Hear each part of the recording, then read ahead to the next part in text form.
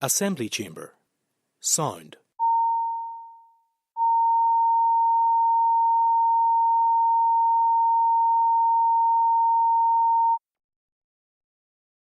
Assembly Chamber. Sound.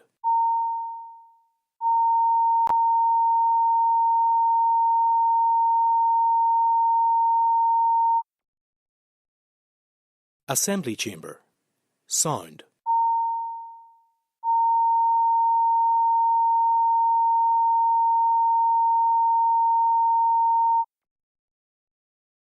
Assembly Chamber. Sound.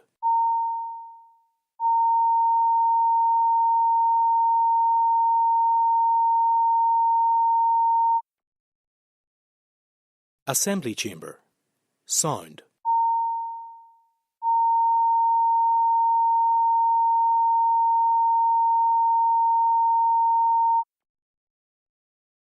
Assembly Chamber. Sound.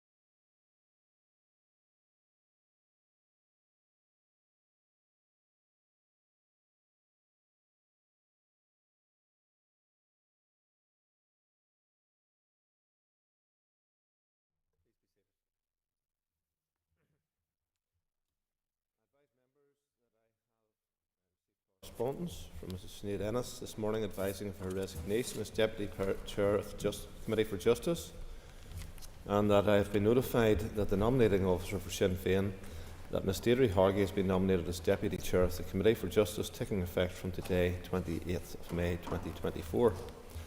I further advise the Assembly that the nominating officer for Sinn Féin has reappointed Mr. Conor Murphy as Minister for the Economy. Mr. Murphy accepted the nomination and affirmed the pledge of office in my presence and the clerk to the Assembly this morning. I welcome him back to the role. I have also been notified by the nominating officer of the Ulster Unionist Party that Mr. Mike Nesbitt will replace Mr. Robin Swan at 23:29 tonight. The first item on the order paper is member statements. Usual rules apply. I have up to 3 minutes each, and I call Declan Kearney. Today, Dáil Éireann finally recognises the state of Palestine. Whilst it now happens 10 years after Dáil unanimously adopted a Sinn Féin motion to do so, this is a hugely significant occasion. The right to Palestinian self-determination, sovereignty and statehood now being affirmed by the Norwegian, Irish and Spanish states stands in defiance of Israel's apartheid system in and occupation of Palestine.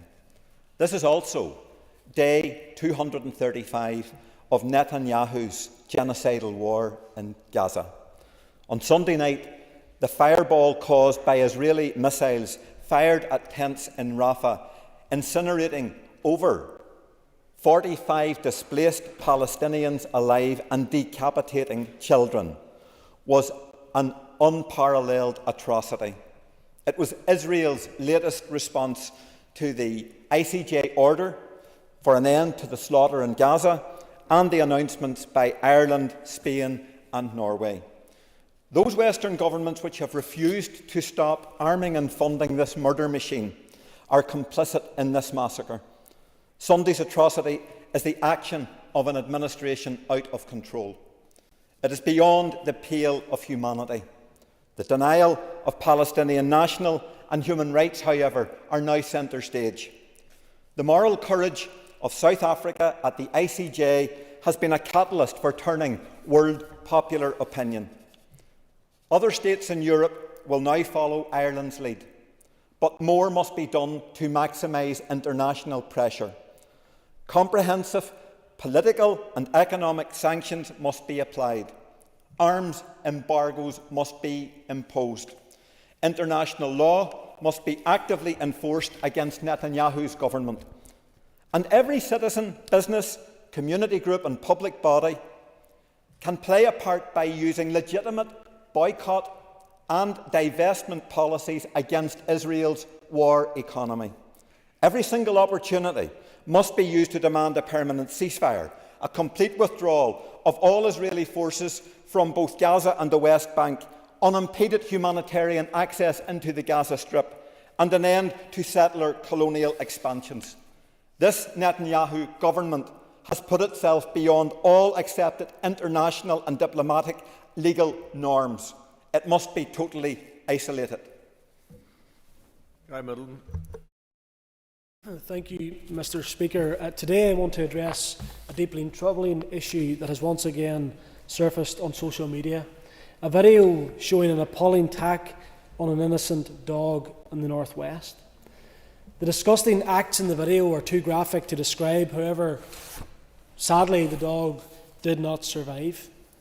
This heart-wrenching incident has not only shocked us, but also once again brings into focus the need for immediate and decisive action. Animal cruelty is a heinous act that reflects the darkest aspects of human behaviour. When we witness such violence against a defenceless animal, it is a stark reminder of the cruelty that can exist in our society. Animals like the dog in this video trust us and depend on us for their well-being. Betraying that trust through abuse is both morally and legally unacceptable. The current penalties for animal cruelty are clearly insufficient to deter such acts. Too many perpetrators receive minimal punishment, which sends the wrong message that animal lives are not valued. We need to change this. The justice system must treat animal cruelty with the seriousness that it deserves, reflecting the profound emotional and social impact that these acts have within our communities. I am calling on the Justice Minister and the Dear Minister to urgently come together and act on what is a growing injustice within our society. Stricter sentencing for animal cruelty is essential. It will serve as a strong deterrent to potential abusers and provide a measure of justice for the victims, both the animals and the communities affected by these crimes. Harsher penalties will also reflect our society's commitment to protect all living beings and upholding humane values. I commend all of those organisations providing support and shelter for animals, the many groups such as Justice for Luna, who have used their voices to speak up for innocent animals, but also to the overwhelming number of responsible owners who love and cherish their animals. We need ministers across the executive to work together to bring tougher sentencing laws for animal cruelty. By doing so, we can help ensure that those who commit such abhorrent acts are held accountable and that no animal has to endure such suffering again. Thank you, Mr. Speaker. Paula Bradshaw. Thank you, Mr. Speaker. I rise to add my voice to the international community's condemnation of the murder and maiming of innocent civilians in Rafah over the last few days. The Israeli government's pursuit for a so-called total victory in Rafah is nothing more than an attempt to annihilate the Palestinian people and everything they hold dear. Mr. Speaker, babies, children, the elderly, all innocent, defenceless and no doubt extremely scared are all being caught up in the Israeli Defence Forces' deadly pursuit of Hamas. My colleague Kate Nicholl recently held a meeting in Parliament buildings with members of the Palestinian community living here, and I know that there are some members in the chamber who were also at that. Among the delegation was a man named Sack, who had only just got out of Palestine 8 days previously. He told us of the trauma that his family had to experience, to be firstly displaced from their family home and then moved time and time again, walking on foot, carrying children for miles from one refugee camp to the other. Camps where resources are so scarce, electricity supplies have been cut off, and even access to water is extremely limited. So amongst the fear and sadness, those people seeking shelter are also facing starvation and acute dehydration. And then for the Israelis to use their prized precision munitions to target these people is beyond barbaric. Even the Palestinian Red Crescent said that the airstrike on Sunday evening had targeted tents for those displaced people, an area that is supposed to be a safe zone. How very tragic. It is clear that the Israeli government is defying the International Court of Justice when it recently ordered the immediate halt to its military offensive in the Rafah area. So the UK government must continue to exert whatever pressure it can on the Israeli government and convince that a path must be created towards Palestinian statehood. A meaningful ceasefire must be agreed and the exchange of hostages secured without any further delay. Mr. Speaker, there is no other way forward for the Middle East. Thank you. Melissa McHugh. Thank you, Mr. Speaker. I'm going to speak in Irish today, if you want to put on your headphones. In September 2024, a new purpose-built Gaelscoil Idahood will open its doors to in excess of 170 pupils in Strabane. This is indeed a great achievement. A new school was established in the area in 1994, and out of which grew the first bun school in 1997 with 1 teacher, 4 pupils and no funding. The dedicated and committed Irish language community in Strabane funded and promoted Irish medium education. It's because of their efforts that in the year 2000, the late Martin McGuinness, who was Minister of Education at the time, awarded official recognition to Gaelscoil Idahood. As demand for IME increased year on year and accommodation in temporary classrooms became totally inadequate, Minister John O'Dowd in 2013 confirmed that a new build was necessary and would be provided by the Department of Education. The fruits of that labour will be felt by the Irish language community of Strabane and in the surrounding area in September 2024, with the new build meeting the needs of those parents who wish to have their children educated through the medium of Irish. Parents, teachers and the wider community have been committed to the development of Irish language provision in Strabane for these past 26 years, and it is to their credit that this project has come to fruition. In many ways, Strabane is an example of what continues to happen throughout the north of Ireland. The demand for IME is on the increase, but is hampered by the systematic lack of funding to the sector, not only in terms of buildings and also in terms of the lack of specialist provision for those who attend Irish medium schools. It is imperative that the department maintains budgets to this growing sector of education to ensure fair and equitable funding for IME. The late Garage O'Doherty was a Gael through and through. Gael Skull O'Doherty is named after Garage, and I'm sure he's looking down on pride with his native town today. Thank you. Philip Brett. Thank you, Mr. Speaker. And Mr. Speaker, firstly, can I welcome you back to the Chamber? It's good to see you back in good health, sir. Mr. Speaker, can I put on record and officially congratulate Seaview Primary School in my constituency of North Belfast, who last week celebrated their 90th anniversary, representing 90 years of excellent education provision to the community of Lower North Belfast. Communities right across North Belfast rightly came together to celebrate the school for all it has achieved in the past 90 years, providing a beacon of hope and a sanctuary of safety for pupils during many of the darkest days in the history of North Belfast. The school has produced some wonderful people who continue to live, work and dedicate their lives to improving the lives of all those people who call North Belfast home.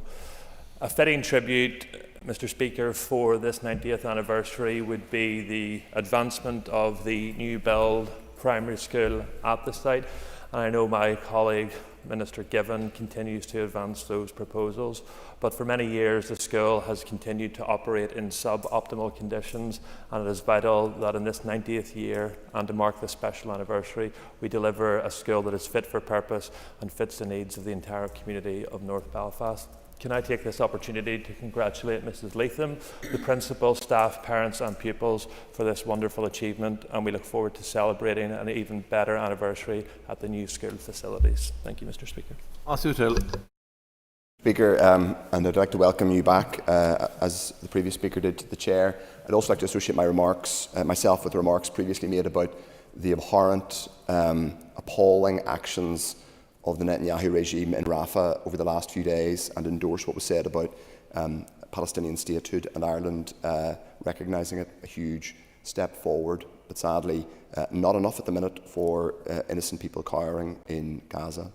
Mr. Speaker, we know that the public of Northern Ireland doesn't think very much of this institution, and it doesn't think very much of politics or politicians here in general.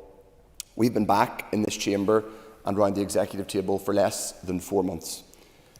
In that time, we have debated motion after motion, most of which have acknowledged the collapsing state of our public services. All of the parties who entered into the executive, and indeed the opposition, have acknowledged the powerless state of our finances and our public services. The public, in that context, expected, rightly and understandably, its politicians at a devolved level to be 100% focused on dealing with those issues, particularly those who were fortunate enough to take up executive ministerial office and sign the pledge of office. So it is profoundly disappointing, to say the least, that in the last few days after the election was called, we have found out that two executive ministers, at least two executive ministers, are going to run for office.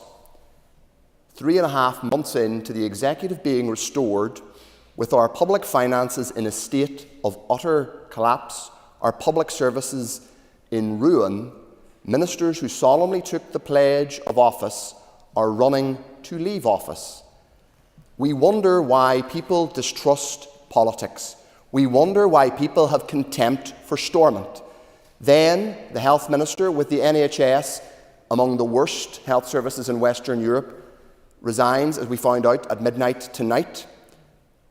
And the Justice Minister, days after telling us of the powerless state of our justice system, says she will resign to run for a backbench position. Mr. Speaker, my party will always acknowledge the importance of Westminster. We hope to send as many SDLP MPs back as possible to stand up for this place and hopefully to get rid of the Tory regime. But for leaders who have carved out a niche, including, it has to be said, the leader of the Alliance Party, in calling out others for walking away from devolution, to now herself, at the first opportunity, walk away from devolution or seek to walk away from devolution, is something that I'm afraid has to be called out. We can all play party political games, but when we came back here in February, We said that our priority was public services. It's a shame that certain executive ministers aren't standing by that. Thank you, Mr. Chair.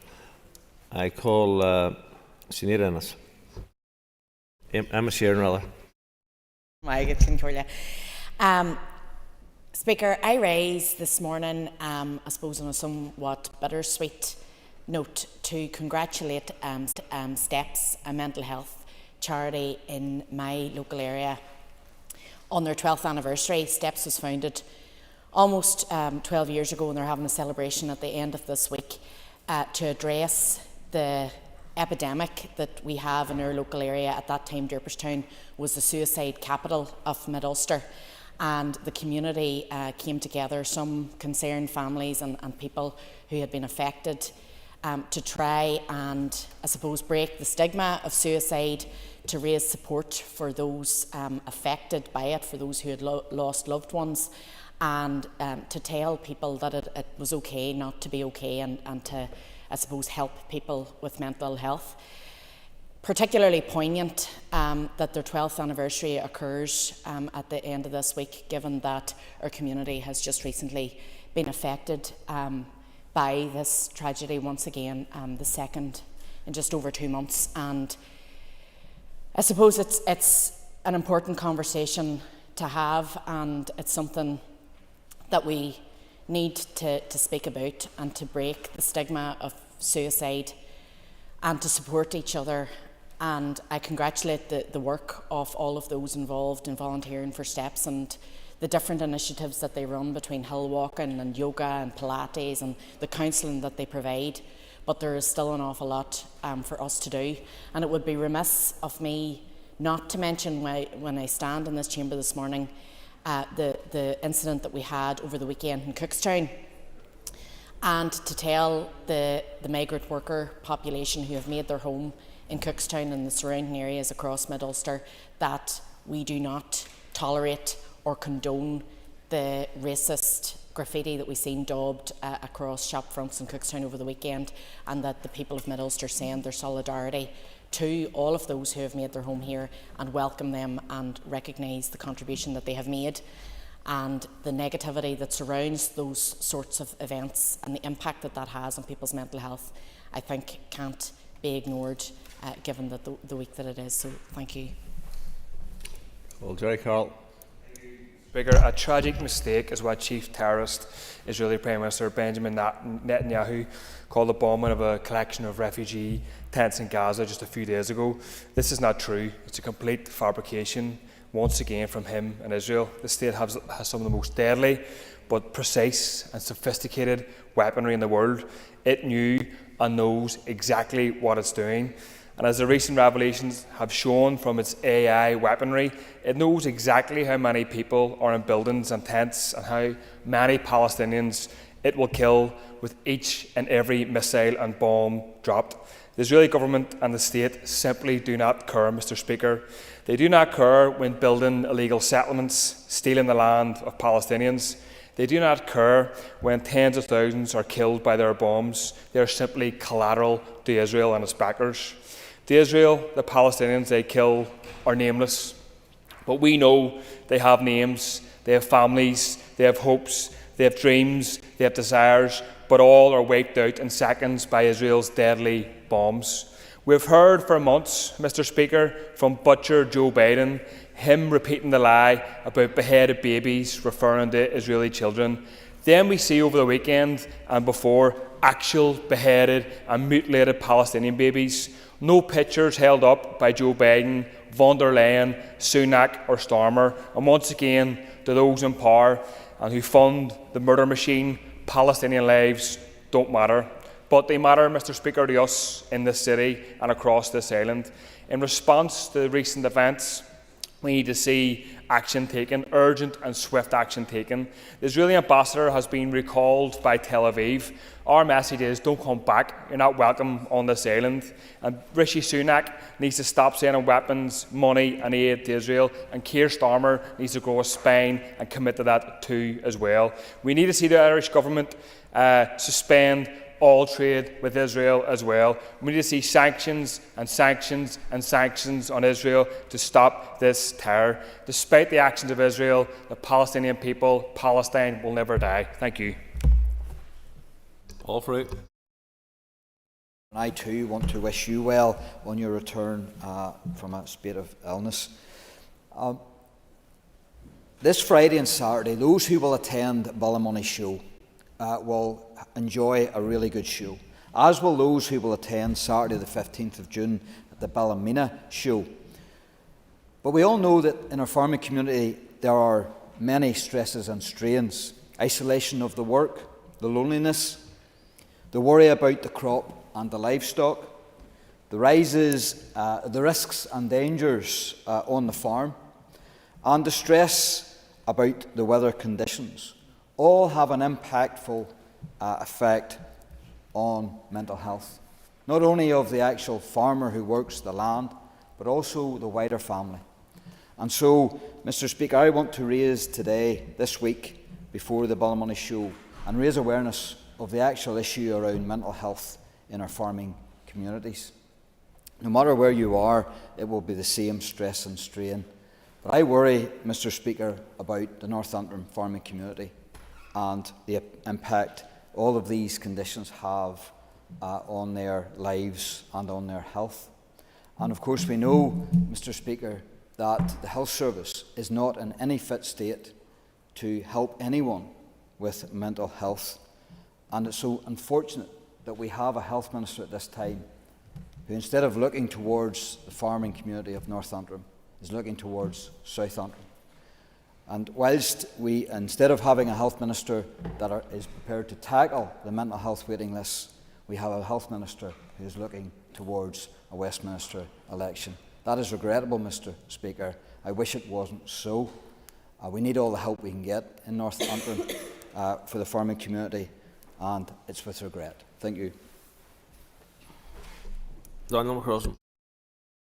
Thank you, Mr. Speaker, and I too share the comments of colleagues in the House and welcome you back to the chair. Mr. Speaker, a very drenched Tory Prime Minister called an election in recent days, and it is a solid reminder of the chaos that has lingered at the fingertips of this government for well over a decade. I can happily say we will be happy to see the backs of the Tory administration at number 10. And we will welcome a new incoming government. But what I will say is, Mr. Speaker, at this point in time in Northern Ireland, we have major challenges and we have major hurdles to overcome, particularly with the health service and with education, the state of our roads, etc., and also how this Assembly is funded, Mr. Speaker. And we've heard from the First and Deputy First Minister in recent weeks, particularly since the return of this Assembly, and other colleagues, particularly Sinn Féin colleagues, about how underfunded this place is and how much the Tories are to blame. And I don't dispute that the Tories are to blame for quite a lot of the issues we face financially. But I think more than ever, given that we are now going to see, hopefully, a new administration, it could be a hung parliament, how important it is, Mr. Speaker, that we have MPs across the 18 constituencies in Northern Ireland that actually show up. We talked about the importance of showing up to this House to get the work done, to deliver for people on the ground. Well, what about showing up to Westminster? Because in the absence of this institution for the last number of years, my constituency of West Tyrone was left completely voiceless because we weren't able to speak up in this House and there was no one speaking up for us in London. And if Sinn Féin are serious about wanting to see this place better resourced and better funded, then it's better surely to be there than outside shouting in, because it really doesn't benefit anybody. It certainly doesn't benefit my constituents in West Tyrone or all of the other constituencies where this policy is in place. And we've heard over the last few days the First Minister and indeed the MP for my own constituency say that now is the time for change. Well, what is going to change? Are they going to change their abstentionist policy? Are they going to review their approach? Mr. Speaker, the truth is that abstentionism does not serve our constituents well. It only serves the selfish, narrow political interests of Sinn Féin. SDLP MPs have been showing for decades that they can deliver at Westminster. Their votes do count and people's voices can be heard in that chamber, and that is why we have two outstanding MPs in Colm Eastwood and Claire Hanna. It is a great pity that my constituents have been deprived of that for the last 23 years, and I would hope that if they really care about the state of our finances here in Northern Ireland, that they take up their seats, go into Westminster and actually demand better for the people instead of standing outside huffing about it. Jim Allister. Thank you. Join in welcoming you back, Mr. Speaker. The calling of the general election puts a fresh focus on the degree to which the people of Northern Ireland have been disenfranchised by the protocol. We already know as MLAs, some don't care about the fact that there are 300 areas of law that should be disposed of mostly in this House, which are instead in the hands of a foreign parliament, courtesy of the EU protocol.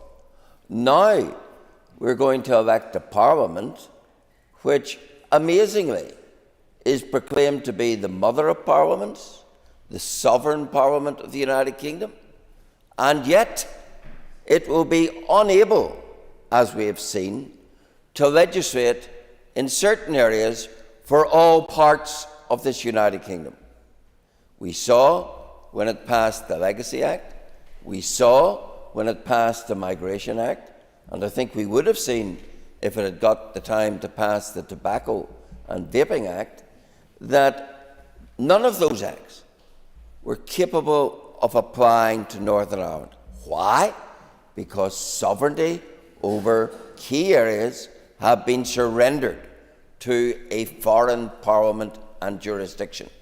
And isn't it ironic that when we come to elect to a Westminster Parliament, just like this place, we're electing MPs who will be disenfranchised, as their people are, in terms of the extent of the legislation they can pass. The other major impact, of course, of the calling of the election is that the DUP's safeguarding the union document falls flat on its face in terms of its delivery. Yes, we were initially told it had abolished the Irish Sea border, we had been restored fully within the United Kingdom, but when those lies fell to the ground, then the assurance was, oh, it's a work in progress. Now we discover the deliverer of the progress has cut and run, and there will be no delivery. And so you had the DUP jump first, and a Prime Minister who knew perfectly well when he was going to the polls, knew perfectly well the promises he was making, he would never deliver. And so safeguarding the union, for what it was worth, is left marooned and undelivered. Such is the consequence when you surrender sovereignty over your own nation. That brings to a conclusion member statements. There's a public petition has been sought by Mr. Declan McAleer in accordance with Standing Order 32, or 22 rather. The member will have up to 3 minutes to speak. I call Declan McAleer. Good Concordia. The Dean Maguirc College in Carrickmore, County Tyrone, is a thriving college at the heart of our community. It is oversubscribed every single year, but is capped at 80 places per year with a total enrolment cap of 440 places. This unfair cap is holding the Dean back and reducing people's choices of attending a thriving, rural, all-ability school. The college has sought to get an increase in these numbers on many occasions, but this is met with resistance from the employing authority, the CCMS. The college continues to be oversubscribed by up to 50% each year for Year 8 places, and this coming September will see a pupil population of approximately 670 pupils.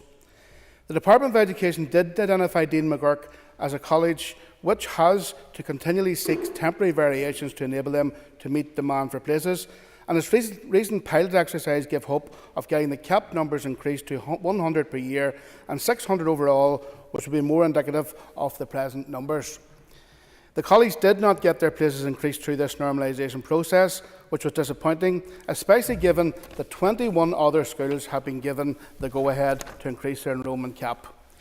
This decision triggered a huge local reaction, and the whole community rallied to support the call for the Dean by signing a petition to lift the cap.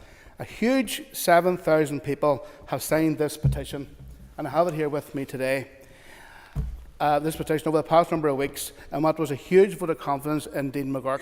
And I especially want to thank all of the young people, the pupils themselves, who led in this petition, who brought the petition home to their family, friends and neighbours, and got all of them to sign it, put it in the local shops, the youth clubs, the church, and other places for people to sign this petition over the course of the last number of weeks. And this huge response is testament to the high standard of education and learning which takes place in the Dean Maguirc. And I proudly declare an interest as a past pupil of Dean Maguirc, a parent of 2 children who are pupils there at the moment, and our oldest son who finished his studies there a couple of years ago. I attended a recent constructive meeting with the Minister, CCMS and representatives of the school and Orla Begley MP, and we are now hopeful that the Dean Maguirc enrolment cap can be raised to reflect the school's actual numbers. As such, I bring this petition to the House today, which I will present to the Education Minister later on this afternoon, and I wish to take this opportunity to call on the CCMS and the Department of Education to move at pace with a development proposal to lift the enrolment cap and acknowledge the Dean Maguirc as a growing post-primary school at the heart of our community. I invite the member to approach the table to present this petition.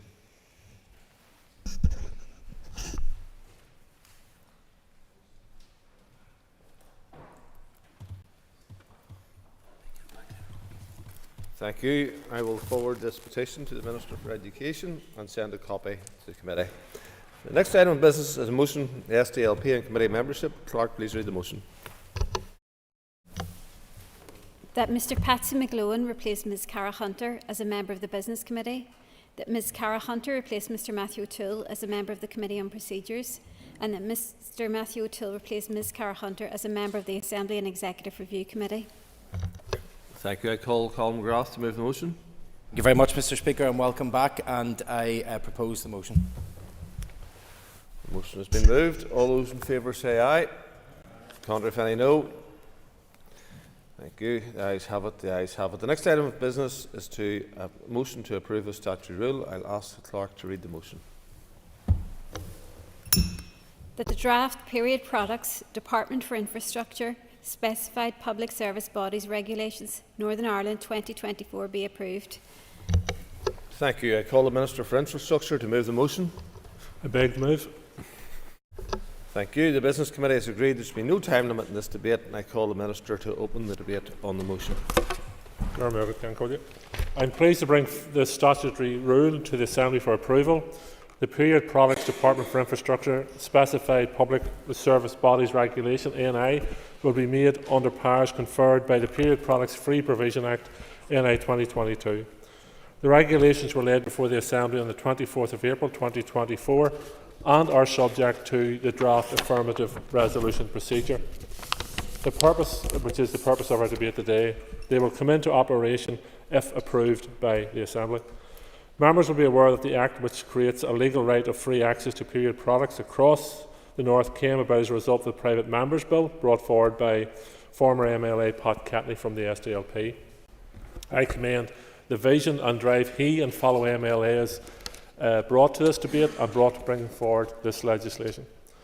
The purpose of the Act and of the DFI regulations we are debating today is about providing vital support to tackle period poverty and dignity by recognising that period products are necessary and essential items that should be made available free of charge and accessible by all persons who need to use them. Under Section 2 of the Act, all departments must specify by regulation which of their public service bodies must establish and maintain arrangements to ensure that period products are obtainable free of charge on their premises. My department proposes to specify 2 public service bodies, NI Water and Northern Ireland Transport Holding Company, which we will know better as under its name, Translink's trading name. The regulations will in effect require NI Water and Translink to make members of the public, staff and visitors on their premises. They also provide for descriptions of premises and persons for the purpose of the Act. Products will have to be made available in all staff buildings used for the delivery of services to the public and which are normally open to the public. These will comprise of all 37 Translink's bus and train stations, including the new Belfast Grand Central Station opening later this year, and NI Water's Silent Valley Visitor Centre as examples. Provisions for staff and visitors will also have to be made in all TransLink and NI Water administrative accommodation. My department has been liaising with TransLink and NI Water as to how the regulations will be implemented in their premises. Both organisations will also carry out their own consultation exercise with product users on the specific arrangements for the free provision of period products on their individual premises in due course after the regulations come into operation. I am pleased at how my department will be contributing to the successful delivery of this House's vision of how period poverty can be addressed, and that those who need to use period products get the respect they deserve. In closing, I would like to thank TransLink and NI Water for their cooperation in introducing this important new service. I also thank the Infrastructure Committee for its prompt scrutiny of the policy and the draft regulations. I commend the motion to the Assembly and ask that it approves the statutory rule. Thank you, Minister, for opening the debate. I now call Deborah Erskine, the Infrastructure Committee Chair. Thank you, Mr Deputy Speaker. I welcome the opportunity to speak on behalf of the Committee for Infrastructure. As we've heard during similar debates over recent weeks, the regulations before us today seek to deliver on the requirements of the Period Products Free Provision Act Northern Ireland 2022. The Committee initially considered a statutory rule on this matter that had been led by the Department for Infrastructure in June 2023 at its first meeting, 14th of February. However, the Department informed the Committee that it was necessary to update the rule to correct the year and to address some typographical errors. The policy proposals reflecting these changes were subsequently considered at the Committee at its meeting on the 10th of April. As already indicated by the Minister, the Act requires the Northern Ireland Civil Service departments to specify public bodies within their remit that will be required to establish and maintain arrangements to ensure that period products are obtainable free of charge on their premises. This rule will specify the Northern Ireland Transport Holding Company, TransLink, and Northern Ireland Water to provide these products in all of their administrative accommodation and in all staff buildings that are used for the delivery of services to the public and are open to the public. The Committee agreed on the 10th of April that it was content with the proposal for the statutory rule. The draft statutory rule was subsequently considered at the Committee's meeting on the 8th of May, when it was noted that the examiner of statutory rules had raised no concerns regarding the technical aspects of the rule. The Committee agreed to recommend that the Assembly approve the draft statutory rule. I therefore support the motion on behalf of the Committee for Infrastructure. Thank you. Thank you. And I call Mark Durkin. Thank you, Mr Deputy Speaker. I'm pleased to stand here today to welcome free access to period products in all public buildings, and specifically today those belonging to DFI and its public bodies. This is a necessary step forward to ensure equality and dignity, combating period poverty and reducing existing stigma around menstruation. I'm pleased at the role the SDLP have played in this, and I commend my party colleague Pat Catney for bringing forward this progressive and transformative piece of legislation. Access to menstrual products is a basic human right and an essential aspect of public health, empowering individuals to participate fully in society without the burden of financial or social barriers.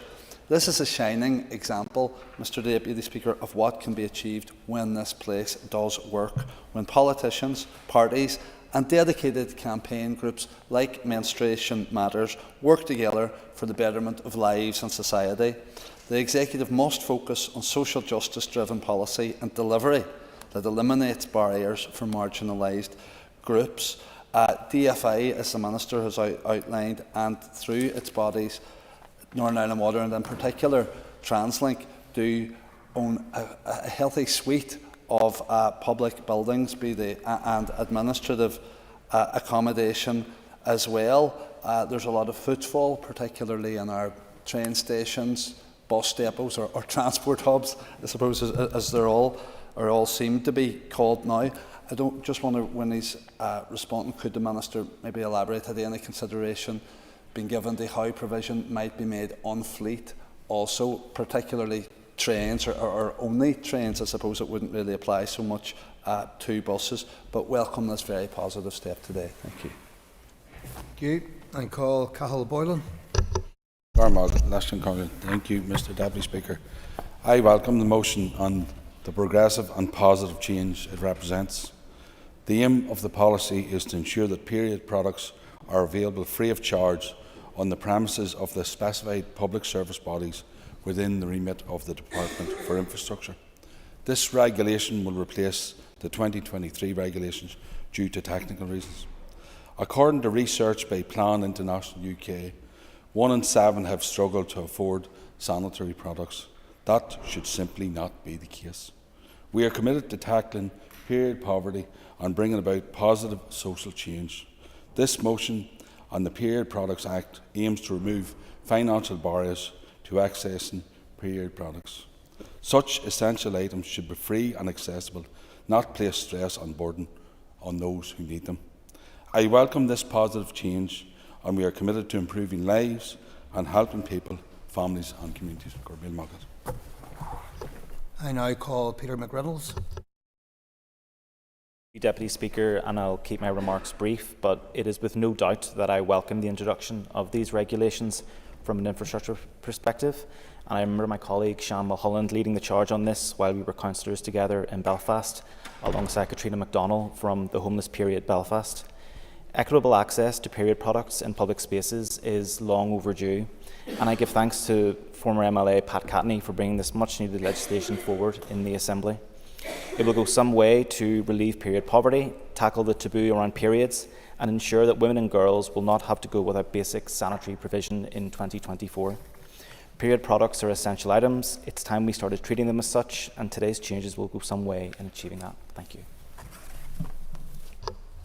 Thank you. Now call the Minister to conclude and wind the debate on the motion. I want to thank the members and the chair of the committee, and again thank the committee for their work in regards bringing this legislation before the House today. It is an important piece of legislation, as a number of members have pointed out, and it is about ensuring that we make life that bit easier for everyone. And if the Assembly can achieve that simple task, then I think we've reached success. It will bring benefits each and every day to many people by improving accessibility to period products. In relation to Mr Durkin's question in terms of availability on fleet, and specifically trains, under the legislation a train is not defined as a premises, but however I think in terms of the spirit of the legislation we will continue to work with Translink to see how we can provide free period products on our trains. On that point, Mr Speaker, in conclusion, I commend the statutory rule to the Assembly and ask that it be approved. Thank you, Ministers. Members, the motion is that the draft period products Department for Infrastructure specified public service bodies regulations Northern Ireland 2024 be approved. All those in favour say aye. Contrary, no. The ayes have it. The ayes have it.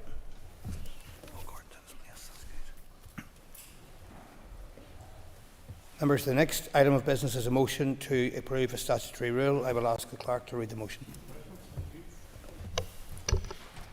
That the Pensions Dashboards No. 2 Regulations Northern Ireland 2023 be approved.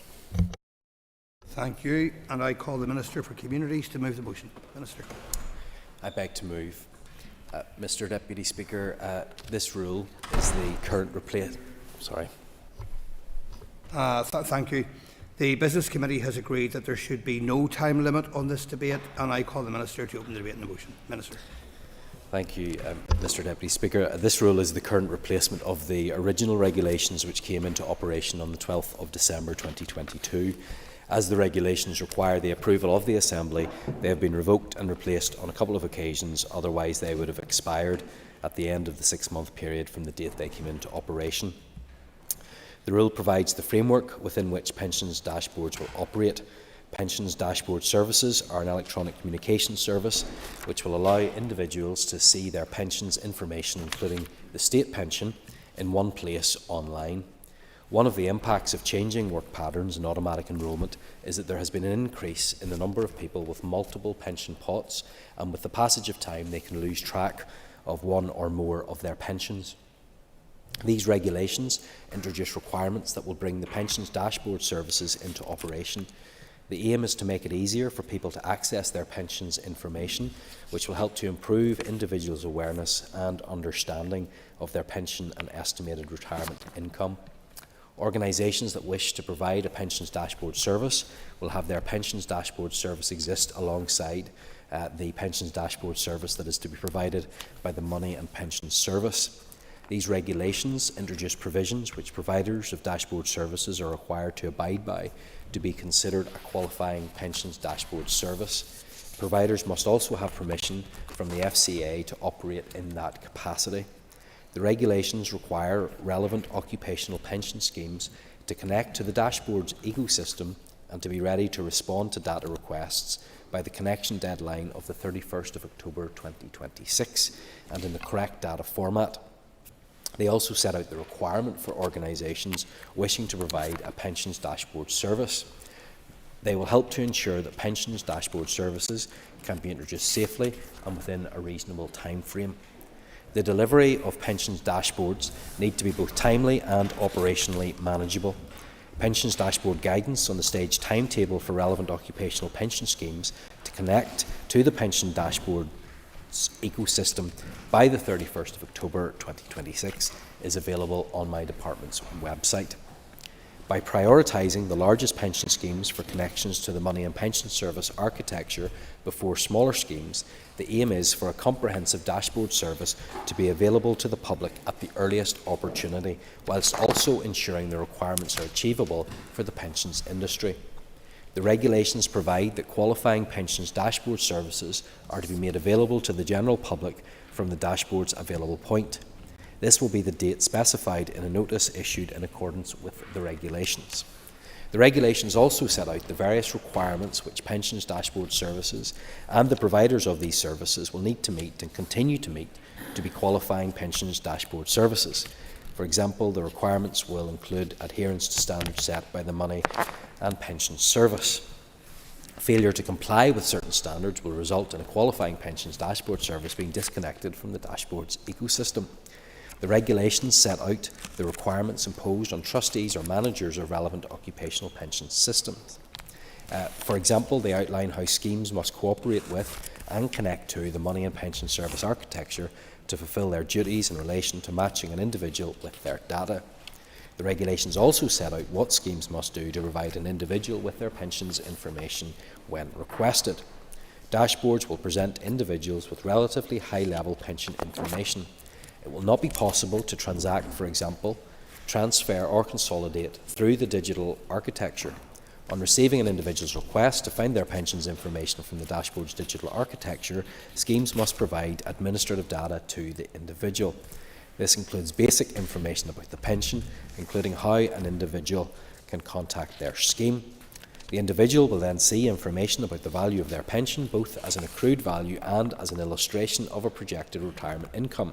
State pensions information will also be displayed, giving individuals a full picture of their pensions. Contextual information and signpost data will sit alongside these values to help users understand the information displayed. These regulations also set out a robust and effective enforcement regime which allows the pensions regulator to take appropriate enforcement action in the case of a failure to adhere to any of the proposed requirements and provides a significant deterrent to non-compliance. The regulations enable the Money and Pension Service to share information with the pensions regulator in connection with their function under the regulations. This will support the Money and Pension Service and the regulator in their pensions dashboard programme and compliance rules respectively, and support the secure delivery of the ecosystem and pensions dashboard services. The Data Protection Act 2018 and UK General Data Protection duties continue to apply to the sharing of information about an individual. The aim of the pensions dashboard is to make it easier for people to access their pensions information, including state pension, which will help to improve individuals' awareness and understanding of their pension and their estimated retirement income. I beg to move. Minister, thank you. I now call the Chair of the Communities Committee, Colin Gildernew. And I rise as the Chair of the Committee for Communities to support the introduction of the Pensions Dashboard No. 2 Regulations 2023. Thank the Minister for setting out the detail of the regulations. The Committee considered these regulations at our meeting on 22nd February and received a briefing by officials from the Department who explained to members the continuity and enhancement that they would bring to the pension system. In terms of purpose and necessity, members recognise that pensions dashboards are a pivotal advancement in our pension system. They are electronic communication services that allow individuals to view all their pension information, including the state pension, in one online location. This service is crucial for helping people reconnect with lost pensions and for supporting better retirement planning. It was clear to the Committee that changing work patterns and automatic enrolment have led to an increase in individuals with multiple pension pots. Over time, many people lose track of their pensions. The introduction of the Pensions Dashboard aims to address this issue by making it easier for people to access their pension information. This will significantly improve individuals' own awareness and understanding of their pension and estimated retirement income.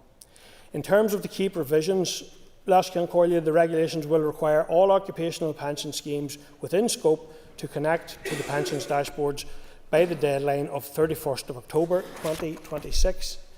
They must be prepared to respond to data requests in the correct format in order to ensure a comprehensive and reliable service for the public at the earliest opportunity. These regulations also stipulate that any organisation wishing to provide a pensions dashboard service must meet specific criteria to be deemed a qualifying pensions dashboard service. This includes obtaining permission from the Financial Conduct Authority and adhering to standards set by the Money and Pension Services, MAPS, known as MAPS. The Committee welcomed that these regulations set out a robust and effective enforcement regime which will allow the pensions regulator to take appropriate enforcement action in the case of a failure to adhere to any of the proposed requirements, providing a significant deterrent to non-compliance. The Committee did write to the Department with some queries about the regulations. We asked whether or not all government pensions will be available on the dashboard well in advance of the connection deadline of 31st October 2026.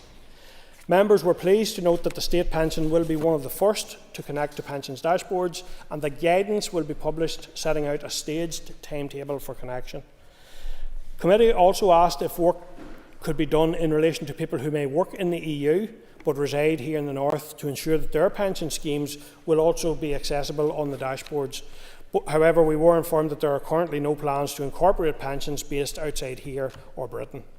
Finally, the Committee asked the Department publicise the availability and location of the dashboards to ensure that anyone who is a member of an occupational pension scheme is aware of this service. And I think it's fair to say that, in particular, young people, it is very important to get that information to them in a way that's accessible to them. The Department informed us that access to free, impartial pension guidance is available through Money Helper. Members were pleased to hear that dashboards are launched to the public at the dashboards available point. The Money and Pension Service will provide a Money Helper dashboard for those who wish to use it, and that a campaign to publicise dashboards will be launched in due course. Overall, the Committee recognised that the aim of the regulations is to provide a comprehensive and user-friendly service to help individuals better understand and better manage their retirement savings, and was therefore content to recommend that the Assembly approves these regulations. Thank you. I call Sean Mulholland. Thank you, Deputy Speaker. I just really want to welcome this. I think, as you mentioned, Minister, gone are the days that you had one job for life and you had one pension pot.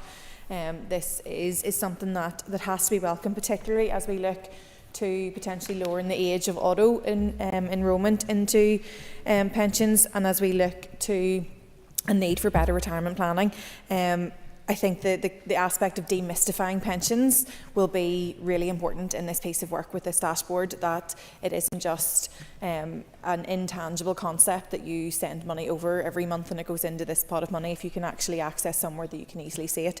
I think the only thing that I would just urge the Minister is to look at in terms of the communication plan of this rollout. I think that's going to be most important, particularly for those who are in the later stages of their retirement planning, to make sure that it is accessible for everyone to be able to utilise the service to its fullest. But I welcome this piece of legislation. Thank you. I now call on the Minister to conclude and wind up the debate.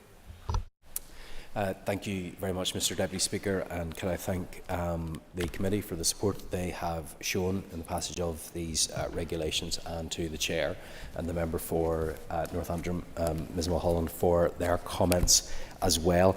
I think it's fair to say that pensions are not always the most exhilarating topic of conversation, and I think that's because so often people don't really understand how they work and what their own pensions will mean for them.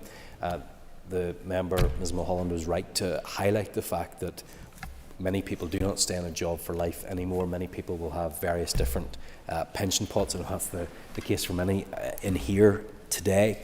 And so I think this actually will be a really useful tool that will help people to plan, to prepare, and to understand what retirement will mean for them. The process will be ongoing, but today is an important step in this journey, and I'm grateful to the House for its support. Thank you. Thank you, Minister. Members, the motion is that the Pensions Dashboards No. 2 Regulations Northern Ireland 2023 be approved. All those in favour say aye. Aye. Contrary, no. The ayes have it. The ayes have it.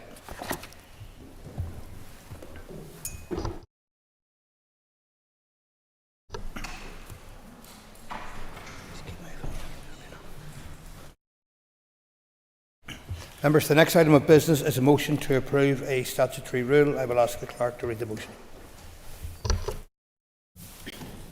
That the draft Human Medicines amendments relating to registered dental hygienists, registered dental therapists and registered pharmacy technicians regulations 2024 be approved.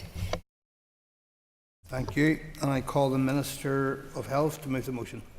Beg to move. Thank you, Minister. The Business Committee has agreed that there should be no time limit on this debate, and I call the Minister to open the debate on the motion. Mr Deputy Speaker, I am seeking the Assembly's approval to the making of this draft statutory instrument, which will amend the Human Medicines Regulation 2012, or the HMRs as they are commonly known, to allow dental hygienists and dental therapists to supply and administer specified prescription-only medicines, pharmacy or general sales list medicines in the practitioner's scope of practice, that is under exemption without the use of a patient-specified direction or patient group direction or obtaining a prescription. This statutory instrument will also enable registered pharmacy technicians to supply and administer medicines using patient group directions in any setting, including the health service, independent and voluntary sectors. The HMRs are a set of UK laws that regulate the use of medicinal products for human use. They set out a comprehensive regime for the authorisation of products, for the manufacture, import, distribution, sale and supply of those products, for their labelling and advertising, and for pharmacovigilance. Members will also note that the legislative amendments follow the completion of 2 UK-wide consultations to extend medicine responsibilities to these 2 regulated health professions. The consultation to enable dental hygienists and dental therapists to supply and administer specific medicines under the exemptions received over 2,700 responses, with 97% of respondents agreeing with the proposals. It was highlighted that the proposals will support dental hygienists and dental therapists in providing the right care to patients to reduce unnecessary delays where it is safe and appropriate to do so. They will also improve the use of a skills mix in dental service and health service dentistry to ensure the full dental team can be utilised to deliver care to patients, which is an important element in improving access to health service dentistry. The job satisfaction of these professionals should also be improved by enabling them to work to the full scope of their practice. The second consultation on proposals to amend the HMRs to enable the use of patient group directions by pharmacy technicians received over 2,200 responses, and 84% of respondents agreed with the proposals. These amendments will enable registered pharmacy technicians to use patient group directions across England, Wales and Scotland in any setting, including the health service and in the independent and voluntary sectors. They will be able to provide direct care to their patients, freeing up capacity in other parts of the healthcare system by supporting community pharmacy to provide more clinical services. I would point out that the role pharmacy technician in Northern Ireland is not currently a regulated and registered healthcare profession, and so these amendments to the HMRs will not enable pharmacy technicians in Northern Ireland to use the patient group directions. However, once pharmacy technicians in Northern Ireland become a regulated and registered healthcare profession, a further amendment to the HMRs may be made to permit this. My officials attended the Health Committee at its meeting on the 2nd of May to outline the full policy intent of this draft statutory instrument and to respond to any questions the Committee might have on the proposals. I am pleased to confirm that the Committee are content on the policy and intent and agreed to the draft regulations being approved, and it is with the Committee's support, Mr Deputy Speaker, that I now bring this statutory instrument before the wider Assembly and its members today. Mr Deputy Speaker, I therefore commend this motion to the Assembly. Thank you, Minister, for opening the debate, and I call Liz Kimmins, Chair of the Health Committee. I welcome this opportunity to confirm the Health Committee's support for the motion that the Minister of Health has brought to the House today. As the Minister has outlined, this statutory instrument amends the Human Medicine Regulations 2012, which govern the arrangements across the UK for the licensing, manufacture, wholesale dealing and sale or supply of medicines for human use. The SI introduces amendments that enable qualified registered dental therapists and hygienists and registered pharmacy technicians to sell, supply and administer certain medicines relevant to their professional practice. The Committee was briefed by departmental officials on the proposed SI on the 2nd of May 2024. At the briefing, the Committee sought further information in relation to the consultation that was undertaken by the British Government. What type of medications would dental hygienists and pharmacy technicians be allowed to prescribe, and how training will be provided? At the meeting, the Committee agreed it was content with the merits of the policy. The Committee then considered the statutory instrument at its meeting on the 16th of May and agreed to recommend that it be approved by the Assembly.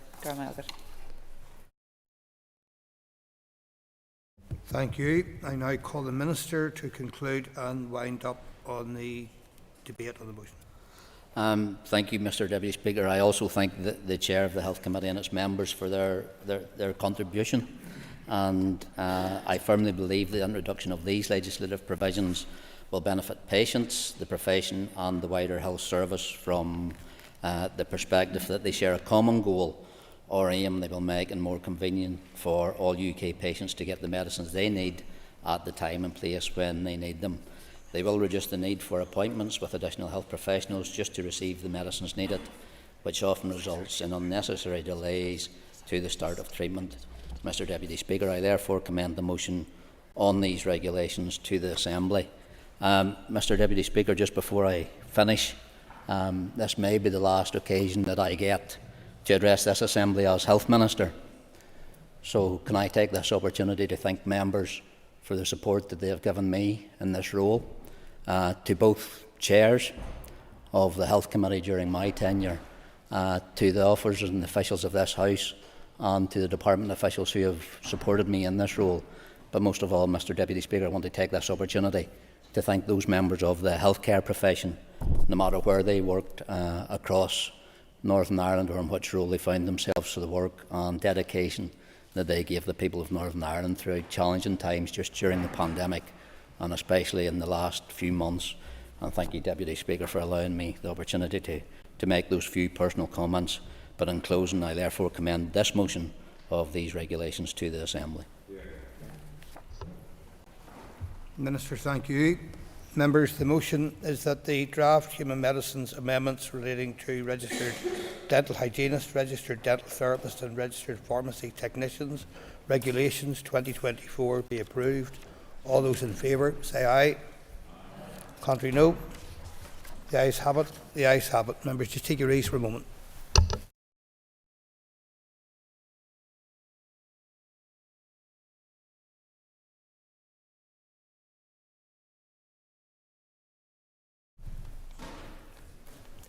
Members, the next item of business is a motion on the budget 2024 to 2025.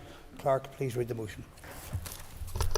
that this Assembly approves the programme of expenditure proposals for 2024 to 2025 as announced by the Minister of Finance on the 25th of April 2024 and set out in the budget document laid before the Assembly on the 20th of May 2024. Thank you, and I call the Minister of Finance. Thank you, Minister. The Business Committee has agreed to allow up to 4 hours 30 minutes for this debate.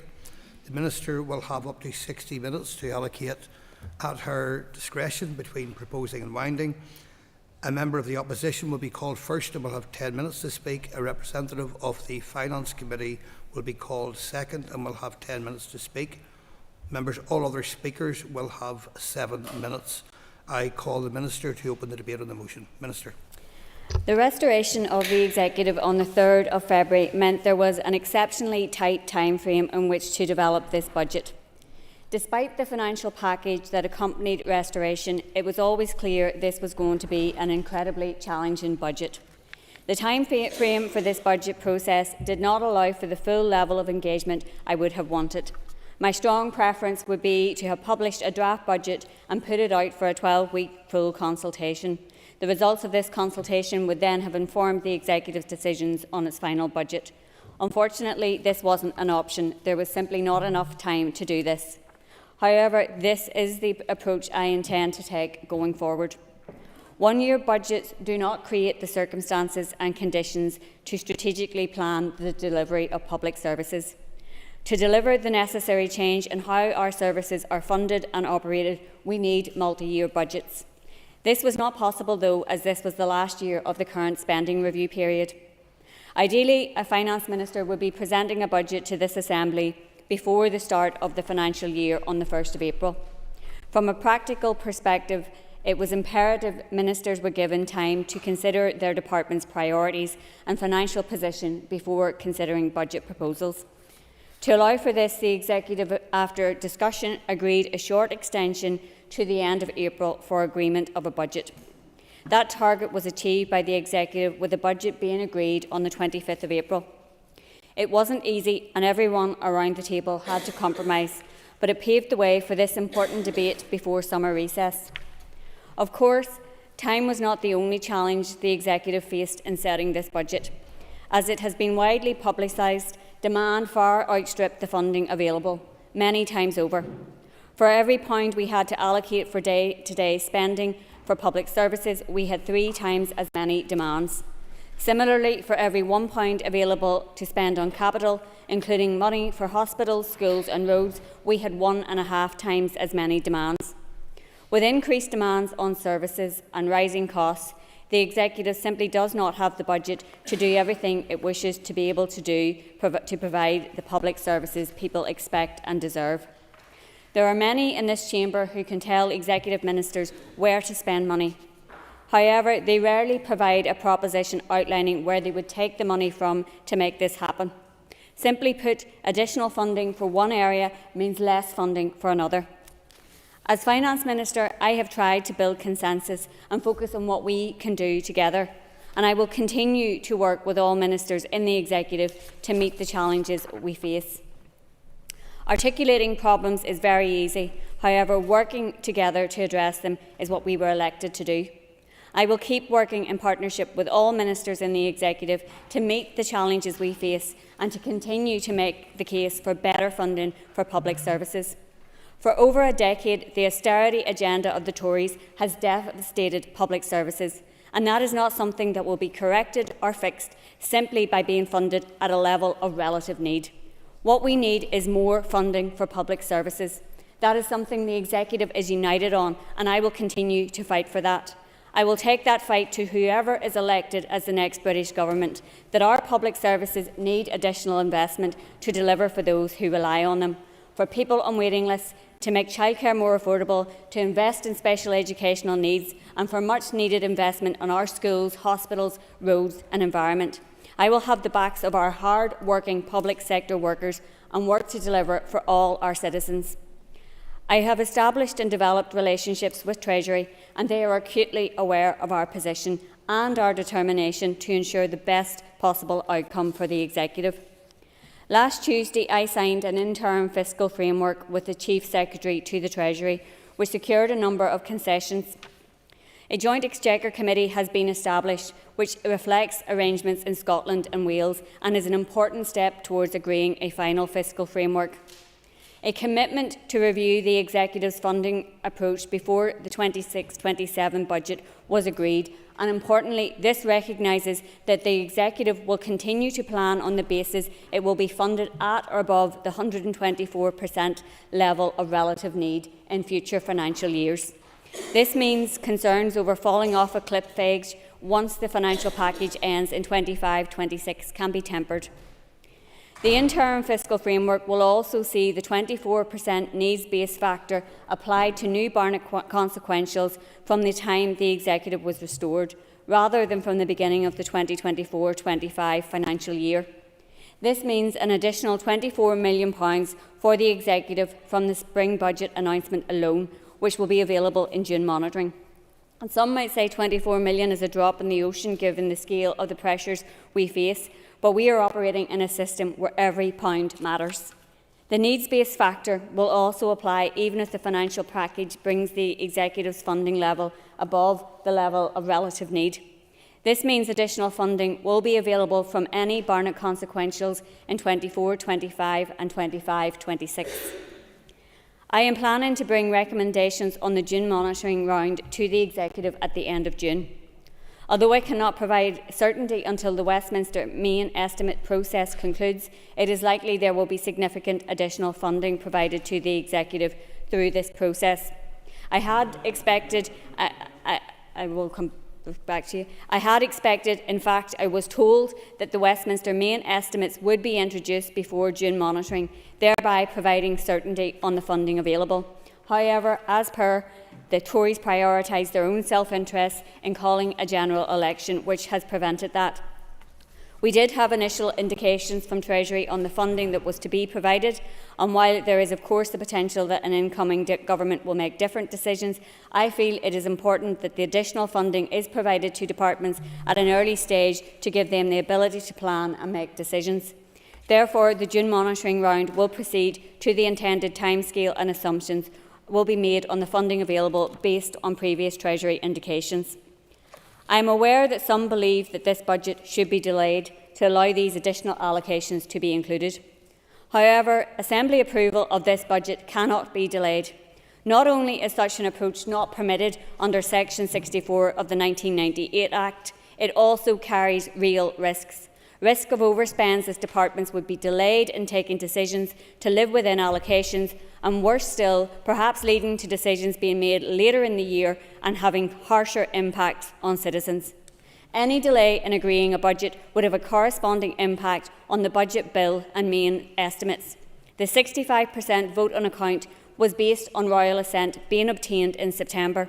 If the bill itself could not be introduced until after summer recess, it would bring a real risk that departments reach the limits of their vote on account.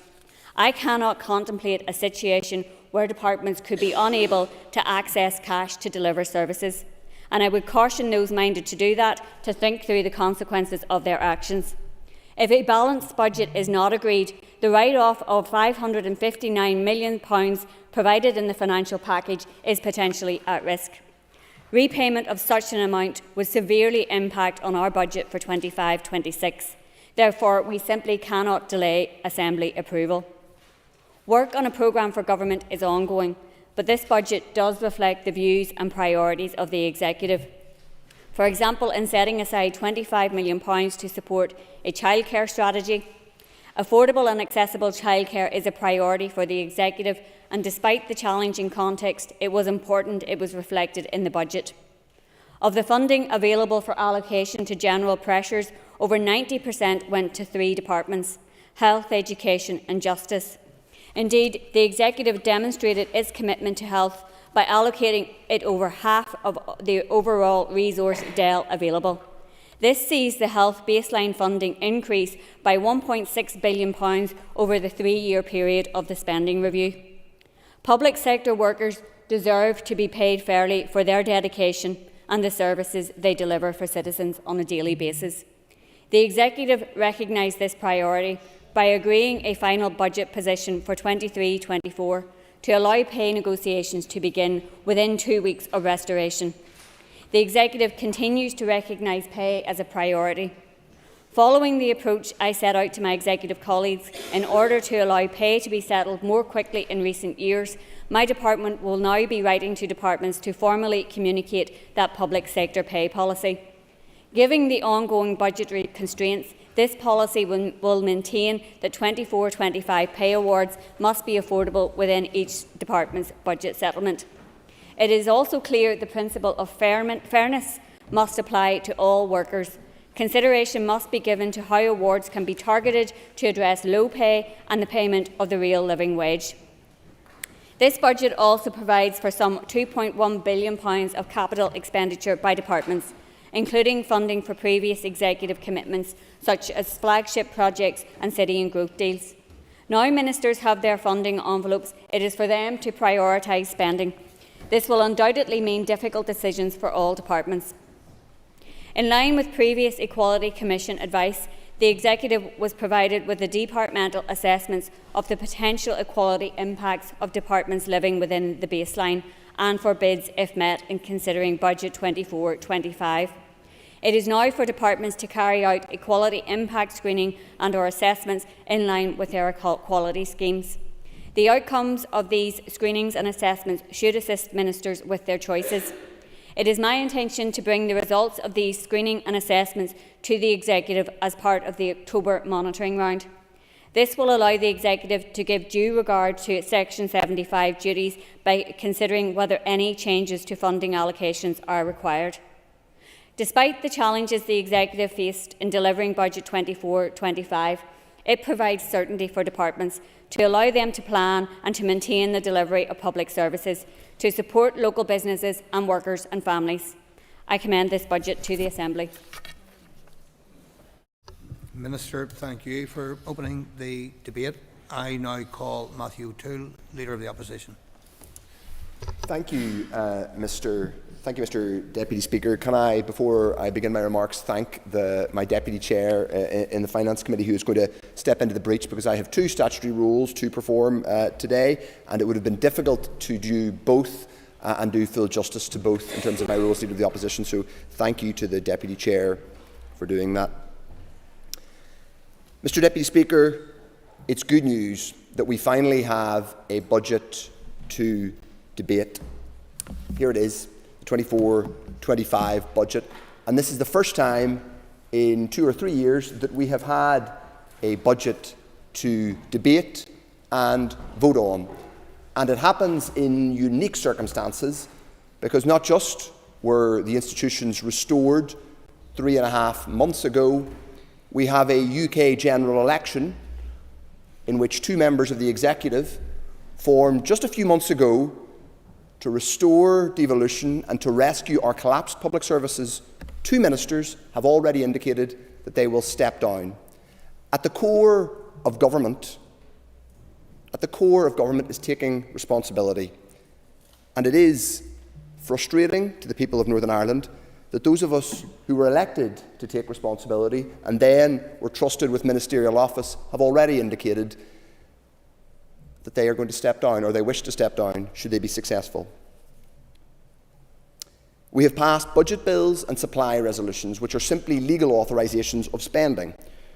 But the budget statement is supposed to be a statement of priorities, of strategic intent, of the choices that the Executive wishes to make to improve public services and to make lives better for the people of Northern Ireland, the people who we have collectively let down for most of the last decade by not being here. And, Mr. Deputy Speaker, being here isn't enough. Simply marking time, simply seeking credit for being here isn't enough. Of course, as I said earlier on, 2 ministers aren't going to be here should they be successful in the election. But today's budget statement that we are debating is not a statement of strategic priorities. We would expect to see, given the now dozens of motions that have been passed, particularly by Executive parties, promising action on everything from Lough Neagh to holiday hunger to the waiting lists, to a whole range of other things, we would expect to have seen a statement of strategic priorities. We aren't seeing that in this document, Mr. Deputy Speaker. No one expected miracles, but they did expect a plan for how we were going to rescue public services, or at least a broad statement of priorities matched to budget lines. Now, let me say, first of all, as we as the opposition have said consistently, that I acknowledge that we are not in a position that any of us would seek in terms of our allocations from the UK government. And I commend the work that the Finance Minister has done to engage with the UK government and the Treasury in that regard. But there was no reason why this budget statement couldn't have been a more strategic, forward-looking set of priorities for how the Executive was going to go about making decisions, what kinds of allocations it wished to make over the next 3 years, what it wished to prioritise, and by extension, what it wasn't prioritising. We haven't had that yet. The public were entitled to expect it. And if you turn to the document itself, what you will see is a forward from the Minister which sets out a very difficult context. It says the Executive recognises the need for transformation and reform. We need to look at options to deliver efficiencies, generate revenue, enhance borrowing powers, and explore the potential for more fiscal powers. I'm not sure that too many people would disagree with that, but we haven't yet seen any firm substance or any clear statement of intent on any of those things. It says, the Minister goes on to say that financial sustainability in the longer term will require brave decisions, collaborative working, and a relentless focus on innovation and efficiency, there's a typo there, in service delivery. This can only be delivered through partnership working, a willingness to accept change, to challenge the status quo, and to make long-term strategic decisions. Well, Mr. Deputy Speaker, we haven't seen any of those long-term strategic decisions yet, and the public in Northern Ireland have a right to expect them, given that for most of the last decade, these institutions have been down. And indeed, for the 2 years, the 18 months that followed the 2022 Assembly election, the executive parties were meeting in private to discuss priorities and to discuss a programme for government. But not only do we not have a programme for government, we don't even have a strategically focused budget. I do want to come on to some of the details that are in the budget. There are specific, of course, allocations that we welcome, and we have acknowledged the progress that has been made by the Finance Minister. In relation to the fiscal framework, I would say that the fiscal framework is and of itself a welcome thing, but I want to also rewind back to some of what was said whenever the Executive Financial Restoration Package happened. There were then fevered denials from some of the executive parties that they hadn't agreed to any revenue raising. Well, in plain black and white in the new fiscal framework, is a commitment to look at revenue raising. It would have been helpful if the executive parties and ministers had been upfront from the very beginning with the public on that. It's also the case that there is an additional 24 million. I welcome, of course, the fact that there's an additional 24 million. To the extent that it was ever really in doubt, I think is debatable.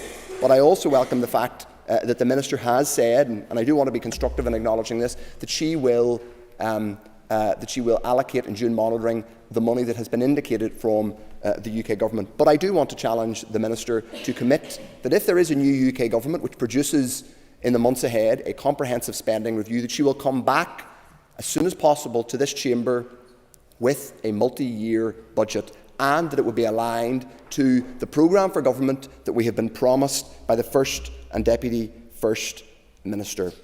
Mr. Deputy Speaker, we need a multi-year budget. We need a programme for government. We need a proper strategic set of priorities. We haven't got it yet. Nor do we have clarity on some important priorities. We don't yet know how Casement Park, which is critical to delivering what could be a genuinely transformative international sporting spectacle for the city of Belfast and this whole region, we have no idea how that is going to be paid for. It would have been helpful to have some clarity on that. We don't know whether school buildings, integrated schools, which were promised funding but have had that funding removed from them by the executive, by executive parties, and despite some of the evasions that have come about in relation to that money, those were decisions that were made by executive parties. A ring fence was removed, and then they hastily called up the integrated schools affected and told them that they wouldn't be getting the money. It would be helpful to have clarity, Mr. Deputy Speaker, on those points. I acknowledge and I agree with the Finance Minister when she says that it is welcome that we are debating this budget, despite its limitations, before before the recess period. I do, however, say, and I say very sincerely, this budget is only as good as the statement of priorities that it contains, and it doesn't contain a serious statement of priorities. The Minister said in her opening remarks that people who stand up in this chamber and suggest areas where money can be spent rarely provide solutions for where that money could be raised, and that's a reasonable point. In our opposition motions, we have consistently said where we would raise the money, and we did so in relation to ending the two-child limit. Presumably she would include Sinn Féin MLAs in that, and DUP MLAs, and Ulster Unionist MLAs, and Alliance Party MLAs, because all of those parties have brought forward motions to this chamber, motion after motion, promising action on everything, as I said, Mr Deputy Speaker, from Loch Nay to holiday hunger to waiting lists, but without specificity over how it's going to be paid for. The public didn't expect miracles, but they did expect a plan.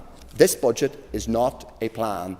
It's not enough simply to be here. It's not enough simply to allocate money that's been granted by the Treasury, even if I acknowledge that the money coming isn't enough. It isn't enough of a financial settlement, and austerity has had a pernicious effect on our public services. It's not simply enough to pass on those allocations and expect to be patted on the back by the public. The public expect real prioritisation and real choices. They also expect us to do our jobs, Mr Deputy Speaker. They didn't expect miracles. They expected a plan. They haven't got a plan. They also expected that ministers who took the pledge of office just a few short months ago and have spent that time telling us how difficult public services are, the fact that they are near or beyond collapse, the fact that our public services are in a genuinely powerless state and they don't have enough money to improve them, they would have expected those ministers to be in office and to implement this budget and to be working hard on a programme for government.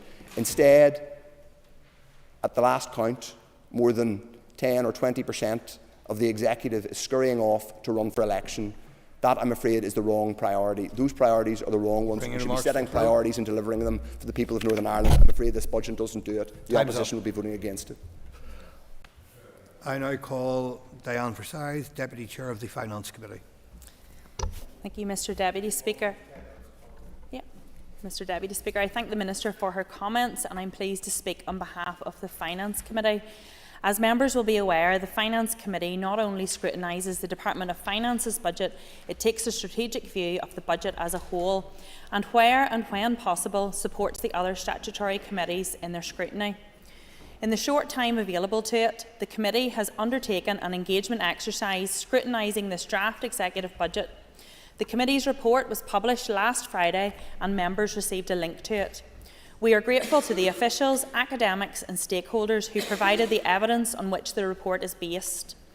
The committee took evidence from the Department of Finance officials on the 10th of April and the 22nd of May regarding the department's own budget. The first briefing was based on a flat cash position, and at that point, members noted the challenging position and proposals to address a £25 million shortfall. Some proposals would have had a severe limited impact on reform initiatives, which could be seen as providing significant efficiencies in the long term. The committee sought information on the specific costs and implications if Nova and Intergrated were paused or stopped, and information on new projects that could not have been taken forward due to budgetary constraints. A budget update from the Department on the 22nd of May confirmed their budget position with funding for Intergrated and Nova, but an £18 million shortfall. In light of the work that the Department is required to do under the interim fiscal framework, members have strongly advocate that appropriate resourcing is immediately forthcoming. The committee has been able to identify a number of distinct themes around the 24-25 draft executive budget. These include the challenging nature of the budget, the problems associated with yet another single-year budget, the need for a programme for government, the lack of scrutiny applied to this budget, the need for strategic budgeting to support economic growth, the importance of childcare, reform and sustainability, and fiscal issues and revenue raising.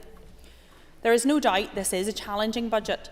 The limitations of the budget envelope mean a significant number of bids put forward by departments could not be met. Indeed, resource bids amounted to 3 times the resource available for allocation. The committee acknowledges that a significant part of the executive restoration package settlement from the UK Government met pay pressures. However, members are mindful that a number of pay claims across a range of sectors that have not yet been settled or met need to be completed with extremely limited resources. The Fiscal Council notes a real-term fall in resource and capital in this budget compared to the 23-24 budget as a red flag. The Council sees a further red flag in every department having budgeted for a 3% wage growth, meaning that they start the fiscal year with an inbuilt wage cost pressure. While the budget is 7% higher than the Secretary of State's budget for 23-24, it is 2% less than the final plan the departments were working to by the end of 23-24, and this is our 10th single-year budget in a row. Most contributors to the committee's report advocate that multi-year budgets offer significantly greater stability, certainty and sustainability for the executive departments and the economy more widely. The committee acknowledges that the executive's ability to set multi-year budget is constrained by what the UK Government does. However, single-year budgets see rash decisions being made in deploying funds if these need to be used before the cliff edge of the end of the financial year, made worse by the budget exchange scheme being too limited in scope and size. The necessity of a programme for government to facilitate good budgeting was an issue raised by most contributors to the committee's report, including Social Enterprise, NI and NICFA. A programme for government would make budgeting easier, mitigating some of the challenges this budget presents, with bids linked to it and prioritised against it. In their evidence to the committee, both the Nevin Institute and Pivotal highlighted a lack of any strategic goal setting underpinning this budget. SIPFA advocated budget stability and sustainability through a 5 to 10 year programme for government with strategic objectives to which all departmental and arm's-length body business plans would align. The committee is greatly concerned by the lack of scrutiny in this budget. Assembly statutory committees have received little opportunity to scrutinise the budgets brought forward by their respective departments. Committee scrutinies is based on a statutory role and should not be seen in any way as being at the discretion of the corresponding department. In the absence of a public consultation, scrutiny by the Assembly statutory committees becomes even more important. In its evidence to the committee, the Ulster University Economic Policy Unit highlighted the need for strategic budgeting to support economic growth. The unit suggests that departments put much greater emphasis on the aspects of their remit that drive economic growth through their budgeting. Indeed, this should have formed a key strand of a programme for government. The Construction Employers Federation advocated an infrastructure commission and prioritised budgets going forward. It is vital that the Executive maximises its use of the Reinvestment and Reform Initiative to ensure that the £220 million available, as highlighted in the Executive Restoration Package settlement, is used in the current financial year. Good quality childcare is a key element in creating a solid foundation for addressing our skills deficit and our economic growth, as well as a vital part of any forthcoming programme for government.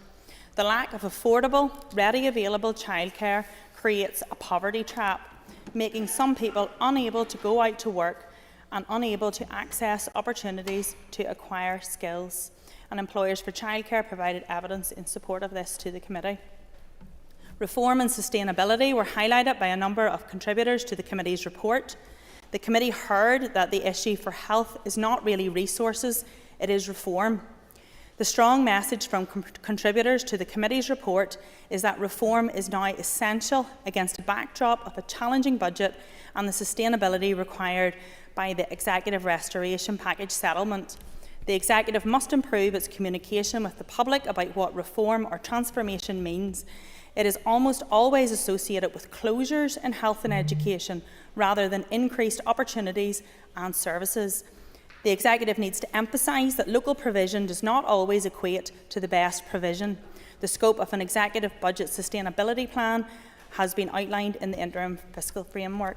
And finally, fiscal issues and revenue raising have been brought into the focus by the Executive Restoration Package settlement. The Fiscal Council has highlighted that the settlement is providing 5% of this budget. The Council believes that the level of in-year transfers to departments in 23-24 highlights the underfunding that Northern Ireland faces. reinforcing the need for fiscal floor needs adjustment that the interim fiscal framework confirms at 24%, subject to proof that it should change. All forthcoming Barnett consequentials will attract this adjustment. The committee greatly welcomes this and will actively support the work that needs to be done around this. In its evidence, the Nevin Institute suggested revenue raising is not the answer to our budgetary challenges. Rather, the devolved administrations need to be properly empowered by the UK Government to work.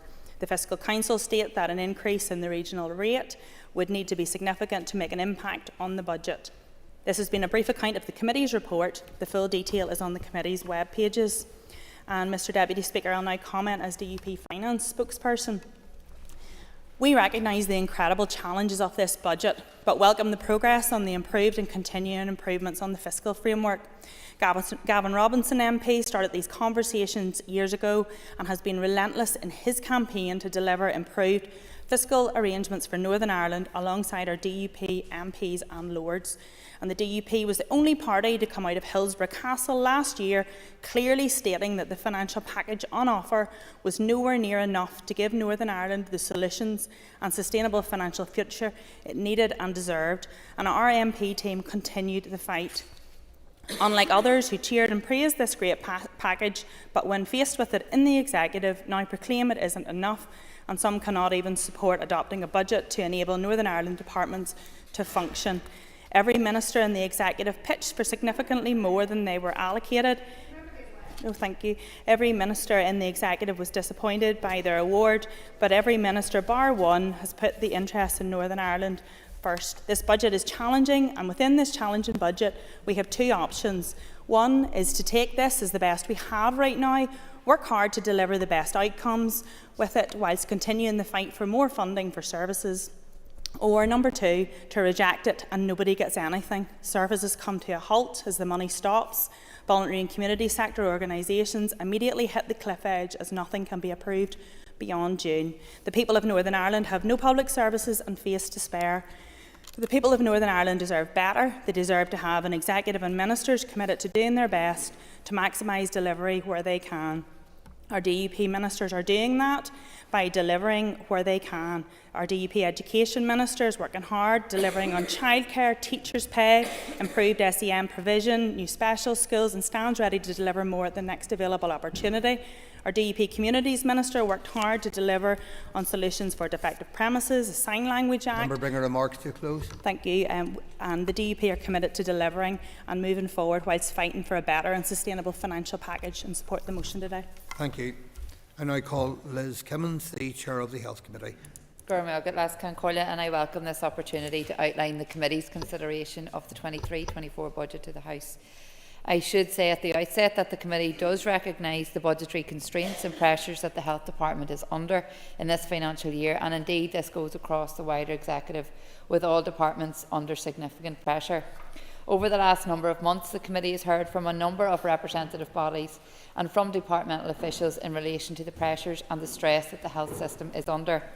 Indeed, we heard from a number of medical professionals, including GPs, nurses, doctors, consultants and surgeons, that if improvements are not made to the system, that this is facing a catastrophic impact. The health budget makes up just over 50% of the total block grant and has significant implications for the health and well-being of the people, and it is crucial that we understand its impact and significance. We must acknowledge the importance of healthcare in our society. It is the cornerstone of a thriving and prosperous community. The allocation of funds within the department directly affects the quality and accessibility of healthcare services available to the citizens in our constituencies. We must therefore ensure that these funds are allocated wisely and efficiently.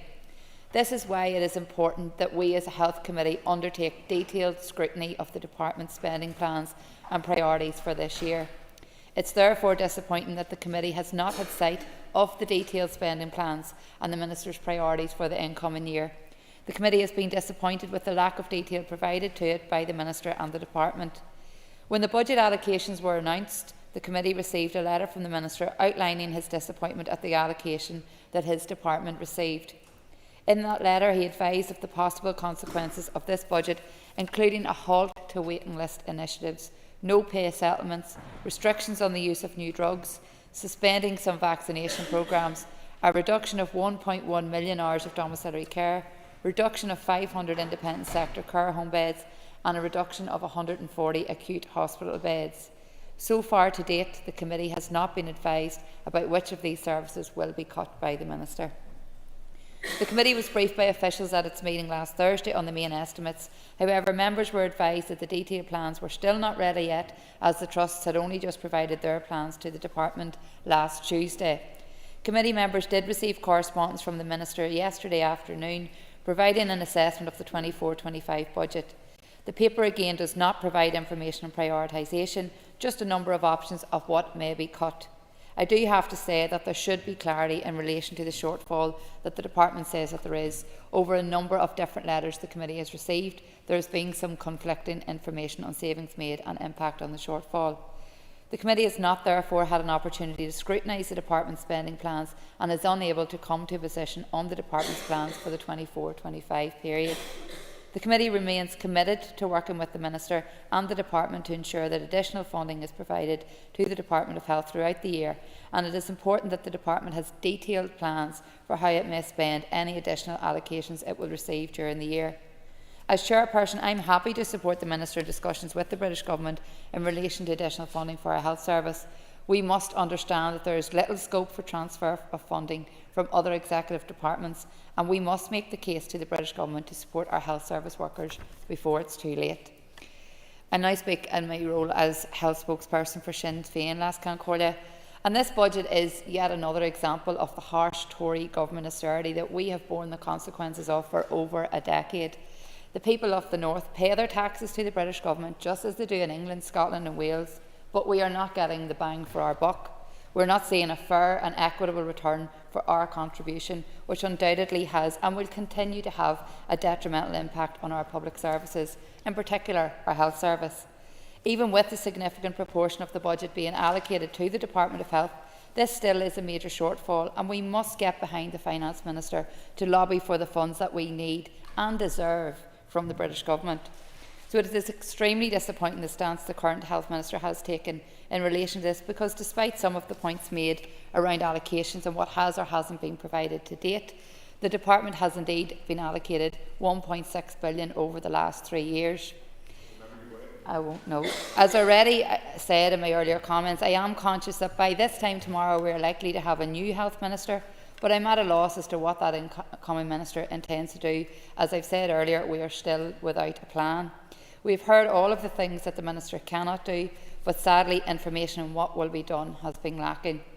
What we need to give people is strong leadership and hope, especially in health. And to those still on picket lines and on waiting lists, they need to see leadership that will not only take on the huge challenges our health service is facing, but give them hope that we will be fighting for further funding to fix our health service. I've heard some voices across this chamber continually reverting back to the need for the Executive to allocate more money to health, but I've not heard what their alternative is. What department will they take this money from? The outgoing Health Minister indicated he needs at least 800 million to stand still out of just over 900 million. So that's over 90% or almost 90% of the funding available. How do we square that circle? So Les Concordia, in closing, I want to commend my colleague, the Finance Minister, for her work to deliver this very difficult budget in the most challenging of circumstances, and I would encourage the incoming Health Minister to continue to work with all other executive colleagues in support of the Finance Minister to secure the additional funding to enable us to deliver good quality public services for the people we all represent. And I, in my role as chairperson, will continue and give a commitment to continue working with him and supporting him in his endeavours to tackle the huge crisis facing our health service. Thank you. Members are reminded that the time limit is now 7 minutes per member, and I call Owen Tennyson. Thank you, Deputy Speaker, and it is an understatement to say that this is an extremely challenging budget set in the most turbulent of circumstances. The fact that we are only now in a position to have this debate 2 months into the financial year is testament enough of that. Because, like so many of our budget processes, this one too has been upended by delay and disruption due to the absence of an assembly. The constant stop-go cycle of government means that this is now the 10th single-year budget in a row, and the timing of the return of the Executive has placed us in an invidious position whereby the budget must progress hastily, in the absence of a programme for government and without adequate consultation. Stalemate has robbed us of key opportunities to transform health and education, as well as to negotiate for a fair funding settlement with Treasury from a position of strength and stability. That cycle of chaos and crisis is not good enough, but nor is it good enough for parties to come to this chamber and bemoan the process we are now engaged in if they're not willing to advocate the kind of reform necessary to ensure it can never happen again.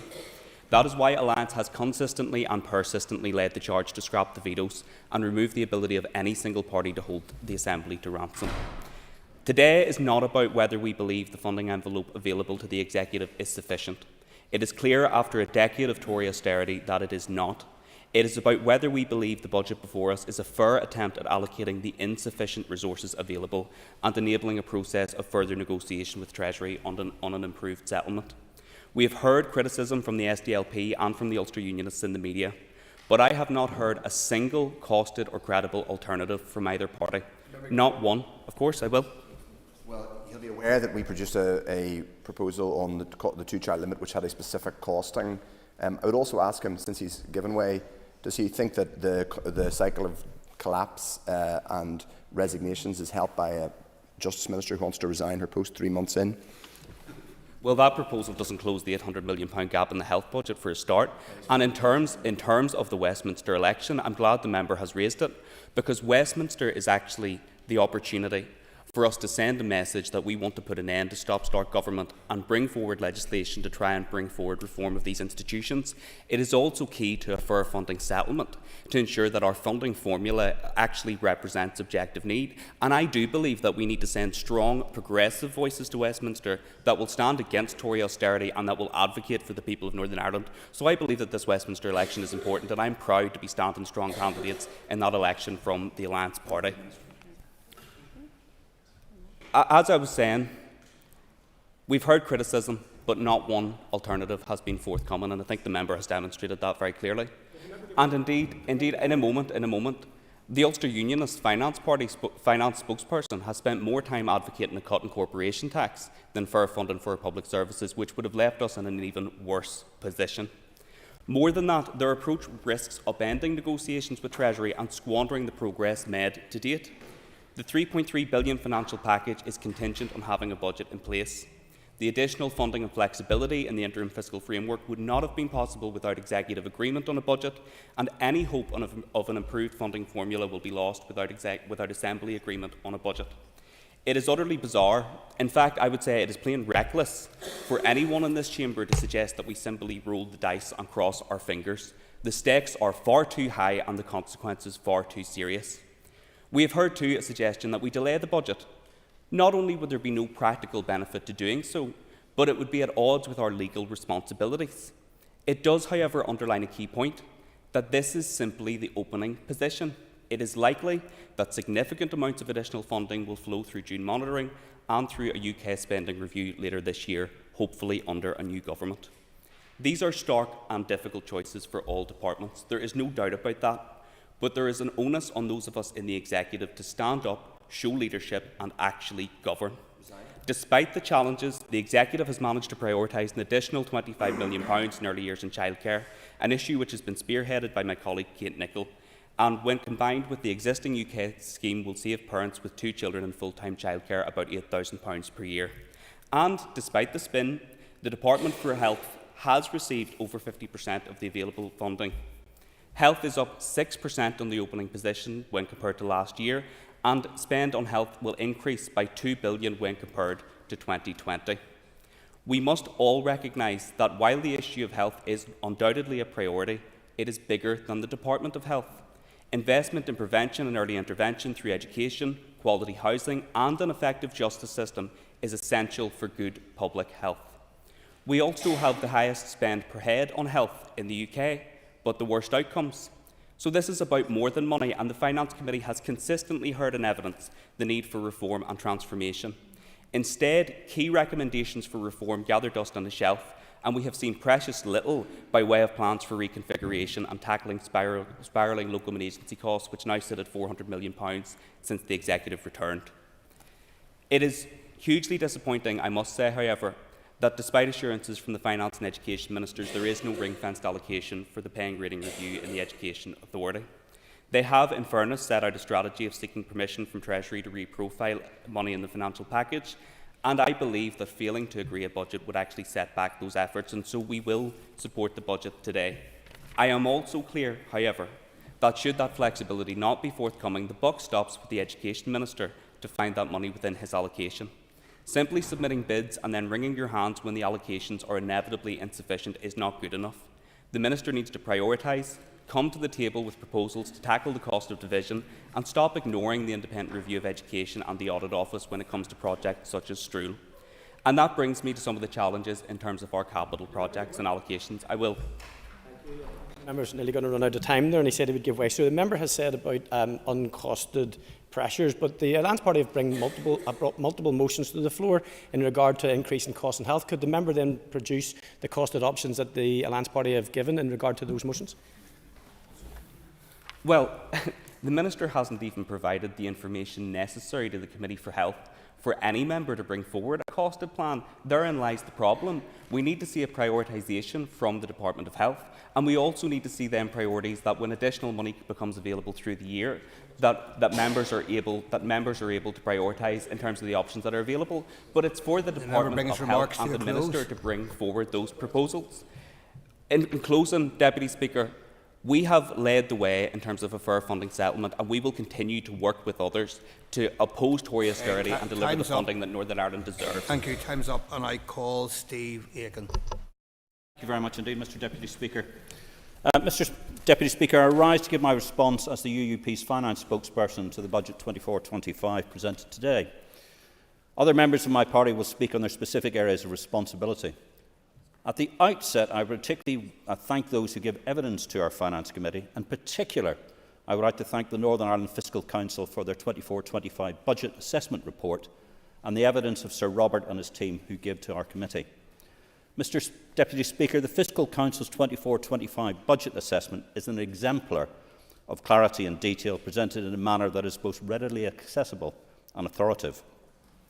Its 50-odd pages are probably the most concise budgetary and financial fiscal overview available. It should be compulsory reading to us all. I would like to report that the information from our own government made available to me and my fellow MLAs across our Scrutiny Committee was as detailed, but that is regrettably not the case. Mr Deputy Speaker, we are being invited to approve the Programme for Expenditure 24-25. This is without a programme for government, evidence of any prioritisation, any form of public consultations, impact assessments, or any other form of normal procedures. Some, including the Finance Minister, have alluded to the importance of passing this budget quickly in order to prevent yet again our departments running out of cash and the consequent cascade of public service collapse. Members will of course remember the budget bill before us on the 19th of February, which went through all of its stages in 2 days by accelerated passage, which of course was then described as a measure that wasn't going to be repeated, but would give us in exceptional circumstances a vote on account of 65%. This was agreed to allow for space for a programme for government to be agreed before the next budget was brought forward. However, since February, there has been no programme for government, or even discussion on prioritisation of budgets. And if we look at the Fiscal Council's report, we can clearly see how it should have happened, but it clearly hasn't. The question for the Northern Ireland Executive should be is why? And as we can see by the speed and haste of the previous budget bill, that accelerated through its stages in 48 hours, the argument of legislative and time pressure does not hold. That the budget under discussion today is challenging is not in doubt. In real terms, compared to the outturn from last year, it is a 2% reduction. The figures showing pressures, priorities to the departments in the light of these positions from an executive direction are all lacking. We have not seen all the reports from our scrutiny committees on their analysis of departments, quite probably because they're not in receipt of the information. That question is important because it is probable because most departments are aware of a considerable adjustment due in the June monitoring round, £250 million at least, a point I will come to later. Sir Robert makes clear in his report that there is in real terms fall in both resources and capital for Northern Ireland, and also making clear that unlike the rest of our great nation, health in Northern Ireland has been a below-level uplift. And in fact, we have had a 2.3% cut in its budget. Members will be aware that in the absence of a programme for government, even after 100+ days back, it would be expected that prioritisation would, as in any normal democracy, be based on the party's manifestos. Based on the commitments made by the Minister's own party in the DUP of giving an extra £1 billion to health, and the numerous commitments made round by the negotiating table at Hillsborough Castle of prioritising health, it could be reasonably expected that health's allocation of the budget would reflect that across the rest of the United Kingdom. Instead, here in Northern Ireland, we are taking a cut of 2.3%. Now, we've heard much about health being 50% of the budget, but that is the fact it's the same as the rest of our nation. It has always been 50% of the budget. It's just not enough and it's not sufficient. Our Health Minister has made clear to both our constituents and our vital health workers the challenges that these substantive cuts will mean. No minister could deliver on those unless there's appropriate prioritisation, which there hasn't been any. That is a question the electorate might ask when or if a Sinn Féin, DUP or Alliance candidate knocks on their doors. The Health Minister offered to reduce at risk to delivery what he needed to around an additional £2 to £3 million on top of his allocation. That offer, including the request of my party leader for all parties on solving the budget crisis, or to even intense closed-room department negotiations, were all rejected. It reminds us how we remember our Assembly from its previous history of a previous Ulster Unionist Party Health Minister who had his request rejected, and when the then DUP Health Minister then took over the role, was immediately allocated the fundings that they were needed. We were told that to accept this current budget, accept the cut, agree, even though no other party does, collective responsibility within the Assembly, that there was no more money. That was 2 weeks ago. Then we had last week's Finance Committee. I am grateful to the senior officials from the Department of Finance who informed our committee that a ballpark of around an extra £200 million, as well as ongoing Barnett adjustments, the consequential, would come into play in June monitoring. That's 30 days or less, Minister. I've simplified for the sake of argument this figure to around about £250 million, allocating funding in June monitoring. And the question at the committee how this would be allocated, it was indicated that it would be bid for by departments through the executive. While some would argue that £250 million is an overall context of an increase of near £16 billion budget, small change. However, it would enable many of health's challenges to be met. It would help take health's allocation to be more in line with the rest of our great nation, and would at least fulfil a quarter of the commitment made by both Sinn Féin and DUP in their manifestos. That would require party negotiation, which there has been none. It would require a programme for government, which there is none. It would require adequate analysis, prioritisation, consultation and receipt of June monitoring, which of course there has been none. Especially as a budget is again being fast-tracked through without due diligence and full account of the likely funding envelope. Yet Sinn Féin, the DUP and Alliance would have you vote for a budget that could in all probability, as indicated by the Department of Finance, have an extra of £250 million to be allocated in less than 30 days. How can any self-respecting MLA support this budget as it's coming through? Mr Deputy Speaker, thank you. Thank you. I call Colin Gildernew, the Communities Committee Chair.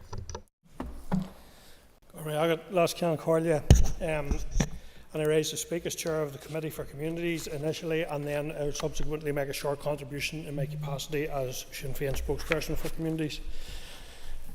Concordia, as Chair of the Committee which scrutinises the largest department in government, employing almost half of all of civil service, I would like to be able to say that the Committee has received advance notification of and extensive briefing in relation to the budget allocated to the Department for Communities. Immediately after our last committee meeting, the committee members received a document containing an update on the financial position on Thursday afternoon. We now know that the DFC was allocated £856 million of resource DEL funding and £133.4 million of net capital DEL and £29.8 million of financial transactions capital. At the outset, I want to acknowledge that all members of the committee recognise a critical issue, that the North is severely underfunded against objective need. This is a pressing concern that impacts every aspect of public services here in the North of Ireland. The committee, however, has had insufficient time to meet and thoroughly consider this budget allocation as a group. This delay is hampering our ability to perform our scrutiny role as effectively and diligently as we would like. Regrettably, I must inform the House that our committee has not been able to reach a formal position on the budget for 2024-25. This is not due to any lack of agreement or commitment from committee members, but because of a deficit in receiving timely information. As of our most recent meeting, we have only received headline figures for both capital and resource allocations, as set out in the Budget 2024-25 document. These figures are not sufficient to make meaningful comparisons against the bids submitted by the Department for Communities.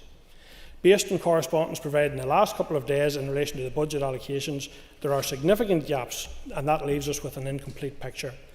For instance, the $115.8 million shortfall in non-ring-fenced resource funding and the $167.3 million shortfall in capital DEL bids highlight the severe constraints and potential impacts on vital services and programmes.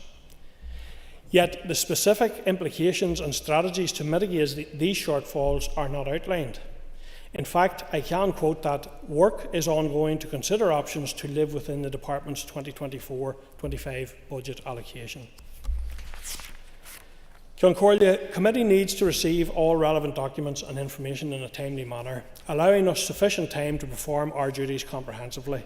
Moreover, there should be a clearer articulation of how each financial decision fits within the broader strategic framework of the programme for government.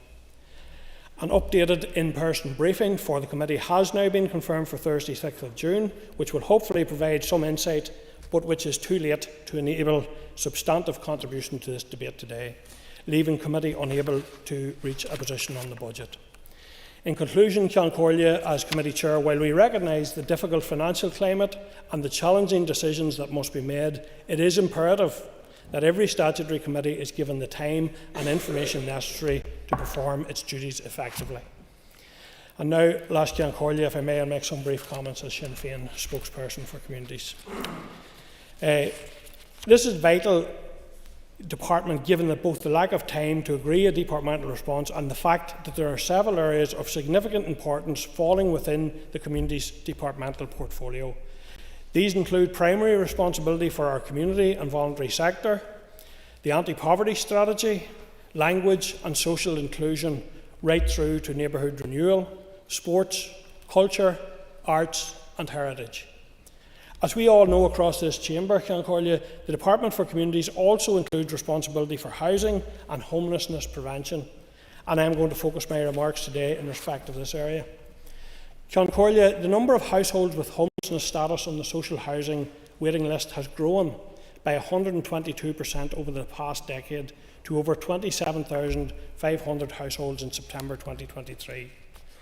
Additionally, the number living in temporary accommodation has more than doubled over the last 5 years. Between 2018 and 2023, housing executive spending on temporary accommodation rose by $17.3 million over that period. This is particularly concerning as spiralling costs in this area consume any available budget which is meant to support homelessness prevention work. New Decade, New Approach identified housing stress as an area requiring prioritisation, and it would be remiss of me not to highlight a few key areas of particular concern. Although a below-inflation increase to the baseline occurred in 2022-23 for supporting people, this has not been guaranteed on a sustainable basis. If this is not achieved, the programme will undoubtedly see service reduction and contracts having to be returned. I particularly want today to commend the Minister for Finance for what I understand would have been a very difficult task in particularly challenging financial circumstances. Across this chamber, we recognise that the financial package which accompanied the restoration of the executive was always going to fall far short of what was required, given the years of continued underfunding of this institution. On that basis, I'll not give way today. Thanks, Daniel. On that basis, I also want to acknowledge the work done by the Minister for Finance to secure the commitments to date as part of the interim fiscal framework. Going forward, members, we need to look towards further devolution of fiscal powers to allow for more long-term strategic planning and proper investment in people's lives and well-being and across our public services here in the North. Thank you. And I call Deborah Erskine, the Chair of the Committee for Infrastructure. Deputy Speaker, I welcome the opportunity to speak, if I can, as Chairperson of the Committee for Infrastructure in this debate today. The Committee has undertaken significant engagement with the Department for Infrastructure to gain a broad overview of its role and functions and to get a sense of its financial position. Departmental officials provided an introductory high-level financial briefing on the 20th of March, in which they outlined the capital and resource requirements for the Department for this financial year. The Committee heard that the Department's forecast resource requirements was $676.6 million, comprised of the roll-forward baseline of $520.1 million. and additional bids of approximately $156.5 million. On the capital side, the Department forecast that $1.4 billion would be required, but given the available capital funding available to the Executive, the bids submitted totalled $1.12 billion. A high proportion of resource and capital funding that the Department receives is allocated to Northern Ireland Water and TransLink. Both organisations were therefore invited to provide oral evidence to allow the Committee to get a sense of the budgetary pressures being faced. The Committee has gained useful, if what worrying, insights into the historical underfunding of Northern Ireland Water and the potential impact that this underinvestment is having on our economy to this day. In oral evidence on the 21st of February, the Committee learned that the water network lacks capacity in certain areas to facilitate new connections, meaning that new homes or businesses cannot be accommodated. Not only does this impact upon our construction sector, but it also constrains businesses seeking to invest in Northern Ireland and is a barrier to those in desperate need of housing. Northern Ireland Water has highlighted that some 19,000 homes and 55 commercial developments are very unlikely to be built or progressed. Reduced investment over the next 3 years will exhaust capacity in the system, and it anticipates that by 2030 large parts of Northern Ireland will be unable to meet the demand for connection to the network for homes, public buildings and businesses. The Committee also heard from the utility regulator about PC21, which looks at the capital investment required to meet need. They advise that we find ourselves in a difficult situation with the lack of funding from DFI to achieve the PC21 goals. The Committee accepts that all departments are operating under severe budgetary pressures. However, it is clear when setting the policy, the Department needs to consider whether the funding it allocates to Northern Ireland Water is sufficient to deliver the intended policy outcomes. Turning to TransLink, I have a lot to get through. Turning to TransLink, its funding requirements, and the Committee recognises the vital role of our public transport services play in helping users go about their daily lives with some 80 million passenger journeys each year. The Committee is looking forward to tomorrow's combined external meeting and site visit to the new Grand Central Station Transport Hub, which represents large investment and is expected to be able to accommodate more than 20 million passenger journeys each year.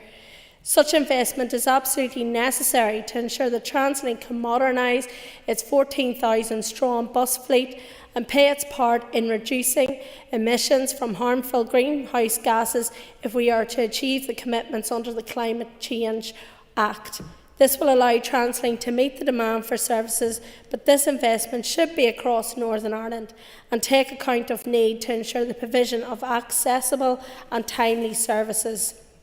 In addition, we need to offer a reliable and viable incentive for road users to switch to public transport for accessibility to greener forms of transport, which could also help grow our economy. Perhaps unsurprisingly, I want to mention the recurring issue of the state of our road network, which I'm sure every member can attest to. The deterioration of our roads is a consequence of having an insufficient budget to maintain it at a normal level. The Committee recognises that the Department requires some $60 million per annum to maintain the road network. Over recent years, it has not received sufficient funding, and as a result, only the highest priority repairs can be undertaken, with temporary fixes becoming more common. Constrained funding has also led to reduced winter service, leading to some roads not being gridded, particularly during cold weather. And these factors all contribute to road safety on our network. And I know that this is a particular concern of the committee and to all members of this House. We have all heard about the tragic loss and unnecessary loss of life on our road that have left too many families, friends and communities devastated at the loss of a loved one. And over the coming weeks, the committee will be considering the road safety strategy and how this aims to deliver improved outcomes. And we will seek to ensure that necessary resources are allocated to deliver those outcomes. Having reviewed the capital and resource allocation in this draft budget, I note that the Department will be subject to its approval today to receive £820.1 million capital and £559.5 million resource, which falls significantly short of the bids submitted. It's extremely disappointing that the Department advised that officials would not be in a position to give evidence to the committee on how it intends to prioritise and allocate its funding until tomorrow. While a paper has now been received which sets out indicative high-level resource and capital allocations, it would have been beneficial if members could have had the opportunity to discuss these with officials before today's debate and vote. And the committee has written to the Minister to express its disappointment and to seek assurance that engagement for future budget cycles is timely so as not to diminish our advisory and scrutiny roles. I will speak very briefly as my capacity as an MLA. We've heard a lot today in relation to parties not voting on the budget, and that's mainly down to health and it's not receiving the full budget allocation that it bid for. Every department is in a similar situation, and I would remind the Health Minister that if we are not funding roads, if we are not funding our water system, that will mean problems in our health service, more people in hospital due to poor drinking water, more traffic incidences which cause problems in our already stretched and pressured EDs. So this is not just about one department, it's cross-departmental. Thank you. I now call the Chair of the Executive Office Committee, Paula Bradshaw. Deputy Speaker, I will make some initial remarks on behalf of the Committee for the Executive Office. We are again in the position of having to debate matters where there is insufficient time to receive the information we need.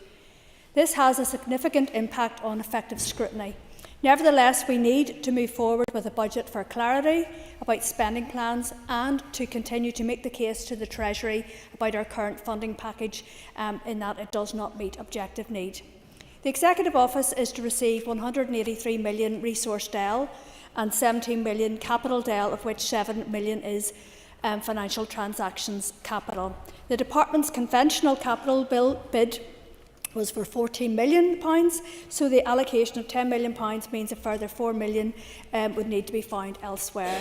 The Department received £181 million resource DEL in the last budget period, so there is a modest uplift in this budget of £2 million. If last year's pattern is to be repeated, 58% of this amount will be earmarked for things such as support for victims and survivors of the conflict, historical institutional abuse and truth recovery. This leaves relatively little wriggle room for the Department to make savings.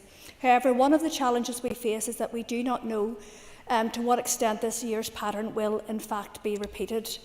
To that end, the Department made bids for funding for the Ending Violence Against Women and Girls strategy, good relations and support for public sector reform. On the 15th of May, the committee heard evidence from the Department on how it plans to tackle violence against women and girls.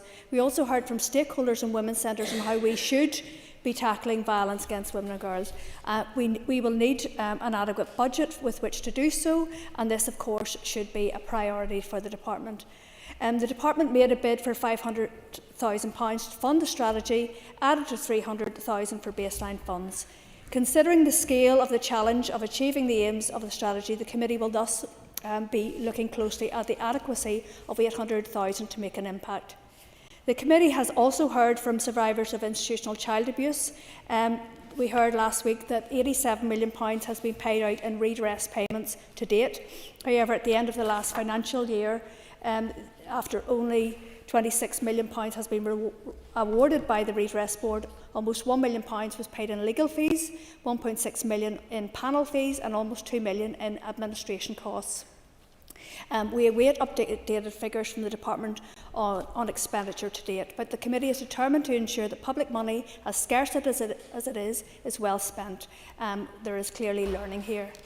It is a matter of some frustration that there is not a more comprehensive contribution to this debate because we cannot be provided due to a lack of information. However, the Committee does look forward to receiving a financial briefing from the Department on the 12th of June, when we will be in a better position to ascertain the facts of the Department's planned expenditure. Mr Deputy Speaker, turning now to some comments I would like to make as Alliance MLA, albeit...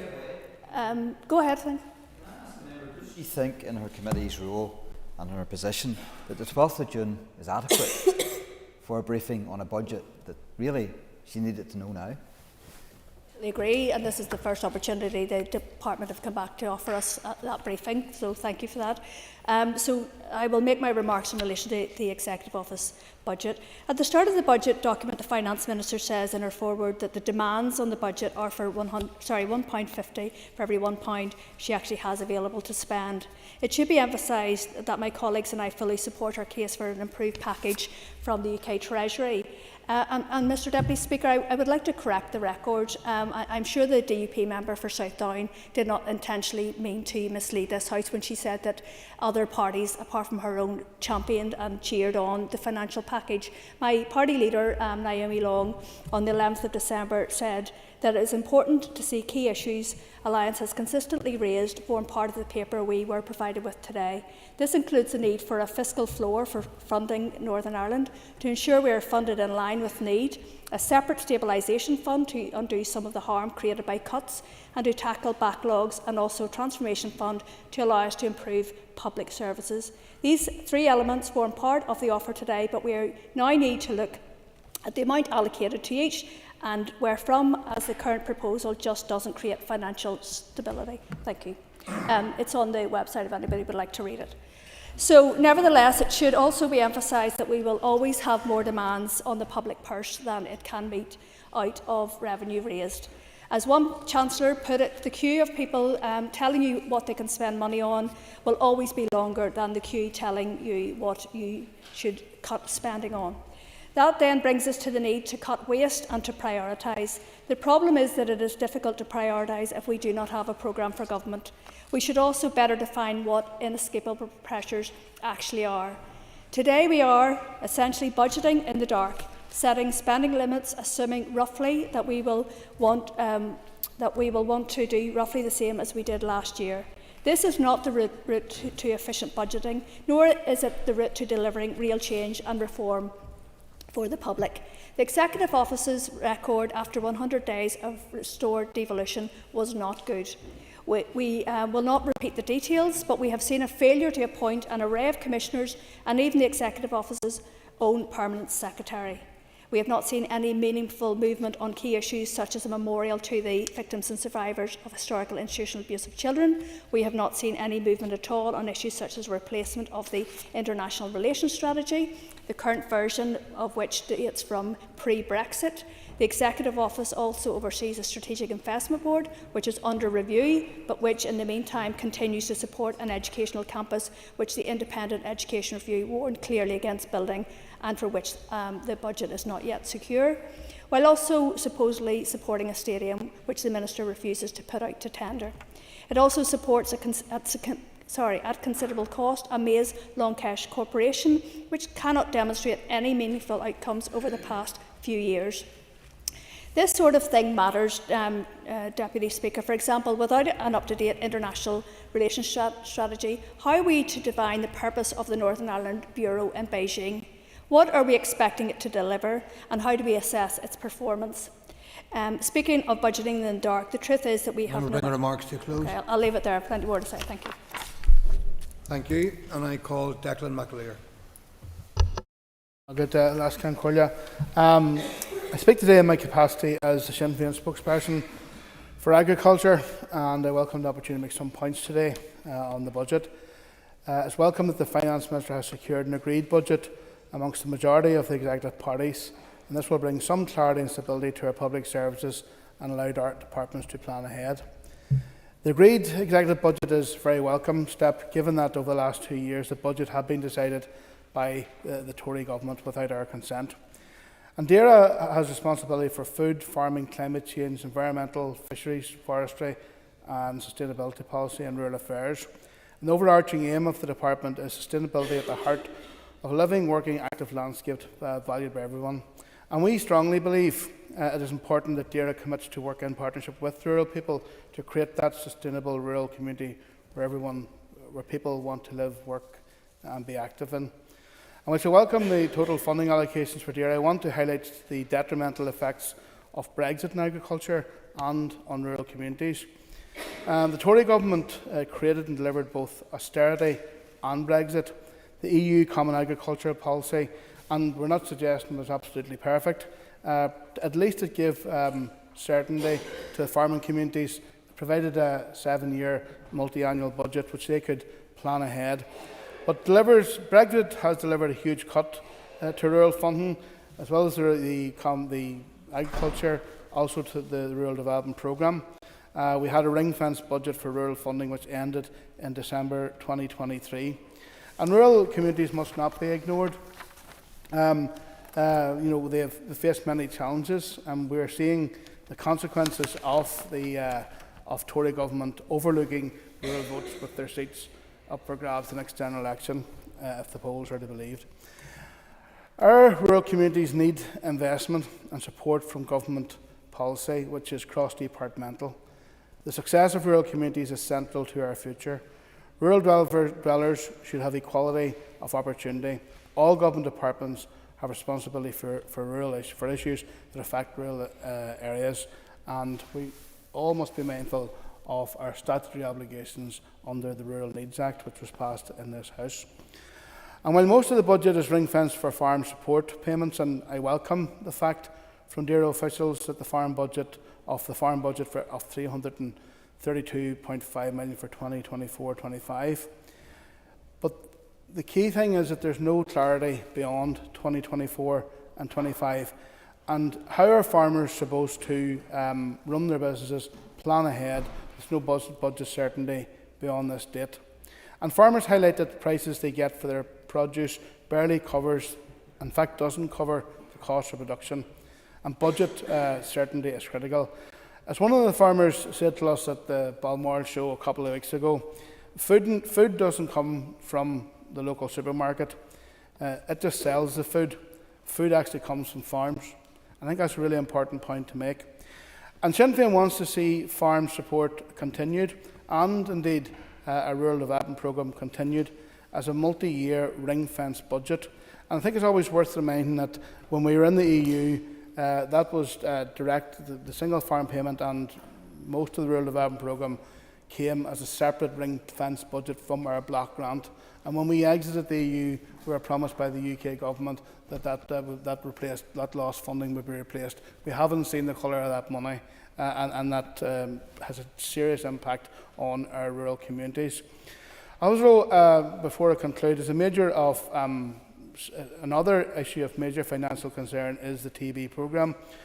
Officials have highlighted to us that the TB compensation is 38 million in 2022-23. That was up from 19.5 million in 1919-20, and an overall programme cost in the region of 50 million. So if we can get to grips with that disease, it should also free up money for other aspects of farming and rural communities. As we look to the future, we need the required fiscal levers and multi-year budgets to enable long-term planning and proper investment in agriculture and rural communities. I support the motion and commend the Minister for her achievements on the interim fiscal framework and achieving her first budget. Thank you. Members, the Business Committee has arranged to meet at 1 p.m. today. I propose, therefore, by leave of the Assembly, to suspend the sitting until 2 p.m. The debate will continue after question time, when the first member to speak then will be Philip Brett, the Chair for the Committee on Economy. The sitting is by leave suspended.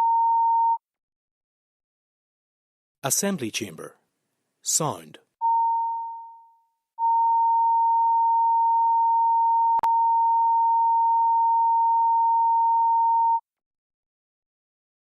Assembly Chamber.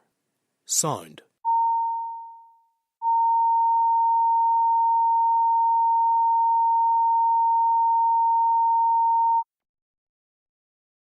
Assembly Chamber.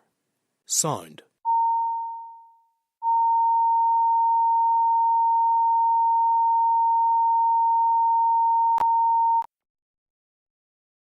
Assembly Chamber. Sound.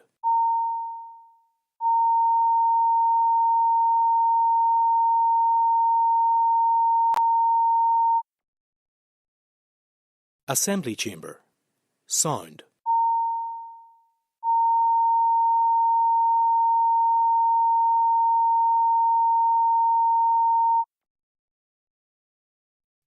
Chamber. Sound.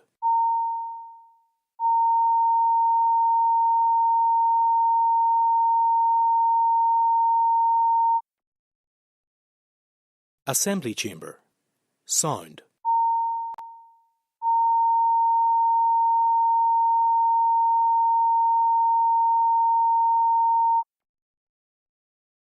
Assembly Chamber. Sound.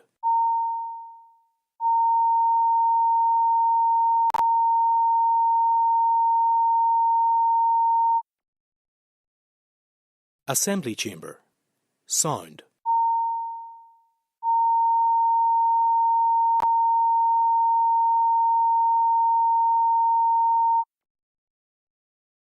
Assembly Chamber. Sound.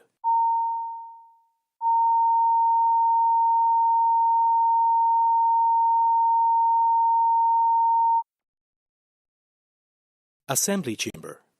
Sound.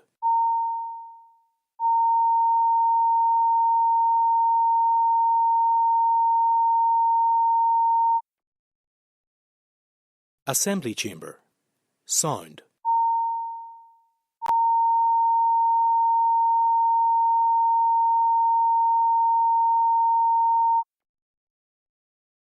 Assembly Chamber.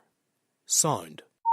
Sound. Assembly Chamber. Sound.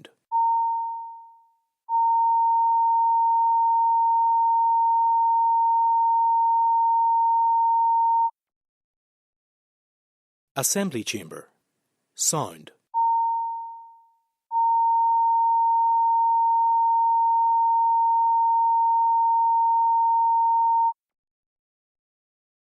Assembly Chamber. Sound.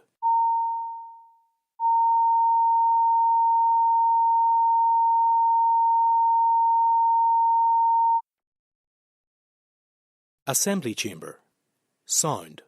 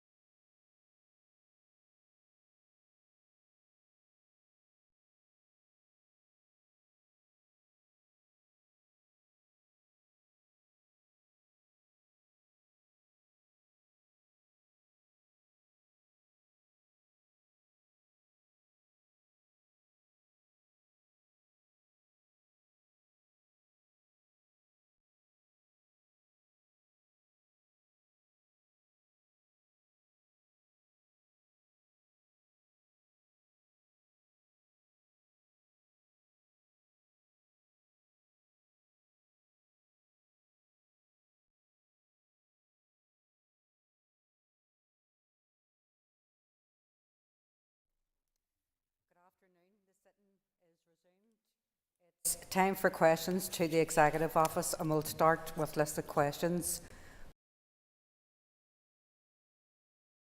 Largy. First Minister. Brington is a new museum for Derry will strengthen its economic, social, tourism and cultural impact and an ambitious approach to creative and cultural events at Edmonton. Next month, the Yes Festival will feature creative work of women from 18 European cities and renowned female artists. Support from the Executive Office is enabling a major outdoor art installation, diverse creative opportunities for the site. Good partnership working with the Derry City and Strabane Council has supported an events programme for 2024 and festivals. We really want to help promoters and local groups to be ambitious and to showcase local talent and attract major artists and visitors to the region. Soon we'll be calling for expressions of interest for large-scale events up until September 2026. This level of ambition is enhanced by a focus on inclusion, groups for community, sporting and charity events, large and small, and we really want to support that also. Building on views expressed by political, community and business representatives during our recent engagement work to explore better ways of working together that will realise the full potential of the Edmonton site. Thank you. Paddy Delargy for supplementary. I thank the First Minister for her answer and for her ongoing commitment to this site. As she's well aware, the people of Derry want concerts back in Ebrington Square. What can the Council and the Executive Office do to work together to ensure that not only does this happen, but the number of events increase to put our city back on the map as a world-class music venue? Can I thank the member just again for the continued interest in the site and for the promotion of the site. And as I've referred to, there's many different types of community arts-based sporting and charity events that occur. And it's also really important that Edmonton continues to be well used so as to maximise its social and economic contribution to the city and the North West, because we know it can come with enormous benefits. So maximising the potential of the site is best done in partnership, working with council and local businesses, and where opportunities present themselves, or even indeed if requests are made, we will of course consider these, especially where there's significant benefit to the city. Well, David Honeyford. Thank you, Principal Deputy Speaker. Can I ask the First Minister similarly what specific work has been undertaken towards a similar goal in the Maze Long Kesh site? Minister. Yes, and the member will know that previously when we had a debate in the Assembly, we talked about the enormous potential of the site, and I am absolutely determined to make sure that we grab that with both hands and that we open up that site for all the tremendous benefit, economic, social, cultural that can come from it. And I look forward to working with the member and other members of the House as we regenerate this site for the benefit of all the people that we collectively serve. Mark Durkin. I thank the Minister for her answers so far. Progress on Ebrington Square and welcome commitment to attracting high quality acts there in the future.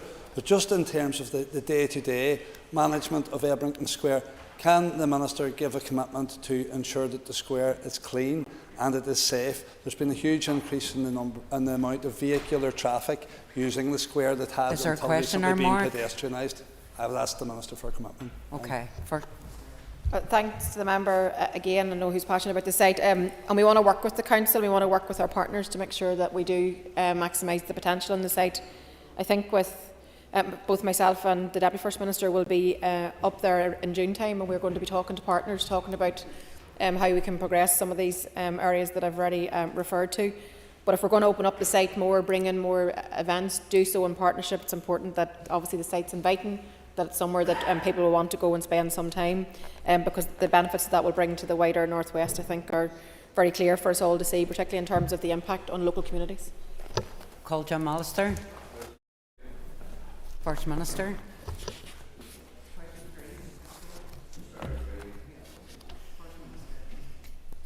Our department has been representing the interests of victims and survivors for many years. We remain committed to ensuring that their needs continue to be met.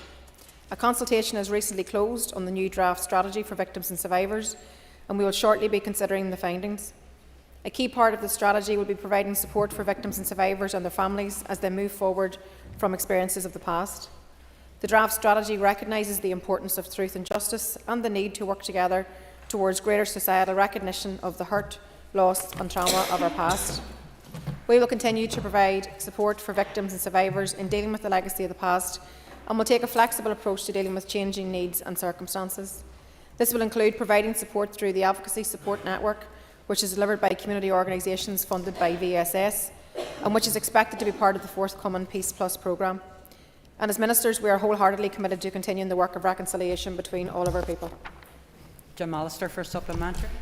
Now, First Minister, try my question, which you avoided. You oversee victims' policy, but you still side with the victim makers by refusing to condemn their murders and their other actions. How can you do that and expect to have any respect from those that were made victims? And isn't that situation an offensive illustration Have you a question and there, Mr. obscenity Allister? of the position you hold? First Minister, answer that whatever way you feel fit. Thank you very much, Last Concordia. Can I just say that this issue is far too serious for party politicking. I think it's most important that we do all that we can to support victims and survivors. We certainly in the Executive Office are absolutely committed to doing everything that we can through our two main programmes, particularly around the Victim Support Programme and particularly around the Individual Needs Programme. And I think the best thing that we can do for our society, because we all have a leadership role to play in terms of trying to heal the wounds of the past and move us into a better future for everybody and help people to move forward, that's the responsible thing to do. That's the thing that I'm committed to doing. Ms. Sheeran. Corlia Angora Maguirc, Lishanira, Asa and Fragersham. First Minister, thank you again for your renewed commitment to ensuring the services and provision of services for victims and survivors. Can I ask for an update on the Victims Payment Scheme, please? First Minister. Thank you. And as of the week commencing the 13th of May, over 40 million has been paid to victims since the scheme opened for applications on the 31st of August in 2021. The Victims Payments Board has made determinations on 1,356 cases, with 878 of these recommended for a payment. This figure includes determinations at first hearing and appeals. 478 applications have been determined as ineligible for payment. We are aware that there are some concerns about the length of time it can take to process an application, and that's simply because each application is unique with its own complexities, and the Victims Payments Board must consider each application its own merits to provide the best outcome for applicants. The historical nature of much of the evidence when your record keeping may not have been to the same standard as today. It also means that gathering the evidence can also be very challenging. So the Victims Payment Board has processes in place with a range of partners to assist in retrieving this evidence on behalf of the applicants. And I also urge those who feel that they may meet the criteria to make their application now also. Thank you. I call Connie Egan. Principal Deputy Speaker. First Minister, could you please provide us with an update on the appointment of a Commissioner for Victims and Survivors? Thank you. Certainly, yes, I can. And obviously ensuring the victims and survivors have a strong independent voice is really important to us all collectively, particularly for the Executive. And the appointment of the new Commissioner for Victims and Survivors is essential to inform the development of policies and to help ensure the longer-term needs of victims and survivors are addressed. The appointment plan for the recruitment competition to appoint the new Commissioner is currently being reviewed, and the competition is going to launch very soon. The appointment process is regulated by the Commissioner for Public Appointments, and therefore it's estimated that the process may take approximately 6 months to complete. Thank you. I call Mike Nesbitt. Deputy Speaker, I think John Boucher, in his capacity as head of Canova, was the last person to recommend an annual day of reflection. What are the First Minister's thoughts? First Minister. Indeed, we do have an annual day of reflection, and I think that is something that we collectively should give consideration to, because I think for the success of something like that, it's something that we all need to be part of. I think that would be the healing value to it, so I think we're going to have to explore that a bit more. Certainly, I think that it's important that we find the space to be reflective and to do so together. Call Tom Buchanan. Question number 4. First Minister. We welcome the inquiry and its presence in Belfast from the 30th of April to the 16th of May 2024. We fully support the inquiry in its mission to learn lessons for the future, and we have and continue to engage with the inquiry on that basis.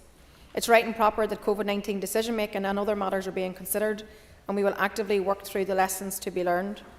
And this will be a combination of our own analysis and consideration of recommendations from the inquiry whenever they themselves become available. Tom Buchanan for supplementary. Thank you. And in relation to learning lessons, has the Minister's Department any plans or considering putting any contingency plans in place to deal with another similar pandemic should one arise in the future? First Minister.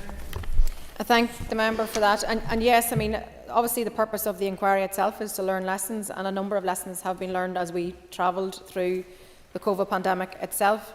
Also, we've been able to update our civil contingency framework. Again, that was about lessons learned throughout the pandemic.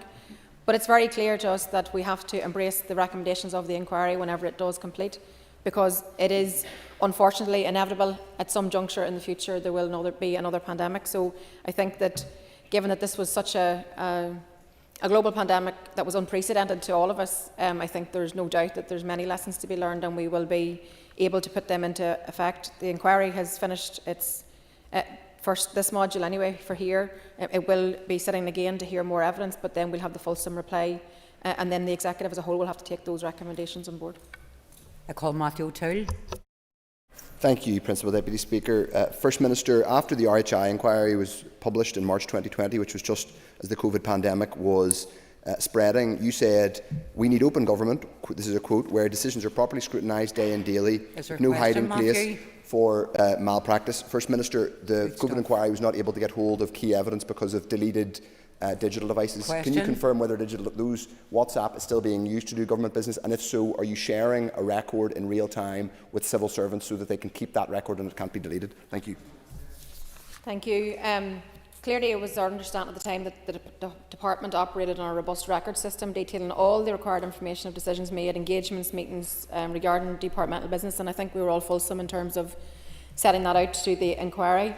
It's also understood that all that information was recorded and retained by departmental officials. However, I mean, I think, as I just said previously, there's no doubt there's lessons to be learned. There's no doubt that the head of the civil service has set out to ensure that everybody fully understands best practice in terms of the operation of executive business, and also that everything is commended to the official record.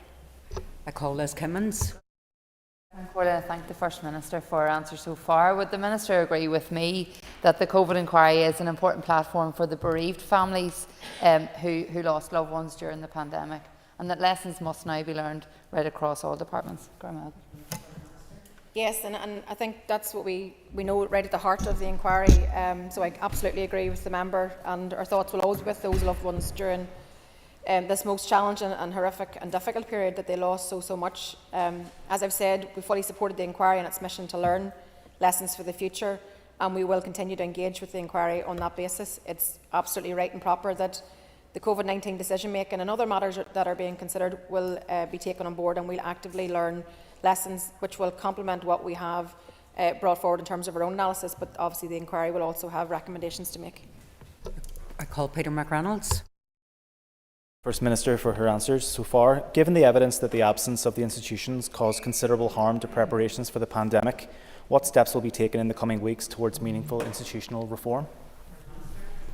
Well, that's not a shared position in terms of the Executive Office, but the member will know that from a personal point of view, from a party point of view, I think we always can be striving to look where we can do things better and how we can ensure we have stability in these institutions going forward. I think the public deserve that stability. I want to provide that leadership and that stewardship in terms of my First Minister role.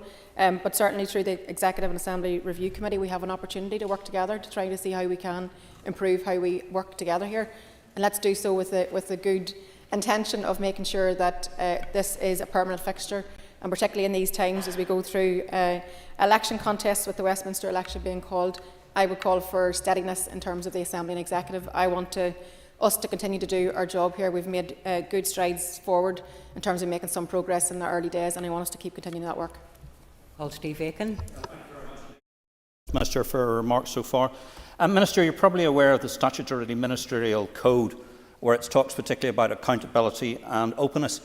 Could the First Minister say if she and the Deputy First Minister are going to institute an independent review of the retention of data, which was again is something is raised by both the RHI inquiry and now by the COVID inquiry as well? So, as I've said previously, that we have participated fully as an executive with the inquiry, provided all the information. The member may not know that there was also an independent investigation carried out by the head of the civil service, which looked at data retention, and that was reported to the inquiry. We're also still in the midst of the inquiry, so it hasn't reported yet.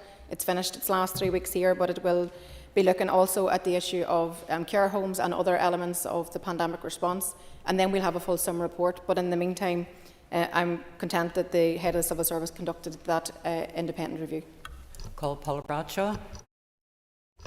First Minister.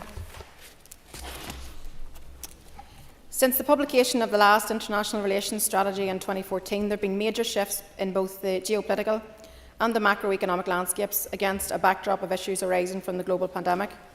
As a result, both local and international priorities have evolved. In parallel, international interest in all that we have to offer continues to grow. We have a reputation as one of the world's best business set-up partners and an investment destination of choice. In order to reflect both the continued focus on the wellbeing outcomes and further changes in the international landscape, our officials have undertaken extensive preparatory work and engagement, and officials are now in the process of preparing a draft international relations strategy, which will form the basis for further engagement and also a public consultation. We look forward to bringing a new international relations strategy for executive consideration, and it's intended that this new executive strategy will build upon our strengths, support the delivery of the programme for government, acknowledge emerging global challenges and opportunities, and set out the optimal countries and regions for engagement to maximise delivery of our shared priorities.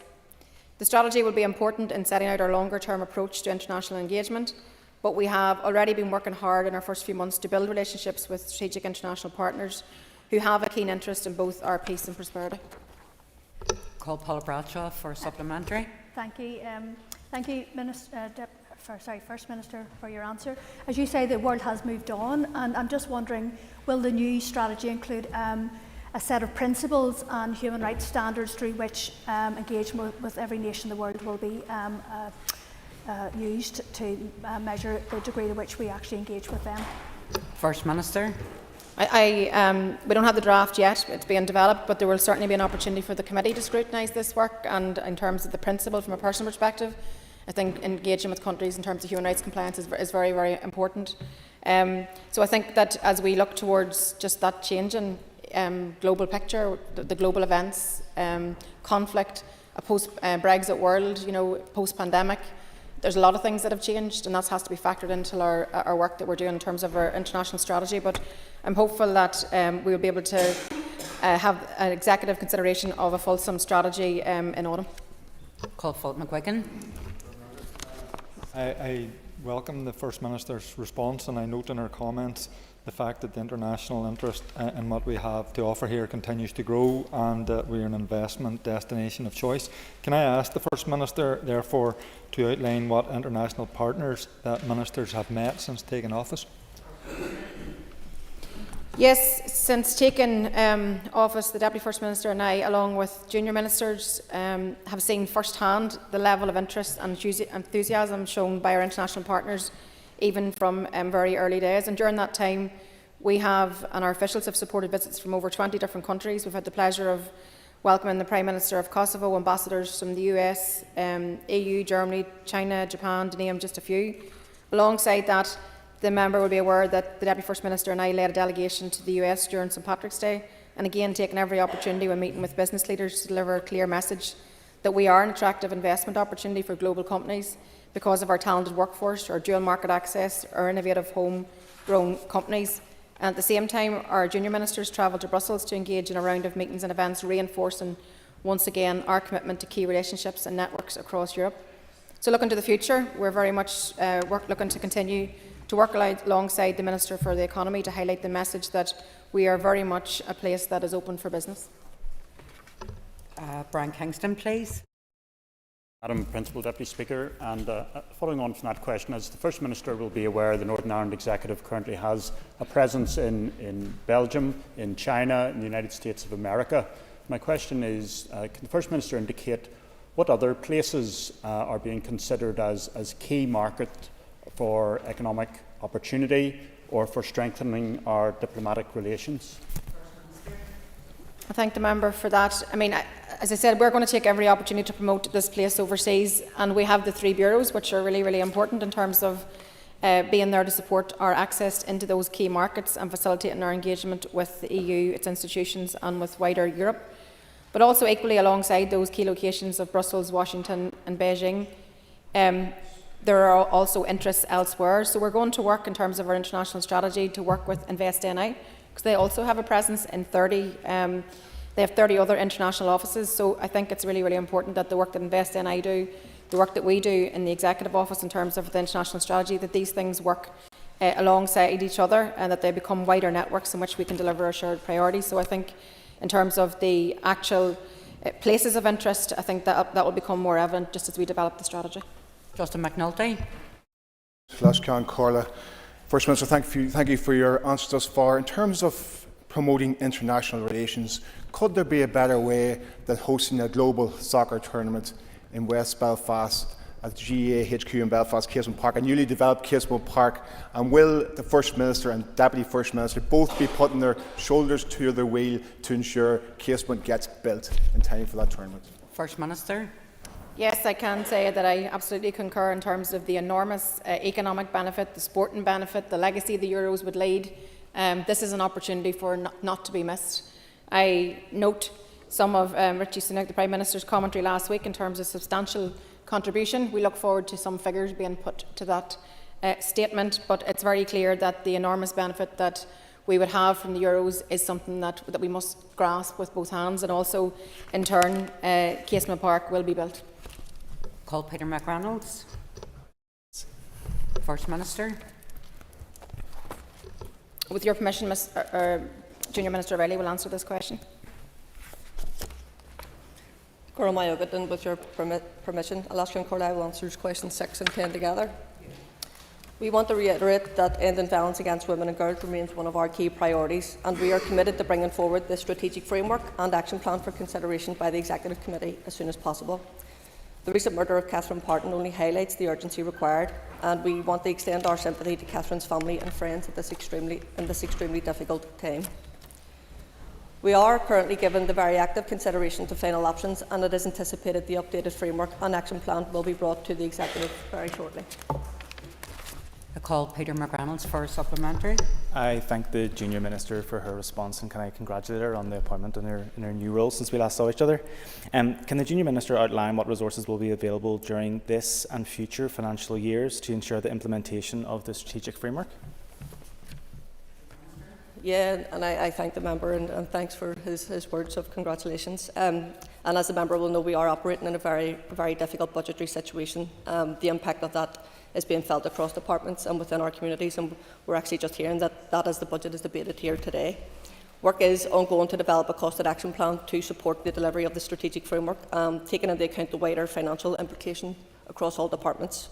I know that the member, as do we, want to make sure that this framework has the impact and delivers on the step change that is needed to society in ending violence against women and girls.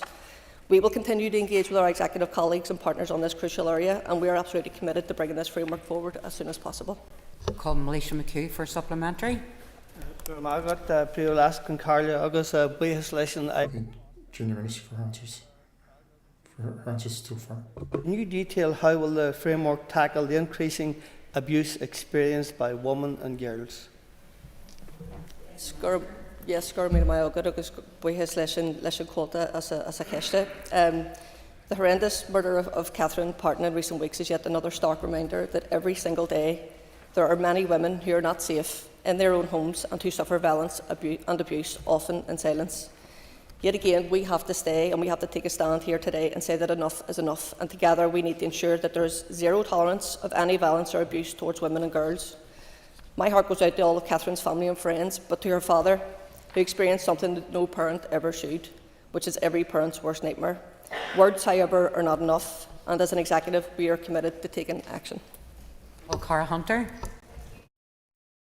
2 weeks ago, the other Junior Minister had touched on the Department was engaging with the Health Minister to ensure they had a conversation about loss of women's aid funding.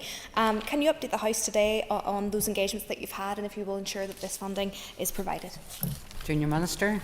Yes, and I thank the member for her question. Just regarding the funding cuts to the budget of the Women's Aid Federation, we recognise that the need to ensure services for victims deliver a consistent, trauma-informed response across a diverse range of needs, and that also includes access to funding and resources. We absolutely acknowledge the good work being carried out by delivery partners, and that includes Women's Aid in very, very challenging circumstances. And as I said before, we will continue to engage with our executive colleagues in relation to funding for Women's Aid Federation and other delivery partners. I call Daniel McCrossan. Thank you, Madam Deputy Speaker. Question 7, please. First Minister. The member will now be aware of the written statement which we made to the Assembly on the 23rd of May on the Executive's legislative programme.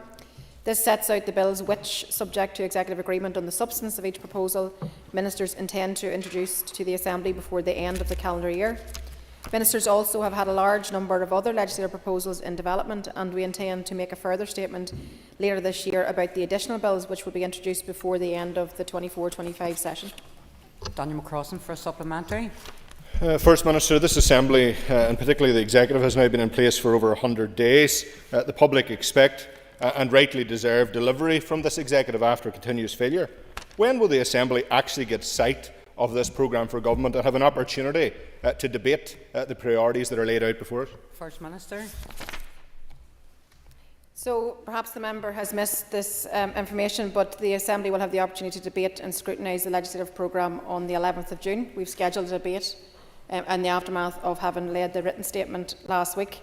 And we recognise that the Executive's legislation priorities will importantly set the framework for the legislative programme of work here in this House. So really important that we have that debate next week, or is it the week after? It is for this reason that we've worked collaboratively with ministerial colleagues and also taken the necessary time to produce a programme that reflects departmental policy priorities and also one that's deliverable within this committed timeframe.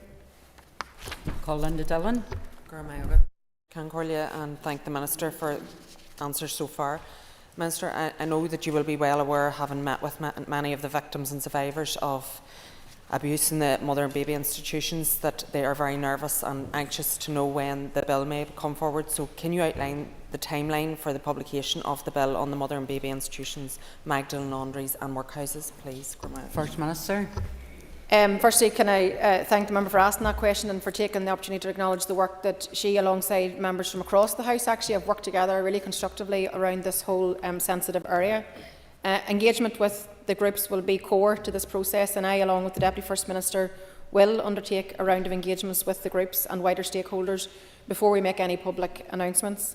And I can update that we are progressing legislation to establish both a statutory public inquiry and a financial redress scheme for those impacted by their experience in mother and baby institutions, Magdalen laundries and workhouses. As the member appreciates, there are a number of complex and sensitive issues which have to be considered ahead of the next key stage, which is to bring a proposal to the executive colleagues with the intention of launching a public policy consultation ahead of the summer recess. Following analysis of those responses, then the draft bill can be finalised and will be brought to the executive for its agreement and then introduced into the Assembly in 2024. And as the member will again appreciate, this is an important and sensitive piece of legislation, but both the Deputy First Minister and I are really committed to ensuring that we work more at pace to make some more progress and actually have it debated in this Assembly. Kate Nicholl for a very short supplementary. Thank you, Principal Deputy Speaker. Thank you, First Minister. Can I ask if that legislation will include the ability to enforce redress payments from religious orders still refusing to make them? We're looking at the legislation in terms of how we can respond to the mother and baby homes victims and survivors. However, the issue of financing is dealt with separately insofar as we have this framework and we're trying to work with the institutions. But I think I've said previously in the House that if that is not forthcoming, then we have to look at other ways in which to achieve the proper financial redress, because that is also part of the healing process for victims. So I think that we have a very good framework in place at this moment in time. We're going to continue to work our way through that, but we'll not be found wanting if we need to bring forward legislation in terms of what's required. So that, sorry Patsy, that ends the period for listed questions. I'm going to now move on to 15 minutes of topical questions, and I call on Matthew O'Toole. Thank you, Principal Deputy. First Minister, I'd like to also welcome Rockwell College from Tipperary, who I believe are watching proceedings today. First Minister, you referenced earlier on the legislative programme, which I welcome and I acknowledge, but my colleague followed up by a question about the programme for government, which is much broader than just a legislative programme. Some of these are simply keeping parity with GB in terms of various measures. When are we going to see a full programme for government? First Minister. Well, I think your colleague referred to, I say you got an elevation in title there. Your colleague asked a question about the legislative programme specifically, so I was answering his question. However, I mean, it's important that we get the trilogy, if you want to call it right. We've got the legislative programme, the budget, which is being debated throughout the course of today, and the programme for government. Unfortunately, the election's been called towards the end of last week, and the early advice that both the Deputy First Minister and myself are receiving is that it's going to be very difficult to publish a programme for government now in the midst of an election campaign, but we are obviously exploring that somewhat further because we were determined to try to get it out the door to complement the work of the budget and the work of the legislative programme. But we will keep the House updated in terms of the legal advice that we're getting. The PERDA period kicks in and makes it very difficult for us to do certain areas of work, and the programme for government appears to fall under that category, but we'll keep people posted. Matthew O'Toole for supplementary. Thank you. Now, I acknowledge as a former civil servant that there is a pre-election period, and I obviously do not want the First or Deputy First Minister to be straying into political territory with official resources, so that's fine. But can I ask, when the programme for government is published, will it include provision for an Irish language commissioner and indeed the other associated commissioners? Will we have that clarity when the programme is published? Well, I'm delighted to be able to say that there's been progress in terms of the application process and the recruitment process, and we hope to be able to advance that in the coming days and weeks. But I think just in terms of the programme for government itself, we're all desperate to get our programme for government out the door. We're all desperate to get that in place. We will seek further advice to see what is possible in this space, but unfortunately with the election being called, it puts that in somewhat of a jeopardy in terms of being able to deliver it before the 4th of July. Colin Mallister. Why did you wipe your WhatsApp's COVID messages when it's clear from the transcript from Baroness Foster's phone that you wiped much more than administrative messages? What were you hiding? It's my understanding at the time that the Department operated a robust record system detailing all the required information of decisions made, engagements and meetings regarding departmental business, and a considerable amount of work was handed over to the inquiry, and the inquiry will now do its work. The official record is being retained within the department, but let's await the outcome of the COVID inquiry, and I'm sure that we'll all commit to learning in terms of best practice. John Mallister for supplementary. In your witness statement to the tribunal, you said you had only wiped administrative messages. Was that truthful? And is it the situation what you're really hiding was your WhatsApp messages about the Story funeral? First Minister, respond to whatever way you feel fit. Thank you. I don't expect anything less from the member, only messing and nonsense. Look, I think it's important that whenever it comes to the COVID inquiry, that we're all committed to learn lessons. I believe, as I said in the inquiry itself, I believe that all 5 parties of the Executive worked very hard through an unprecedented time, an unprecedented global crisis, to try to get people through to the other side.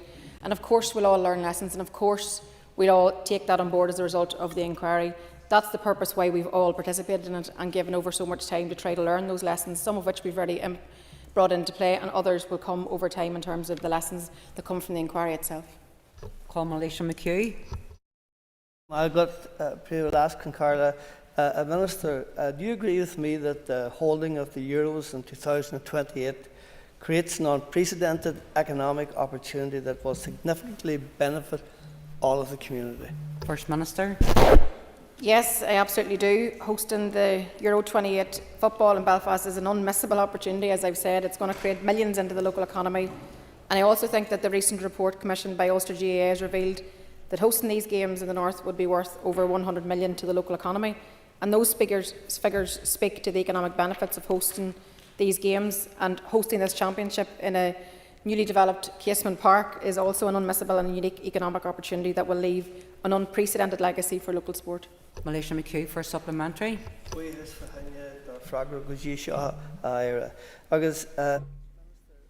will you commit to doing all that you can to ensure that the Euro 28 bid is successful?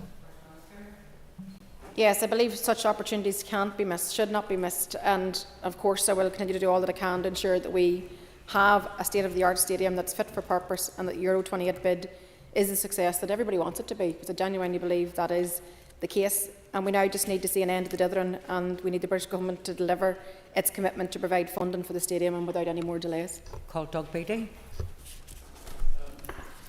First Minister, amendments to the Ministerial Code to incorporate changes made by the Executive Committee Functions Act 2022 were agreed in 2020 were agreed in February 2022. Notwithstanding 2 years of this place being down, can I ask the First Minister, when are we likely to see the new or amended Ministerial Code? Yeah, I know this is an area that the member brought forward. I don't have the actual time frame, but I will come back to you. I know that's an area that you were particularly keen to see advanced, and I think with no institutions in place, it wasn't put into place, but it needs to be brought into place. So I'm happy to respond in writing. Supplementary. And thanks, First Minister. And I guess the point that I'm really getting to is this: the Ministerial Code no longer reflects legislation. Therefore, can I ask, has the Attorney General given a view on the validity of the present Ministerial Code? Again, as part of the response in writing, I'll confirm just if the AG has expressed a view. Nothing that I am aware of has come to my attention, but I'm very happy to look into that. Prayer last year, First Minister, in a report recently commissioned by Ulster GAA, accountants Grant Thornton stated that the hosting the Euro 2028 games here could be worth more than $106 million to the local economy. Does the First Minister agree with that assessment? First Minister. Yeah, I mean, I think, as I've said previously, the economic benefits are clearly transformational, actually, and it's an epic opportunity to have such a world-class championship to be here in 2028. And imagine just the knock-on impact that would have for young people, for sport, just that legacy that can be left as a result of it. So we have to be ambitious about our place in the world. We have to be ambitious about our ability to host this, and I am really absolutely committed to making sure that all opportunities are maximised. Gilderney for supplementary. Do you believe that British Prime Minister Sunak should be clearer on their financial commitment to the building of Casement Park? Yes, absolutely. I mean, I think we need to see some urgent clarity from them in terms of how they're going to contribute. We've had the language of substantial contribution made over and over, but now what does that look like? Because this will be the unlocker of a huge economic driver and to ensure that we're at the heart of hosting one of the most prestigious tournaments in the world. Also, as the member is aware, Casement Park is a flagship project for the Executive and an NDNA commitment that it will be built. Emma Sheeran. Pre-Waira, I'm sure, like myself, you have seen over the weekend the horrible images that have flooded all of our screens from Gaza. Do you agree with me that Israel's barbaric attack on a refugee camp full of displaced Palestinians is another example of why we need a complete and total ceasefire in Palestine? First Minister. I'm speaking personally in this regard, but there's no doubt that over 1 million Gazans are sheltering in Rafah with absolutely nowhere to go. And over the weekend, I think we've all witnessed the just pure horrendous scenes of charred remains and bodies under the rubble of a refugee camp in ruins. Israel's ongoing indiscriminate slaughter of the Palestinian people must end, and the international community must finally take a stand against Israel's genocide, their ethnic cleansing and their collective punishment of Palestinians. All hostages should be released immediately, and aid must be allowed to flow freely into Gaza. Israeli forces must withdraw from Gaza and the West Bank, and a peaceful settlement must be agreed through peace negotiations leading to a viable Palestinian state. I'm sharing for a supplementary. Yes, leis an éire fahanya and fragration. First Minister, you've outlined the need for a total and unequivocal ceasefire. Do you agree with me that the Irish state's eventual recognition of the Palestinian state is a very good first step and historic moment in terms of our support for the Palestinian people? First Minister. Yes, again, and speaking personally, of course, I absolutely do. I think this is an historic moment for the people of Ireland and for Palestine, and I commend the efforts of all those people at home and across the international community who have campaigned for this outcome for years. But it's There's no escaping the fact that the international community must come together and must finally take a stand against Israel's genocide, their ethnic cleansing and their collective punishment of Palestinians, and also to work to deliver a peace settlement that leads to a viable Palestinian state. Call Connie Egan. Madam Principal Deputy Speaker, First Minister, last week the Northern Ireland Affairs Committee published a letter to the Secretary of State which showed that the UK Government would be willingly in breach of the Good Friday Agreement if there was a withdrawal from the European Convention of Human Rights. What's your assessment of this and how will you act to ensure human rights are protected in Northern Ireland? First Minister. Again, as the member will be very aware, we're all aware who are elected to this place that human rights underpins our Good Friday Agreement and our peace agreement, and it's vitally important that it is respected and upheld. We are now in an election period. What comes out the other side of that, perhaps some of the damage that's been inflicted by the Tories over the past 14 years could be reversed. But I think that it's very important that we stand very firmly in defence of our own peace agreement and the human rights implications that underpin it. Connie Egan for supplementary. Thank you, First Minister. Will you commit to delivering a Bill of Rights in this mandate, as was committed to in previous political agreements? First Minister. Personally, I can say that yes, I'm absolutely committed to a Bill of Rights. Unfortunately, there has been political barriers to that being achieved, but I think that those of us that are wanting to bring that about should work together to do so. I call Sinead Ennis. Principal Deputy Speaker, First Minister, this year already too many families have experienced untold hurt, heartbreak and loss as a result of the non-upgrading of the A5 road. Can you confirm that the A5 remains a flagship executive priority and a flagship executive project? First Minister. Yes, the A5 is, as the member rightly says, one of the most dangerous roads in our island and has been the scene of heartbreak for far too many families. Delivering the transformation of the A5 road will save lives and make this road safer for everybody. It's so deeply frustrating that continued legal challenges have held this vital project up and stalled the delivery of a first-class road from the North West to Dublin. However, the A5 does remain a flagship project and priority, and my colleague, the Infrastructure Minister, John O'Dowd, has said that he will make an announcement on plans for the A5 road this summer, and I look forward to that.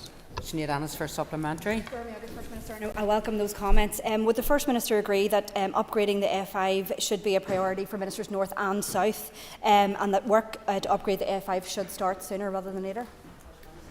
Yes, I mean, upgrading this road is a priority for the Executive and also for the Irish Government, who recently committed £600 million towards the project. The level of tragedies and road deaths on the A5 are both a statement and a challenge that we need to urgently upgrade this dangerous road to save lives now and to help ensure that no other family suffers this heartbreak.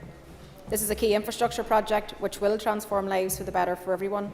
This project will save lives, so we now need to move forward and get the road built. Collier, the tourism sector is a huge driver for economic growth, and particularly so in my constituency of Fermanagh and South Tyrone. Does the First Minister agree that growing prosperity and delivering regional balance is an important outcome from a future programme for government? First Minister. Yeah, I think it's important and essential that all of our communities share in the benefits of prosperity, and that's why it's essential that we deliver on sort of the key infrastructure projects such as the Narrowwater Bridge, the A5, the A29 road schemes, as they will enhance mobility and connectivity communities, whilst also delivering on the expansion of Ulster University at Magee, maximising the potential of the Euro 28 bid. All these things, I think, are solid foundations in which to build our economy in a balanced way, because I think regional imbalance has been a factor for far too long, and I think we have an opportunity to turn that around, particularly with the vision for the economy which Conor Murphy had set out previously in terms of making sure that prosperity is felt across the board. Anya Murphy for supplementary. And I'd like to thank the Minister for her answer, and I'd like to take this opportunity as well to invite her and the Deputy First Minister to visit Fermanagh and South Tyrone to see our wonderful tourism offering in the coming period.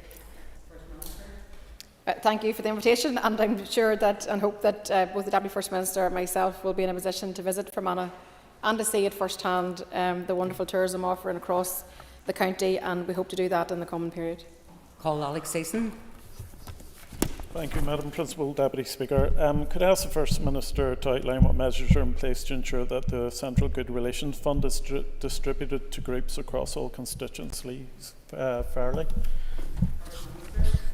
Well, I think it's very, very important that good relations funding is distributed very fairly, and that we have a very open and transparent process in terms of how applications are assessed and then obviously awarded funding. It's also subject to an equality impact assessment as the normal procedure in terms of the programme itself. No doubt that there's going to be a challenging budget period ahead for us, but there's really good work that's been done across TBUC, CIT, the FICT work and UV work. So I think there's a lot of good pieces of work there, but a quality impact assessment underpins them all. So, sorry, that ends. Sorry, Alex, no more time left. If members would mind taking their ease until we change the top table. Thank you.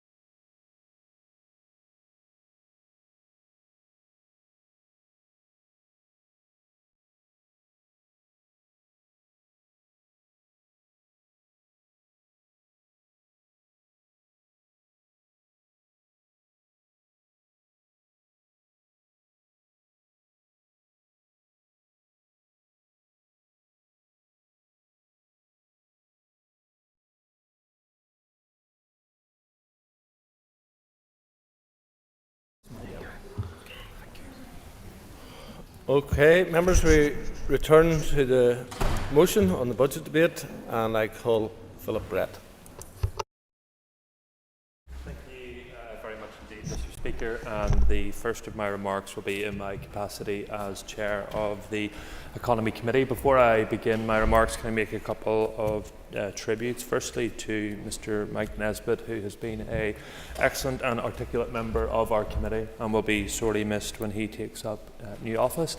And can I also welcome the returning Economy Minister back to his post after his bout of ill health. The committee will look forward to continuing our inquiries with the Minister.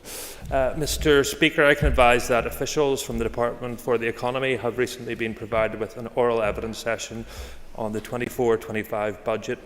However, owing to the compressed timescales and the continuing internal departmental allocation process, the committee has struggled to somewhat precisely track the changes in spending from 23-24, and the committee is awaiting further clarification on a number of matters, and we hope to have those before the budget bill is introduced.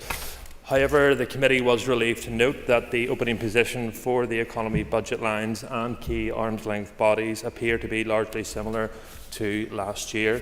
The committee will, of course, be very interested in the outcomes of monitoring rounds and the allocation of capital, particularly to the higher education sector.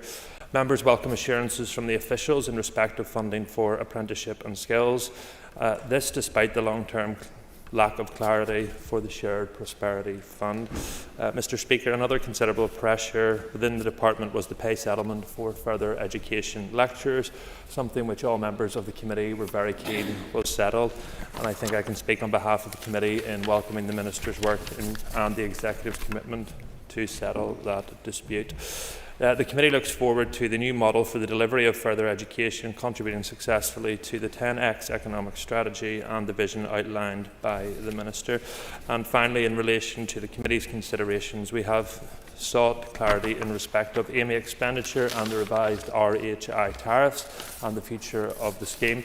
And perhaps the Minister for Finance, in her summing up, can inform the House where her department's consideration of that business case currently sits. Mr. Speaker, I now want to briefly speak in my role as DUP MLA for North Belfast. There is no doubting, Mr. Speaker, that this is a difficult budget. There is no doubting that each and every minister in the Executive could have spent additional funding, and there is no doubt that funding overall has been reduced as a result of a reduction in public spending on a UK-wide basis. Though, Mr. Speaker, these are not new facts, these are facts that have been articulated for some considerable time. It wasn't this party that came out of the Hillsborough talks to say that the financial package secured would sort all of Northern Ireland's ills, and it was not this party, when calling for the restoration of Stormont, that said there was millions of pounds in a Stormont bank account ready to be paid into people's pockets. However, I do welcome much of what is included within this budget: the pay settlement of outstanding pay awards for our hard-working teachers, FE lecturers and other public servants, the introduction of much-needed support for our childcare sector to help soaring bills and families across Northern Ireland, and the progression of the sub-regional stadium funding, which will ensure that football clubs the length and breadth of Northern Ireland receive the facilities that they deserve. Mr. Speaker, the alternative to not supporting this budget has been clearly articulated by the Minister for Finance. We bring into jeopardy day-to-day services. We would remove the support for childcare, £25 million, and there would be no agreement to continue the prioritisation to try and get a pay settlement for our EA support staff workers. And that is the reality of the we face. Of course. Not agree with me, and the Minister may wish to confirm that if the budget was voted down today, I don't think it will be, but if were the budget to be voted today, it wouldn't actually stop the Minister spending this money. This is about a political agreement that these are the priorities such as they are, but it's not a budget bill. It doesn't affect the legality of spending. The member will be aware this House has decided in relation to our vote on account and has set a trajectory of which this Executive wants to follow. What I do want to do, though, Mr. Speaker, is maybe rarely in this House, is to respond to some of the legitimate charges that have been levelled against other executive parties by the official opposition and indeed the unofficial opposition from within the executive. I agree entirely with the Leader of the Opposition in relation to the need for strategic plans. Those have been articulated by our Minister for Communities in relation to tackling the housing waiting lists across Northern Ireland, and by the Minister for Education as to how we tackle the crisis facing our SEN sector. I was going to say I would look forward to the Leader of the Opposition's alternative budget, but in fairness to him, he continues to tell me on a weekly basis how we can save £2.5 million by removing long-haul APD, and I'm sure the rest of the speakers from the SDLP will outline their alternative budget to the House this afternoon. I do find myself in agreement with the remarks from the Chair of the Health Committee that it is disappointing that to date there has been no strategic plan or prioritisation set out by the Minister for Health. I and all other parties recognise the very difficult role that Minister Swan has. We as a party supported the Minister returning to that office. I hope he will continue to serve in that office long after the general election. But what we do need to see, Mr. Speaker, is when the new Minister takes office, the strategic prioritisation in relation to that spend. I do have to disagree with the remarks from the UUP finance spokesperson who indicated that it wouldn't be a self-respecting MLA who would vote for this budget. I don't doubt the sincerity or the commitment of any MLA in this chamber. I believe every single person in this chamber wants to deliver the best possible services for those that we are honoured to represent. This budget is difficult, but we were elected by the people of Northern Ireland to make strategic decisions in their long-term interests and to deliver for them. I commit myself and my party to continue to fight to get a better deal for the people of Northern Ireland, but I believe this budget represents important progress on that regard, and together this House can send a strong message that we're going to stand up for working families across Northern Ireland. Thank you, Mr. Speaker. And I call Robin Swan. Mr. Speaker, and I do speak as a backbench MLA. But I do wish to begin with a quote from another member of this House. "I'm not going to impose cuts which will have such a negative consequence that it will damage the health of the Northern Ireland population.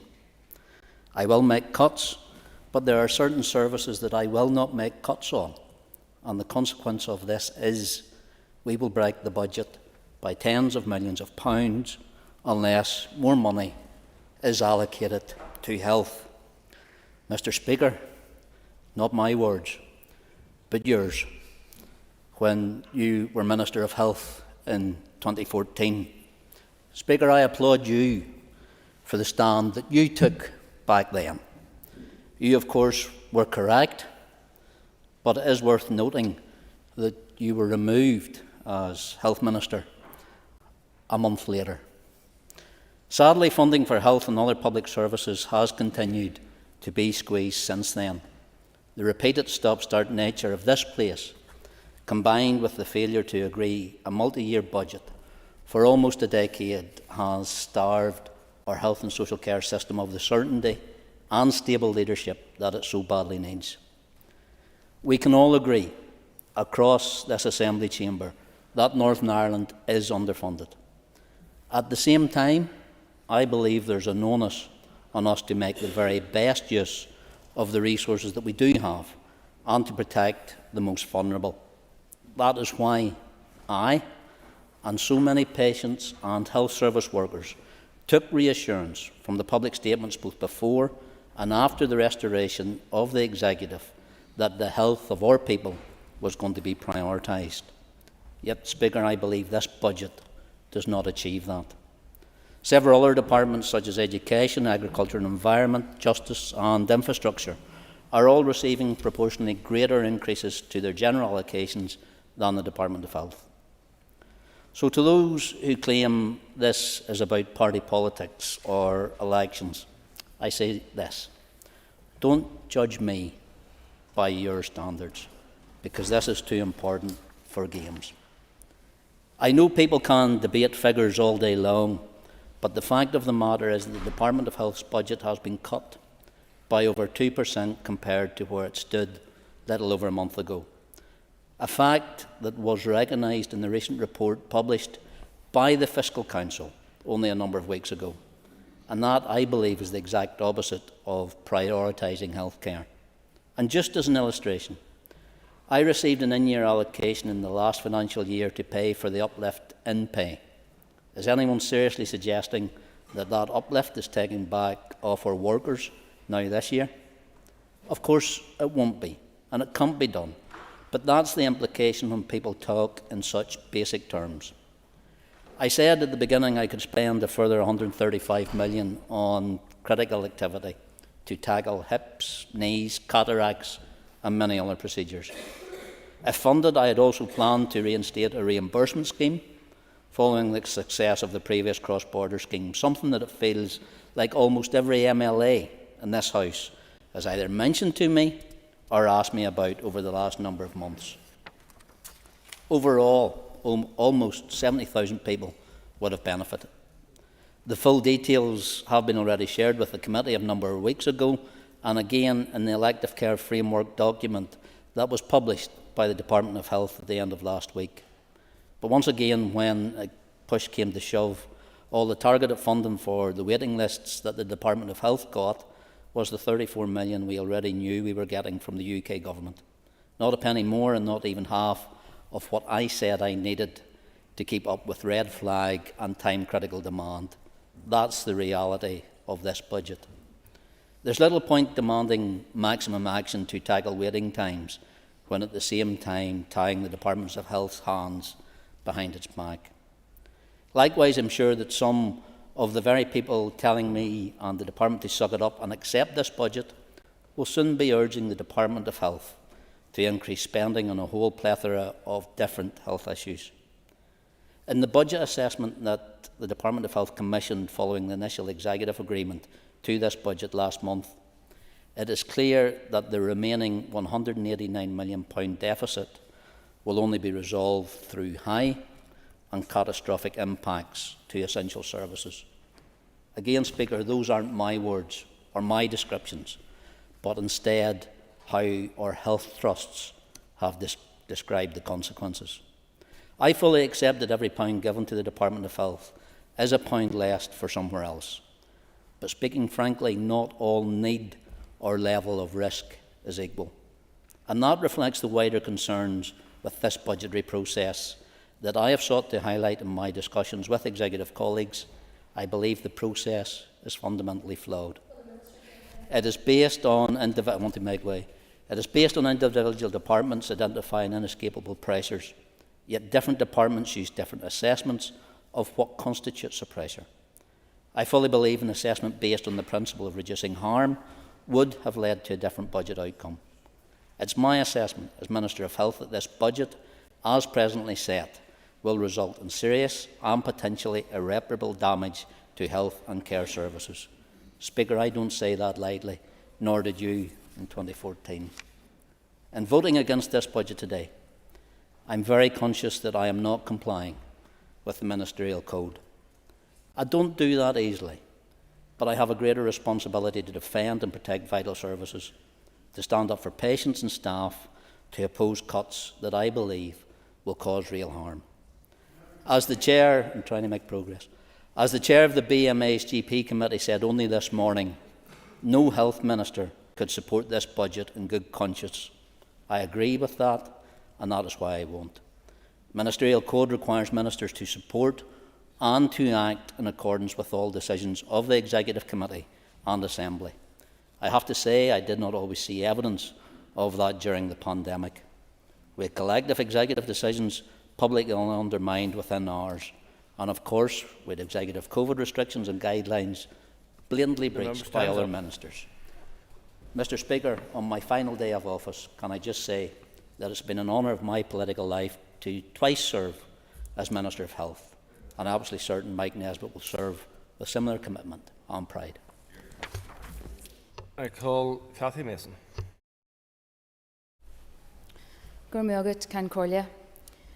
When this Assembly returned, parties came together in agreement and acknowledged that the British Government has underfunded this place. That collective acknowledgement is hugely important, and it is that unity among parties which strengthens our Finance Minister's hand when she is negotiating with the British Treasury in the interests of people here. But it is within that context of historic underfunding which this discussion on the budget takes place today. Although the Assembly has only been back for a short period, at the Education Committee we have sifted through briefing after briefing which have at their core a similar message. The system is not getting the level of resource it needs to deliver the level of service that we would want and expect for our young people and children, and for those who we charge with educating and nurturing them. And while the Education Minister has an important responsibility to prioritise the resources he has, there is only so much both he and the Finance Minister can do, given the chronic underfunding of our public services by the Tories in London. I want to commend them both for working together to try and find solutions, particularly on the issue of fair pay for our education workers and the outstanding pay and grading review. These workers are vital to the running of our education system. The system cannot function without them, and they need their proper pay and conditions sorted immediately. If I can just refer to a couple of other issues within education which point to the short-sightedness of failing to fund the system properly. Sinn Féin were highly critical of the actions taken in the absence of an Education Minister, where funding for vital programmes were slashed, cutting the Holiday Hunger Grant, ending the Healthy Happy Minds programme, and stopping the provision of the free digital learning devices for our most disadvantaged, and so on. In a system which is not resourced properly, it baffles me that officials would not seek to protect and prioritise the most disadvantaged.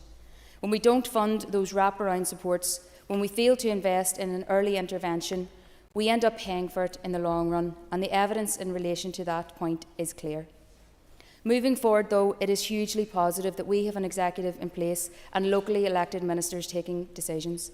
My Sinn Féin colleagues and I in the Education Committee have taken the opportunity to challenge the Education Minister on his own responsibility to identify and set out his own priorities for his department. As the party's lead on childcare in early years, I welcome the recent announcement on the initial £25 million investment that puts the wheels in motion to begin making childcare more affordable for parents, support struggling providers, and to create more spaces for children with additional needs. Transforming childcare was a day one priority for Sinn Féin and the Executive, and while there is much more work ahead, this is a positive step in the right direction. In addition, now we need to see clear plans in relation to addressing educational underachievement and transforming special educational needs, and the key is early intervention. All of the evidence tells us that investment at the earlier stage of a child's journey is far more impactful. This is why prioritisation is so important. Many of the issues we want to see action on are cross-cutting. One criticism of the Assembly over the years has been that departments often act in silos and don't talk to each other. I think it's important to make the point that where shared objectives exist, then departments should work together, share funding and other resources to achieve them. It just makes financial sense. It's a good approach to policy, and at the end of the day, that's what people want to see, their political representatives working together in the interests of all. In conclusion, I want to thank the Finance Minister for her statement and for her efforts thus far in what are extremely challenging financial circumstances. And I look forward to working with others right across this chamber to support our children and young people and their families. Nick Matheson. Thank you, Mr. Speaker. I rise to speak to the 24-25 budget debate as the chairperson of the Education Committee in the first instance.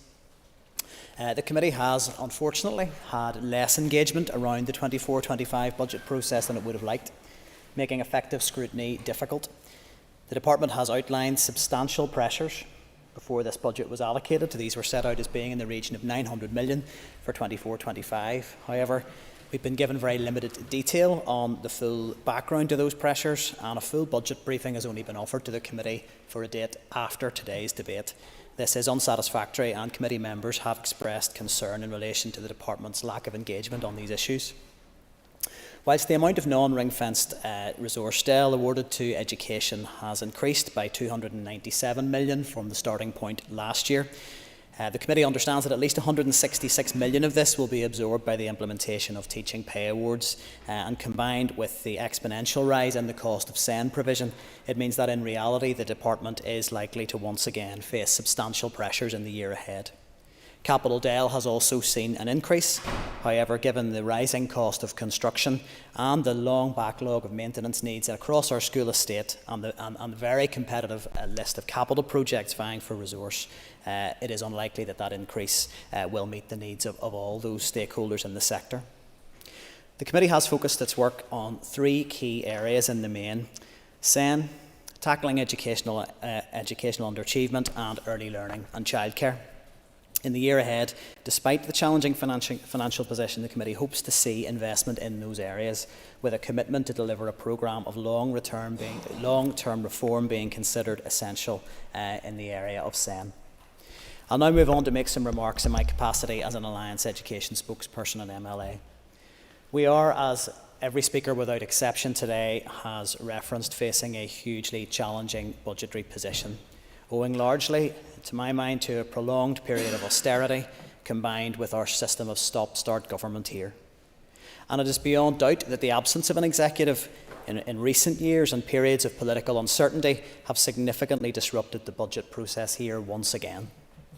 Once again, we are scrambling to pass legislation that has received minimal scrutiny and oversight, and another period of suspension has left us voting on a budget which is being passed at a rapid pace, not circumstances conducive to a proper review in this chamber or in its committees. All parties must commit to reform of these institutions so this never happens again. I fear, however, that some parties do remain wedded to the destructive power of the veto in this place, perhaps while paying lip service to the need to do things better.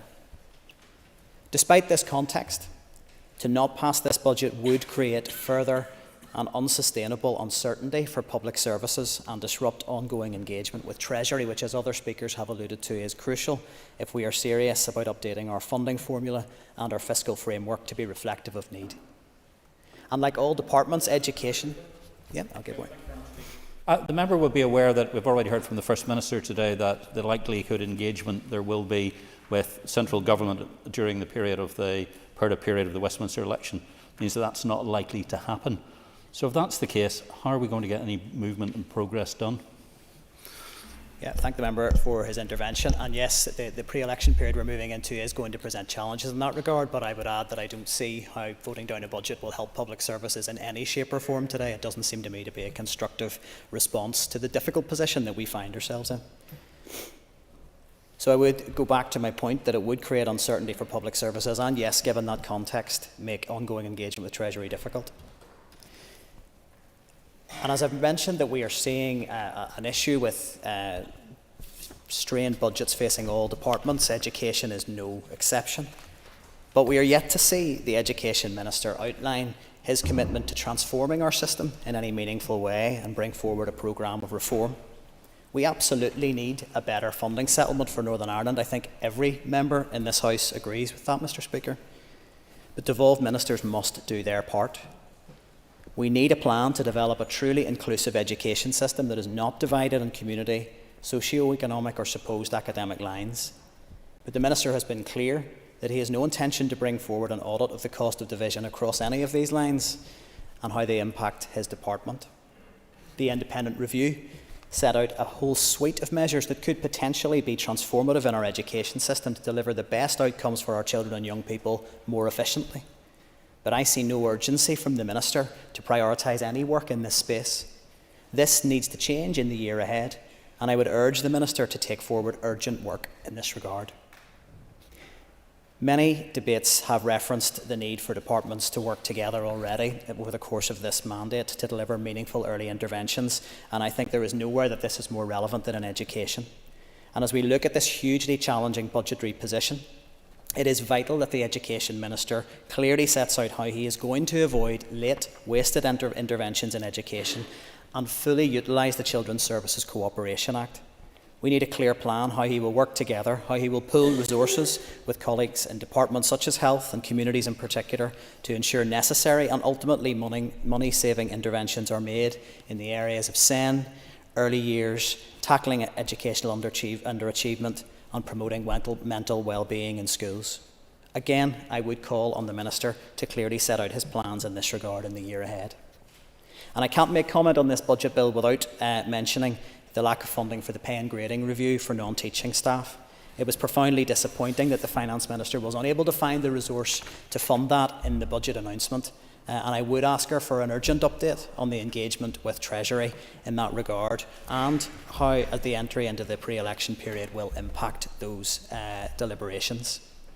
But ultimately, the matter of the pay and grading review does sit with the Education Minister, and he needs to clearly set out how he will resolve the impasse.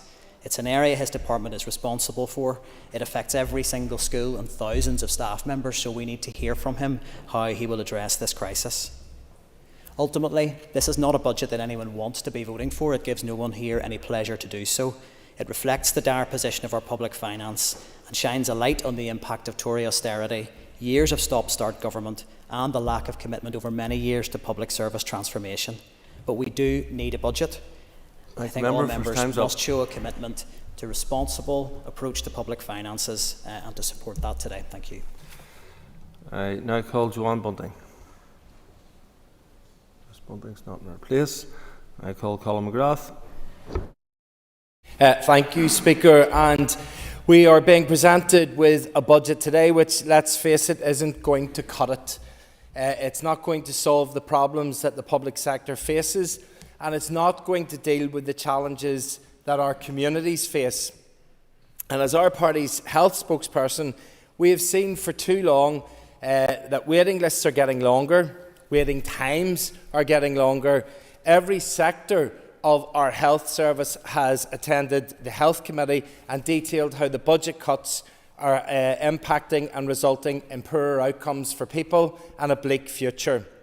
We are seeing the collapse in places of our primary care sector, our community pharmacy sector, our NHS dental care, and while it was always understood that there wasn't going to be a silver bullet to resolve these matters overnight, the bottom line is that when I look at this budget, I feel that we could do better. Where is, for example, the money for transformation to allow the Health Department to be able to keep on with some of the money that it spends and reinvest it within the department? Where is the cross-departmental working? Because health stretches beyond the Department of Health. One only has to look at the mental health challenges that face our young people and how they face these in schools on a daily basis and the impact that it has on their education and their future, just as one example. And what about our community and voluntary sector? One only has to look at the community and voluntary sector and see that this budget will obliterate them. And when we discuss them, what will the cuts achieve in the community and voluntary sector? Because they can take the money that is given through the Health Department to them, and they can turn every pound into much more money through what they can attract from other funds and the voluntary nature of their work, and they can make that money go much, much further. But unfortunately, all that we're going to do here with this budget, it's going to copper fasten that we're riding coach and horses through that, removing the core funding from them. Sometimes it feels that in terms of health, the only operation that this executive manages to successfully deliver is that of cutting off their nose despite their face. Our health trusts, for example, are being asked to make cuts like we have never seen before. 400 less acute beds, 1,200 less staff, 1 million less domiciliary hours of care, 500 less care home beds. And what will our health trusts look like after the budget? And we know that the Tory government has slashed the budgets that have been made available to successive executives over the years. But let's not hide the fact that the decision-averse political parties that have dominated the executives over the years have refused to take decisions unless it simply means spending more money. Everyone knows that that's a policy that will not work in the long term and can only work in the short term, and that it needs to be reversed, or otherwise that type of fiscal mismanagement simply drains the public purse. Colleagues, the public purse is in a drought because there's nothing left in it, and yet the bills just keep mounting up higher and higher. One can only hope that the decisions that are taken for another place on the 4th of July will see a different type of independence, because the independence that I want to see is from austerity. I want to see a change in policy that means that we will see investment here in public services and a recognition that the desperate state that we have been left in through the poor management of public funds by executives. I truly believe that only a Labour government will deliver this, and defeating the Tories will be paramount, and turning up in Westminster to boot them out will be a critical task. And finance ministers, others will have to do that for you, because your colleagues refuse to turn up and will refuse to turn up and kick the Tories out. But over the last period of time, we have heard of fiscal floors, fiscal ceilings and fiscal promises. But when I look at the landscape of the finances that are presented in this budget, I fear that little is going to change. One of the saddest elements that will remain consistent is that ministers in our executive will continue to work in silos. Protect thy budget and rob everyone else's. Well, if they hang around long enough to be able to do that. This is not the sort of form of joined-up government that a responsible and mature democracy requires. In conclusion, Mr. Speaker, the London Government is evidently not providing enough for the North's budget. Our executive, as ever, proves that it is incapable of managing those funds in a fair and equitable way. Once again, ministers have displayed immature, childish and selfish approaches to budgets, refusing to work with others but merely trying to deliver their own work.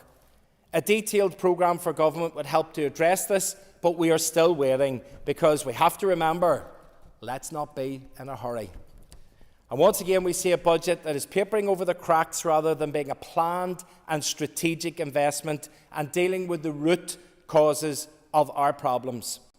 Mr. Speaker, with this budget, people will get sicker, poverty will not be challenged, inequalities in our society will not be addressed, our school estate will continue to crumble, potholes will increase and get deeper, our farmers will get little support, our housing crisis will continue, and many in the public sector will continue not to get a fair day's wage. And with all of that, this executive still expects this House to support that budget. I'll give way to my colleague.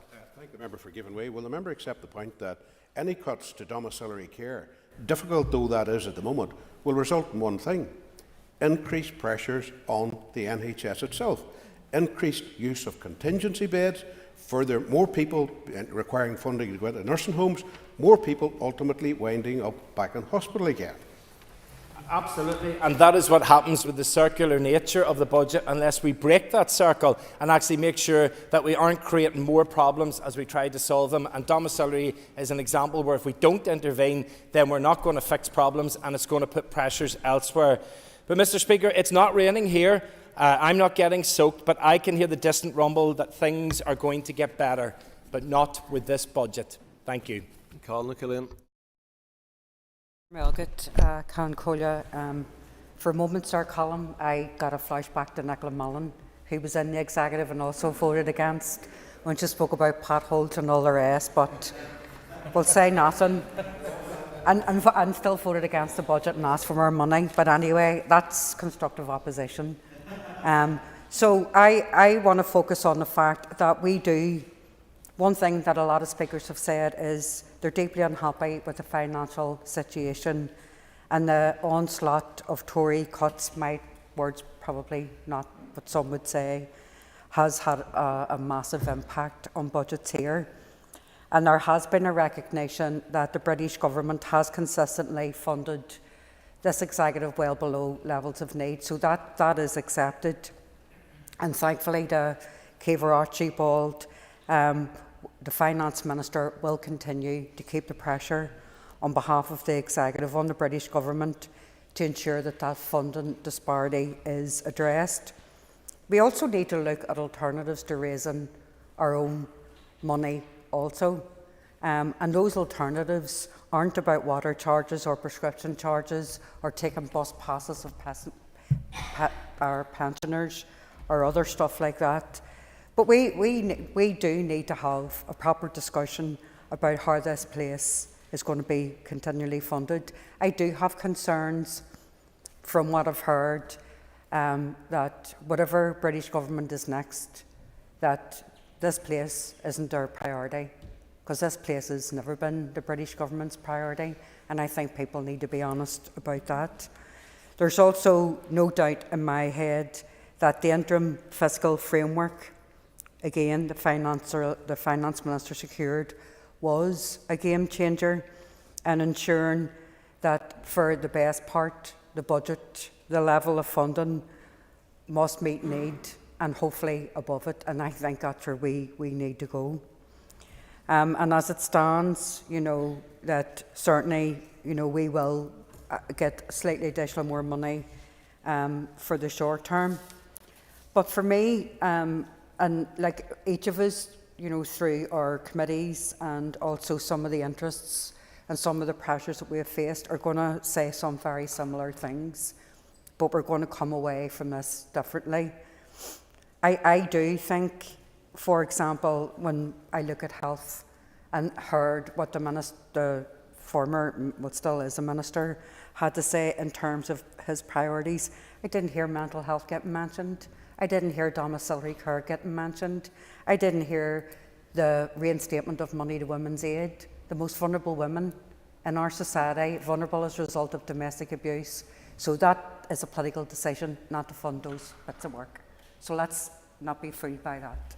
Regardless of what chair of what group said what, you need to take that decision and own it. And what I see is, I don't see any minister being happy with the budget that they got. So we can agree on that. But what I certainly found disappointing, if not quite uncomfortable, is that if I don't, what I'm getting from the Ulster Unionist Party, and I see Meg Nesbitt staring straight at me, so I'll stare straight back at you. What I'd like to see is, you getting your portfolio of money, and then you make a decision on what you feel is a priority, and then we can scrutinise you on that basis. Instead, what we've got is a petulant response, in my opinion. If you don't get what you feel you need, then you're going to vote against it. And that, for me, it isn't political maturity. I just smell election, frankly, and that's why I'm disappointed.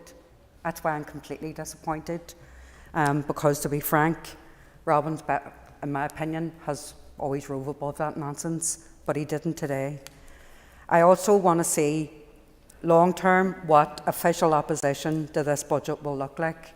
So I hear what we're all doing wrong, and I hear what we all need to do more of, but I don't see any proposals coming at all, despite being here over 100 odd days. And the fact that the opposition, no thanks Mark, the fact that the opposition is funded to do all this, even maybe not at the level it needs, but certainly has the resources, what do we get? Thwack, we get nothing. So what I would like to see is a continuation in terms of TEO of the inescapables that the ministers have said. They want to see an end to violence against women and girls. We've all made commitments to historical institutional abuse. We've all made commitments around the mother and baby institutions. Some of us are making commitments to equality and others see good relations as a priority. Either way, what we cannot lose sight of are the communities out there all year long, all week long, all weekend long, working really hard to keep the peace. And unless they're funded, our summers could be completely different.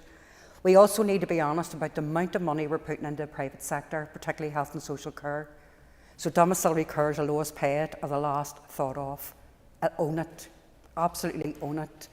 Giving GPs 3 times out of hours, private sector, paying them through the private sector, but yet and all, you won't increase the mileage for a domiciliary care package. It's quite disgraceful. So own that as well. And also own the fact that we do need to have a more collegiate approach to arguing for more money. It's not just emotion, actions speak louder than words. So I would like to see us going forward to look at ways in which we can put our profiles forward, make your political decision, put your financial objective and your priority forward and stand over it instead of hiding behind someone's back. Gormilla. And Dodds. Thank you, Mr. Speaker. Having listened to this debate, I think that all of us in the Chamber, and particularly those of us on the Health Committee, would like to see a budget that was slightly easier for all departments, but particularly for health, because we are aware and we acknowledge those people who are on long waiting lists and the number of people who require urgent treatment. But we also know in reality that the cake is only so large, and we have other departments with pressing priorities too. And while this is a challenging budget for every department, it is beyond dispute that health gets over 51% of the total budget. The Minister for Health has stated in prior correspondence to the committee that he wanted an extra £1 billion, but would settle for £800 million. Incidentally, the committee took significant exception to some of the Minister's correspondence to the committee being briefed to the media before it was actually released to the committee. I understand that there was only an additional £958 million available, so we were never going to reach £1 billion additional for health in this 1 year. But did the Minister seriously think that he was going to get £800 million out of £958 million? With all the pressures that there are in education, the economy, infrastructure and other sectors. It is difficult for the Minister to claim that others haven't sought to prioritise health when he received the majority of additional funding available and health obtains a majority of every pound allocated by the Executive. Indeed, the Director of Public Spending at the Department of Finance is quoted as saying, as a result of the ongoing prioritisation of health, the allocation of £472 million additional in this budget will have seen the Department of Health baseline funding increase by almost £2 billion since 2020. This inevitably brings us to 2 significant questions.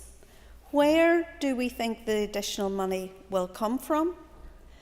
And how can the Minister, and indeed his party, who says he's not going to vote for the budget, he's going to resign, and then he is going to install a colleague who will then have to implement the budget? These are indeed strange times, and the former Speaker might have been accurate in her diagnosis of the problem. Some of the material from the Department of Health has been a little disingenuous too, seeking to compare the starting position for 24-25 with the overall closing position for the previous year. The Minister and his officials are well aware that there will be significant allocations to be made over the course of the year in monitoring rounds. And indeed, the proposed amendment from the Minister would seem to satisfy that assumption.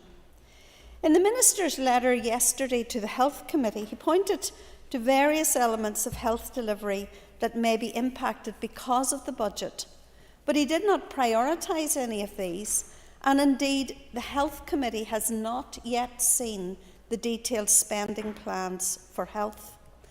The Minister has indicated that 135 million could make a real difference to waiting list, but he can invest that sum if he chooses, if he prioritises it over other spend within his department from his multi-billion-pound annual allocation.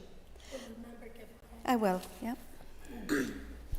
The member will be aware, and she makes a very valid point, that waiting lists are very, very important. We have an awful lot of people who contact us regularly on waiting lists, and at the minute we have seen zero plan in terms of how we are actually going to spend the money that has been given, and surely that should be the focus of whoever is going to take the health ministry, rather than play politics with people's lives in relation to this.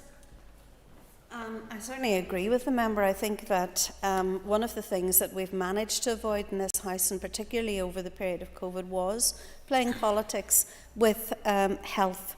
And I think that we, in a place that is deeply, deeply regrettable, and we need to see detailed plans as to how the significant budget is going to be spent.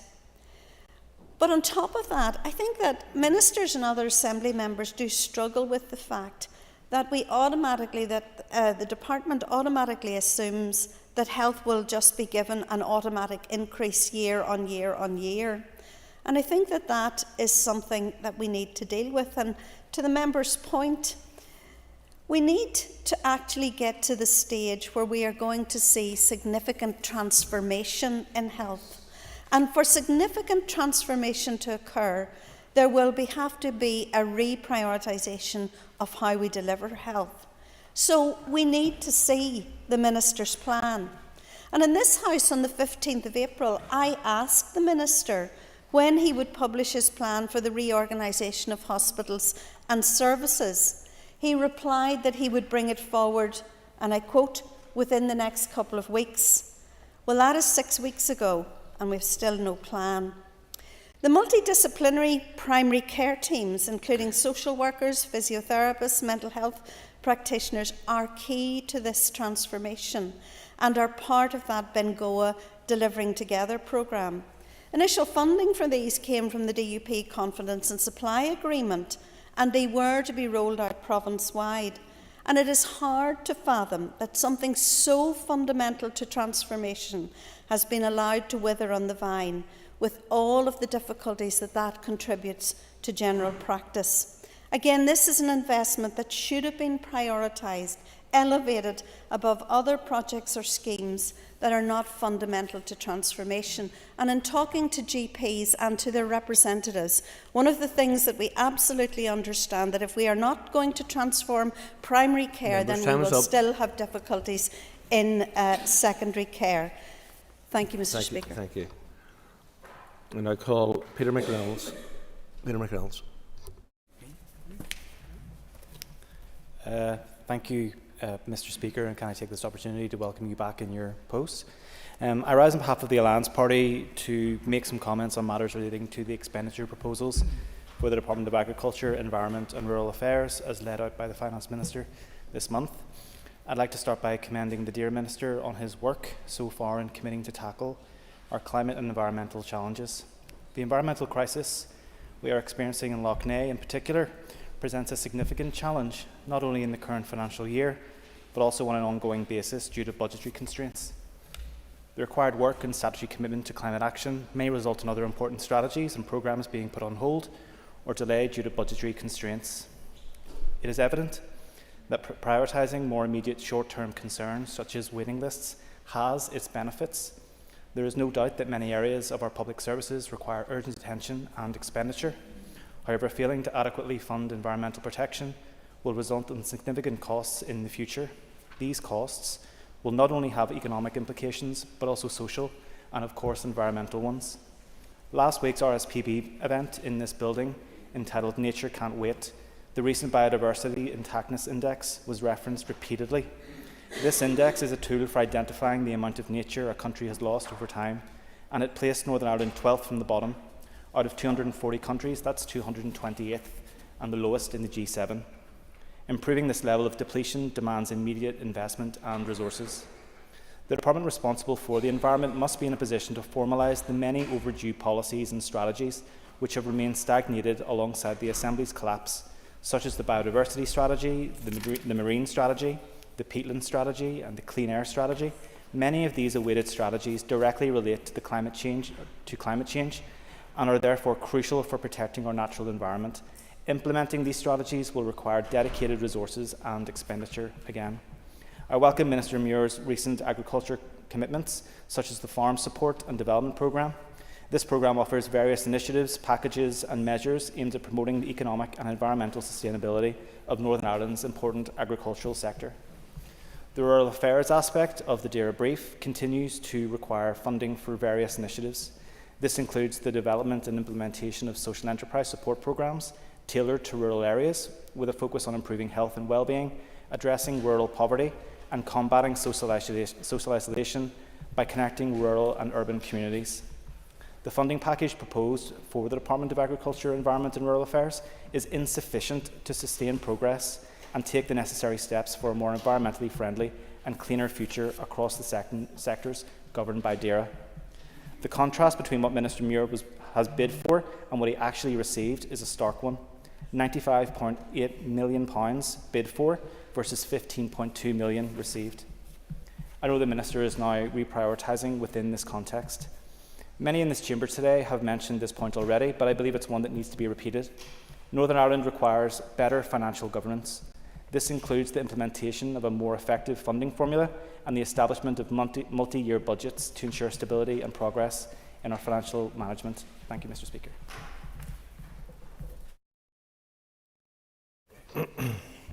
Members, before I call the next speaker, I wish to advise you that I've been notified that the proposer will not be speaking to an adjournment topic on the new building for Bangor Central Integrated School today. Members of the Business Committee have been informed. I now call Nicola Brogan. Concurla, I want to begin by thanking Minister Archibald for all the hard work she has put into bringing forward this budget, particularly given the very challenging circumstances we find ourselves in. I think it is a hugely welcome development that the Executive has agreed a budget for 2024-25. This will provide some certainty and stability going forward and will allow departments to plan ahead. As some members have pointed out already, this is a single-year budget, which is far from ideal. Unfortunately, as we are in the last year of the current spending review, a multi-year budget wasn't possible. However, as we move into a new spending review period, a multi-year budget is absolutely vital to allow departments the space they need to plan ahead. This budget is challenging for all departments, with no department getting all the funding that they wanted. In terms of resource DAEL, there was almost £1 billion available for allocation, set against bids totalling £3 billion. There was a similar picture in capital DAEL. Within the allocations, health was prioritised as it received over 50% of the available funding. Indeed, health has received an additional £1.6 billion. This underlines the point that health is a priority for Sinn Féin, even when it has limited resources. The budget aligns with the key priorities set out by the executive parties, which are expected to be included in the programme for government. This includes £25 million set aside for childcare and money for transformation. However, the financial situation remains difficult as a result of Tory austerity. For a number of years now, the North has been funded below its level of need. This has been publicly accepted by the British Government. During the period when the Assembly was down, the British Government brought chaos to our public finances.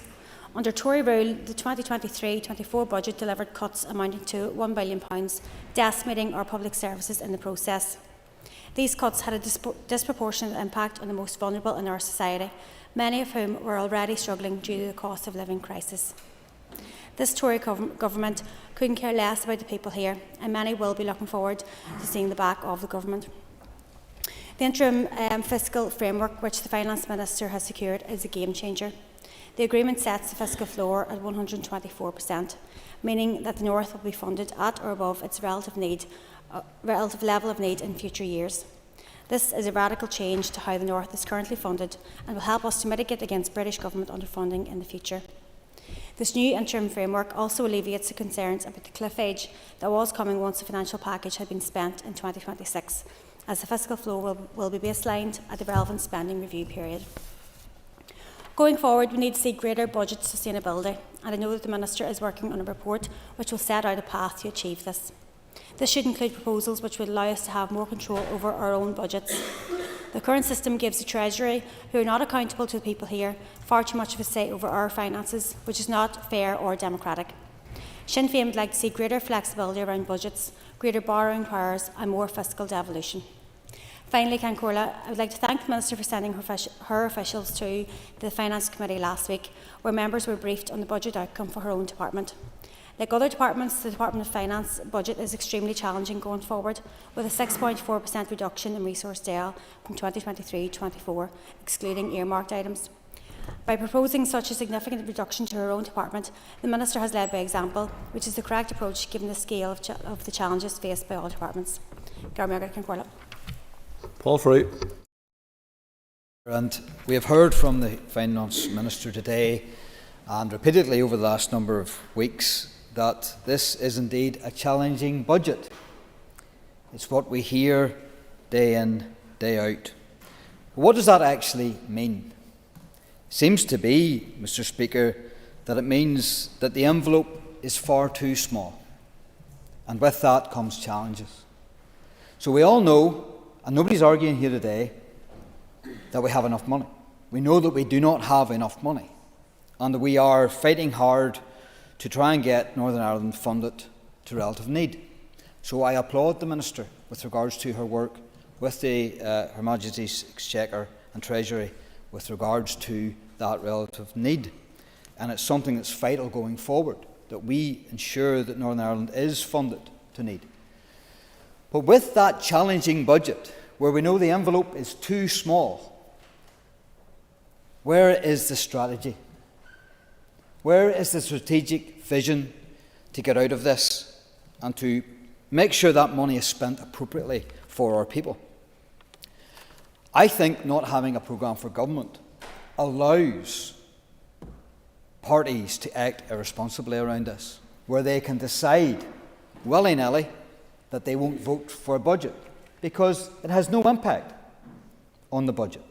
The SDLP did it for years, complained all the time, voted against the budget all the time, and we're just seeing a repetition of that from the Ulster Unionist Party.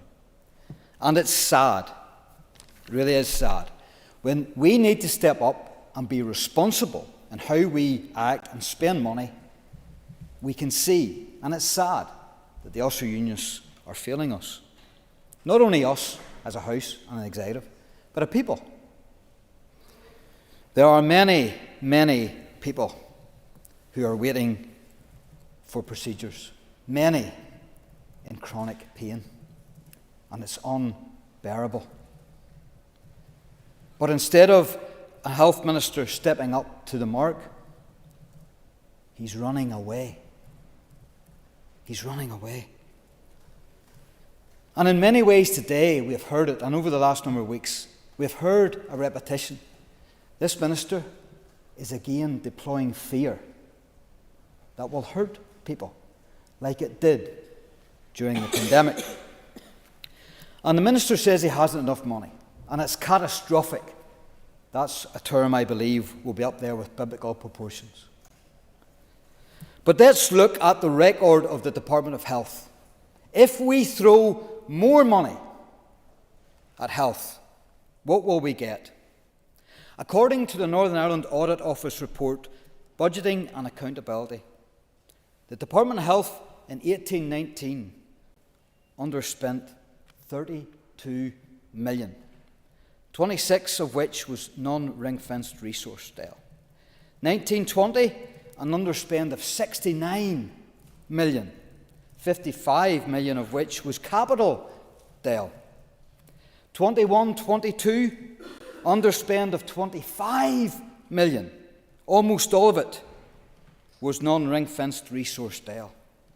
22-23, an underspend of 27 million, 23 of which was Resource Dale.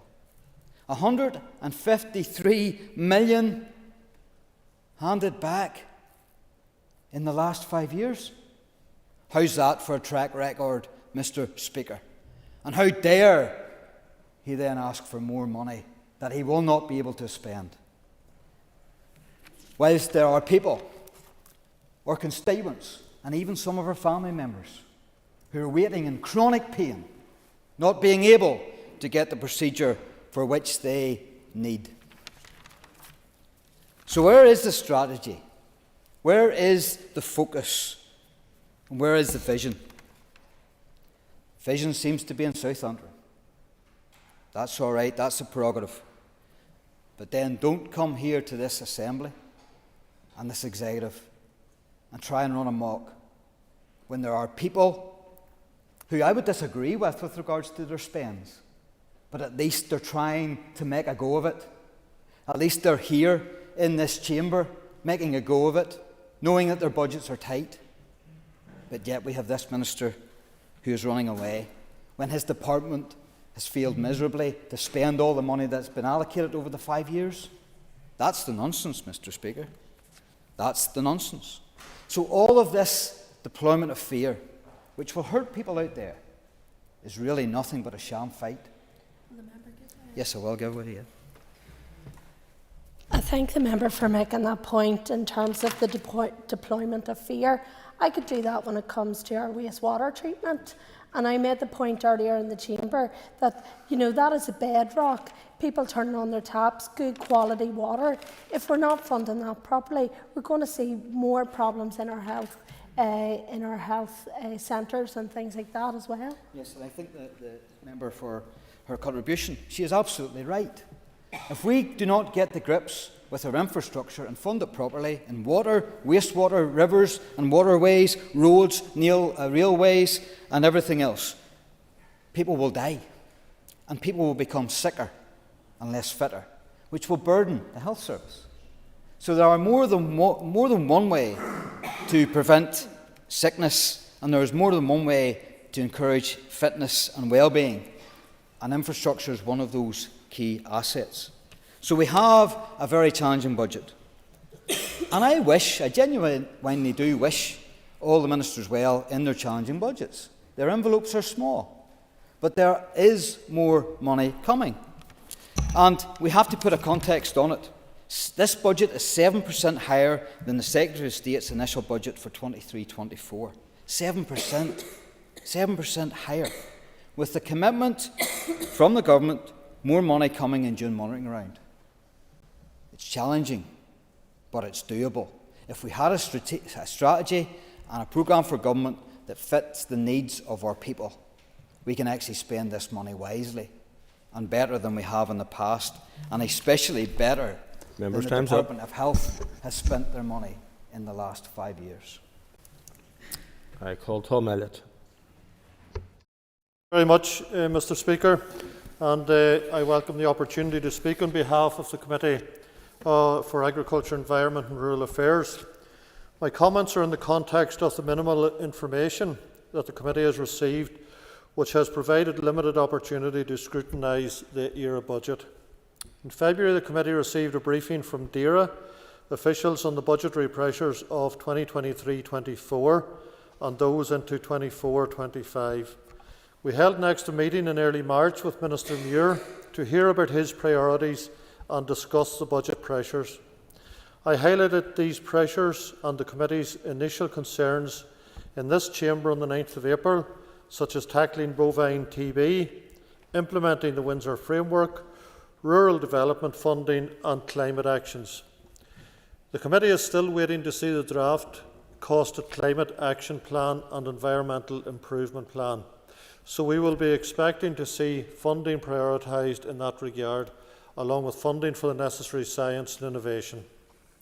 At its meeting on the 2nd of May, the Committee considered a written briefing from DERA regarding the Resource DEL and the Capital DEL bids submitted to the Department of Finance.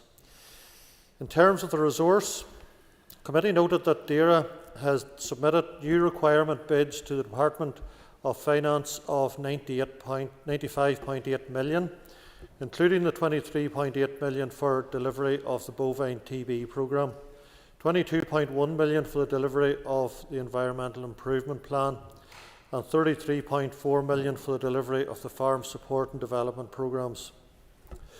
In terms of capital, DAERA had submitted new requirement bids to the Department of Finance of $155.2 million, including $300,000 that was priorly committed for digital transformation, also $101.6 million of inescapable and $59.7 million of high priority.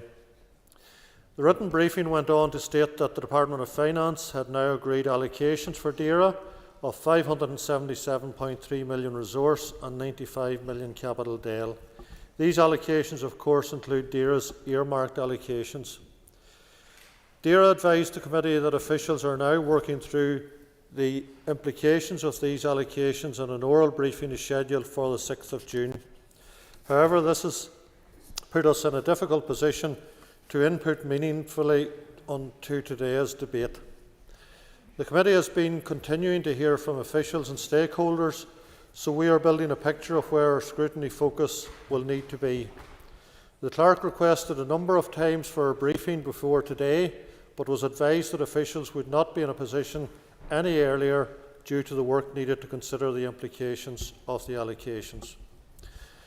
In order to be in a position to send a committee response to the Finance Committee for the 17th of May, we turned to the Fiscal Council assessment of the budget in order to shed some light on the situation.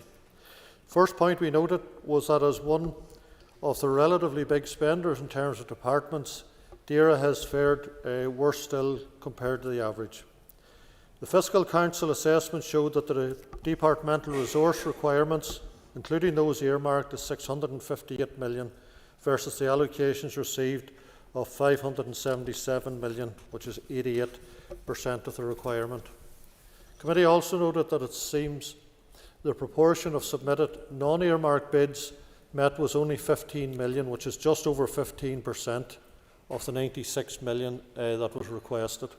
The committee will in due course be investigating the impact of this shortfall for non-earmarked bids with officials when we see them on the 6th of June. In terms of capital, the bids from DAERA, including those that are earmarked, were $155 million, of which 61.2% are marked as inescapable and pre-committed.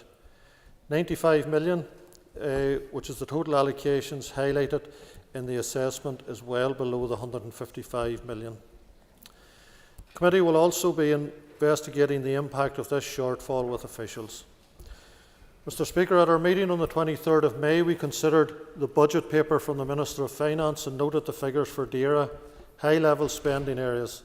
As the Minister stated in her introduction to that paper, we know the reality is that the demands on our finances far outstrip the funding available, and that scale of the challenges facing us won't be fixed by one budget. I wish I was here standing with more insight and scrutiny from the committee to support and assist DAERA, but that has not been possible for today's debate. The committee look forward to taking these issues forward with the Minister and then with the officials on the 6th of June. Mr. Speaker, I'll briefly comment on as a ERA spokesperson for the party. And I do want to say there is a common theme running through today's debate, and that is that committees have had no opportunity or very little opportunity to scrutinise their own department's budgets. And that is a difficulty that we all face, and I've heard it regularly over and over again about health, but it's no different to any other department. And that leaves it very difficult and almost impossible to have a proper debate today. Agriculture, Environment and Rural Affairs have significant finances to secure. Bovine TB, agri support programmes, Environmental Improvement Plan, and of course the big issue, Mr. Speaker, of climate change, at which it was an estimated $2.3 billion would be required by departments over the next 3 years to implement the outworkings of the Climate Change Act. But I'm informed that the Department of Finance did not allocate any departments any finance in this budget to implement this or to support it. That is hugely concerning. Mr.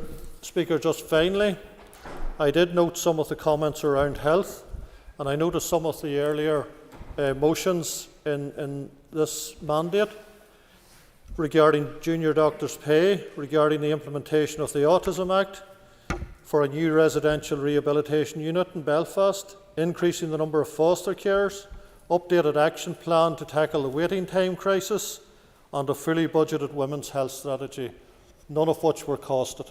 I was pleased to hear Mr. Frew mention the programme for government. Time's up, Mr. Maybe he'd have a mention to that to his Deputy First Minister. Thank you. I call Joanne Bunting. Mr. Speaker, I welcome the opportunity to speak as Chairman of the Justice Committee and declare that I have an immediate family member who works in the legal profession.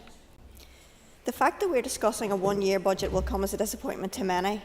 Since our return, we have heard numerous calls for multi-year budgets.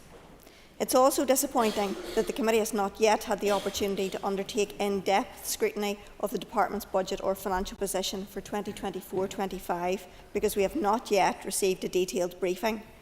Therefore, I am not able to get into the detail to the extent I would wish, and my remarks are necessarily based on broad parameters.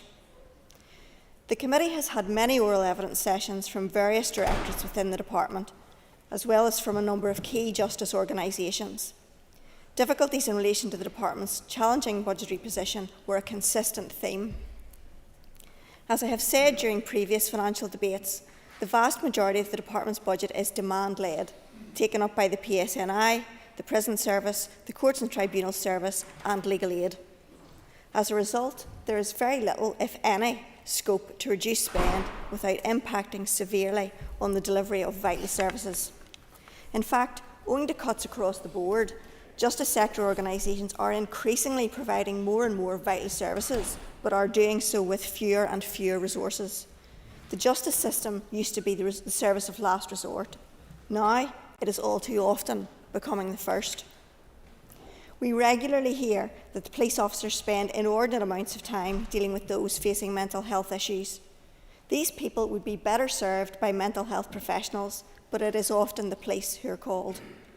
Those in crisis deserve better, the police officers deserve better, and we must work collaboratively to have any chance of addressing such issues.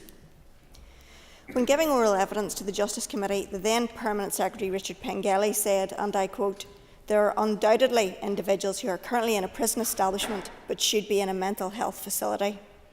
Given the pressures on the prison service, which I will come to, such a situation is unsustainable." During an evidence session with Criminal Justice Inspection Northern Ireland, the committee was told that its budget had decreased by almost 10% in 10 years. We were told that if Sagini's budget remained similar to what it is at present, it would be unable to conduct a prison inspection in 2025. That is most concerning, given the continuing increase in the prison population concurrent with ongoing issues with the numbers of prison officers. As I said during the debate on the budget bill, current staffing levels are for a population of 1,450 prisoners, but there are around 1,900 people in custody, and that number continues to rise. Victims of crime and the services they receive are also being impacted by financial constraints. The committee heard from the Commissioner-designate for Victims of Crime, who stated, "Despite our numerous strategies and fine words, the sad reality is that when the system is stretched and staff and budgets are under pressure, it is the victim that suffers. For victims of crime to suffer because of the dire financial situation that we are in is intolerable." I mentioned legal aid spend in my opening remarks. During an evidence session with the Law Society and the Bar Council, members were told that slowing down the payment of legal aid fees as a budget management tool has forced professionals to leave the bar or shift from legal aid work. We were informed that this disproportionately affects younger professionals and women, and that it could close firms and threaten access to justice for many across Northern Ireland. When the Lady Chief Justice briefed the committee in reference to the department's budget, she stated, "There is now significant risk to the ability to deliver services to support the administration of justice, which will have ramifications for the provision of fair and expeditious justice for citizens." The Probation Board for Northern Ireland also raised concerns regarding the impact that funding constraints will have on the delivery of its services. When the Chief Constable briefed the committee, the first thing he spoke about was the precarious financial position of the PSNI. He described it as the cause and effect of everything that we can or cannot do. He informed us that since 2010, the PSNI budget has decreased in real terms by 30%. Again, that is an unsustainable situation. Mr. Speaker, the committee has not yet had the opportunity to undertake in-depth scrutiny of the department's budget or financial position for 24-25 because we have not yet received a detailed budget briefing on it. Hopefully, that situation will be rectified during the committee's forthcoming briefing. However, it should be clear from my remarks that the areas of the justice system not in some way impacted by the current financial situation are negligible. Speaking in my private capacity, as stated, it is difficult to pass comment on the budget other than in generalities, given in an unconventional move we are faced with a budget debate prior to being briefed on it by our home departments. However, in the throes of the discourse surrounding it for several weeks, one thing has become abundantly clear. The debate around Northern Ireland's budget cannot and must not be focused around one department alone. Nobody can manage on the allocation they've been given. That is why we in the DUP pressed for a review of the funding system for Northern Ireland. However, everybody else knuckled down with what they had, determined to work through it and do the best they could, hoping for something in monitoring rounds. Not so the UUP, who would soak up every additional penny and more besides.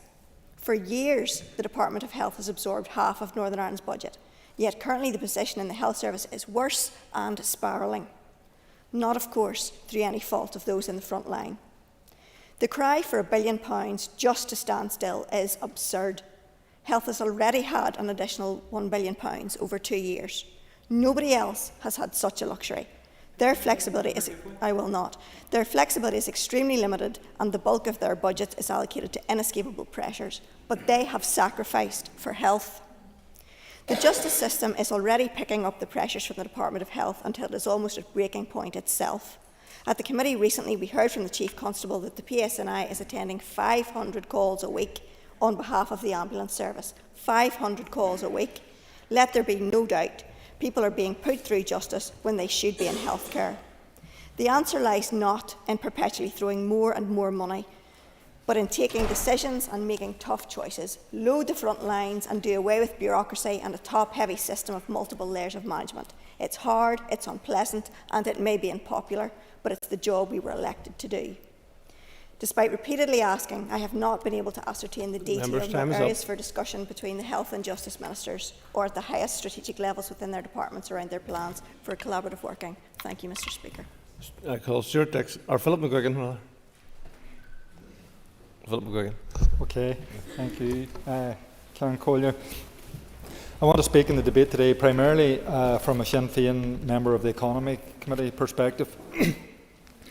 But I think it's important at the beginning of my remarks to state clearly, as others have before me, that the Executive have been for years and continue to be substantially underfunded by the British Tory government. That Tory austerity policy continues to have a detrimental impact on the Executive's finances, our public services, our economy, and ultimately our workers and families. The fact that the Finance Minister outlined in her opening remarks that bids by Executive members were 3 times the available allocation is a clear indication of the harm Tory austerity is having on the ability of all our ministers here to fund their departments in the best interests of our citizens. These Tory cuts, as I suspect the Tories know, will always have a disproportionate impact on the most vulnerable in our society, many of whom are also struggling due to a cost of living crisis. Families are struggling to make ends meet and businesses are struggling with increased costs. Those are the conditions and the constraints and the stark reality faced by the Executive and the Finance Minister in bringing forward this budget.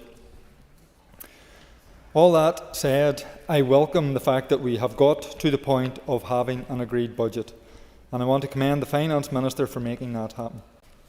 Despite the ongoing challenges experienced by all departments, this budget will bring a level of certainty and allow for forward planning. Speaking as a member of the Economy Committee, can I welcome back Conor Murphy to the role of Minister and also put on record gratitude to Deirdre Hargey for her contribution to the department in that role over the past few weeks. I want to thank the Economy Department officials for their budget briefing at last week's committee meeting and echo and agree with much of what the committee chair, Philip Brett, articulated earlier in his remarks on behalf of the committee. I do have to point out again, as I did in a previous debate, that over and above the impact of austerity and funding shortfalls, the loss of EU funding as a result of Brexit will particularly hit the Department for the Economy, especially its skills programmes, apprenticeships and business support programmes. The British Government's Shared Prosperity Fund falls short, leaving the Executive 90 million short of the 195 million that was received when we were in the EU. British Government schemes such as the Shared Prosperity Fund and the Community Renewal Fund gave the Executive little, if any, scope to shape skills funding to the needs of businesses and workers here. I am confident, though, that the Minister for the Economy will use the limited resources he has at his disposal effectively and as efficiently as possible to deliver the highly productive, zero-carbon, regionally balanced economy with good jobs set out in his economic vision. That will require a strategic and focused approach to ensure it can make a meaningful impact on people's lives. Ceann Comhairle, as we look forward to the future, we need the required fiscal levers and multi-year budgets to enable long-term planning and proper investment in our people, our businesses and our public services. The Finance Minister has done a very good job recently getting recognition from the British Government that we have been underfunded and securing commitments which should give us additional funding moving forward as part of the interim fiscal framework. But we in the North are often left to deal with the consequences of insufficient funding, bad decisions or inaction at Westminster. We may be, or we are, in a Westminster election campaign, but it's clear to me, as it should be clear to all of us, that the best people to take decisions on behalf of the people and citizens living on this island are politicians elected on this island and exercising power here in Ireland. We need the power, including fiscal power, and the sovereignty to do so, and I look forward to that day coming. Nuala McAllister.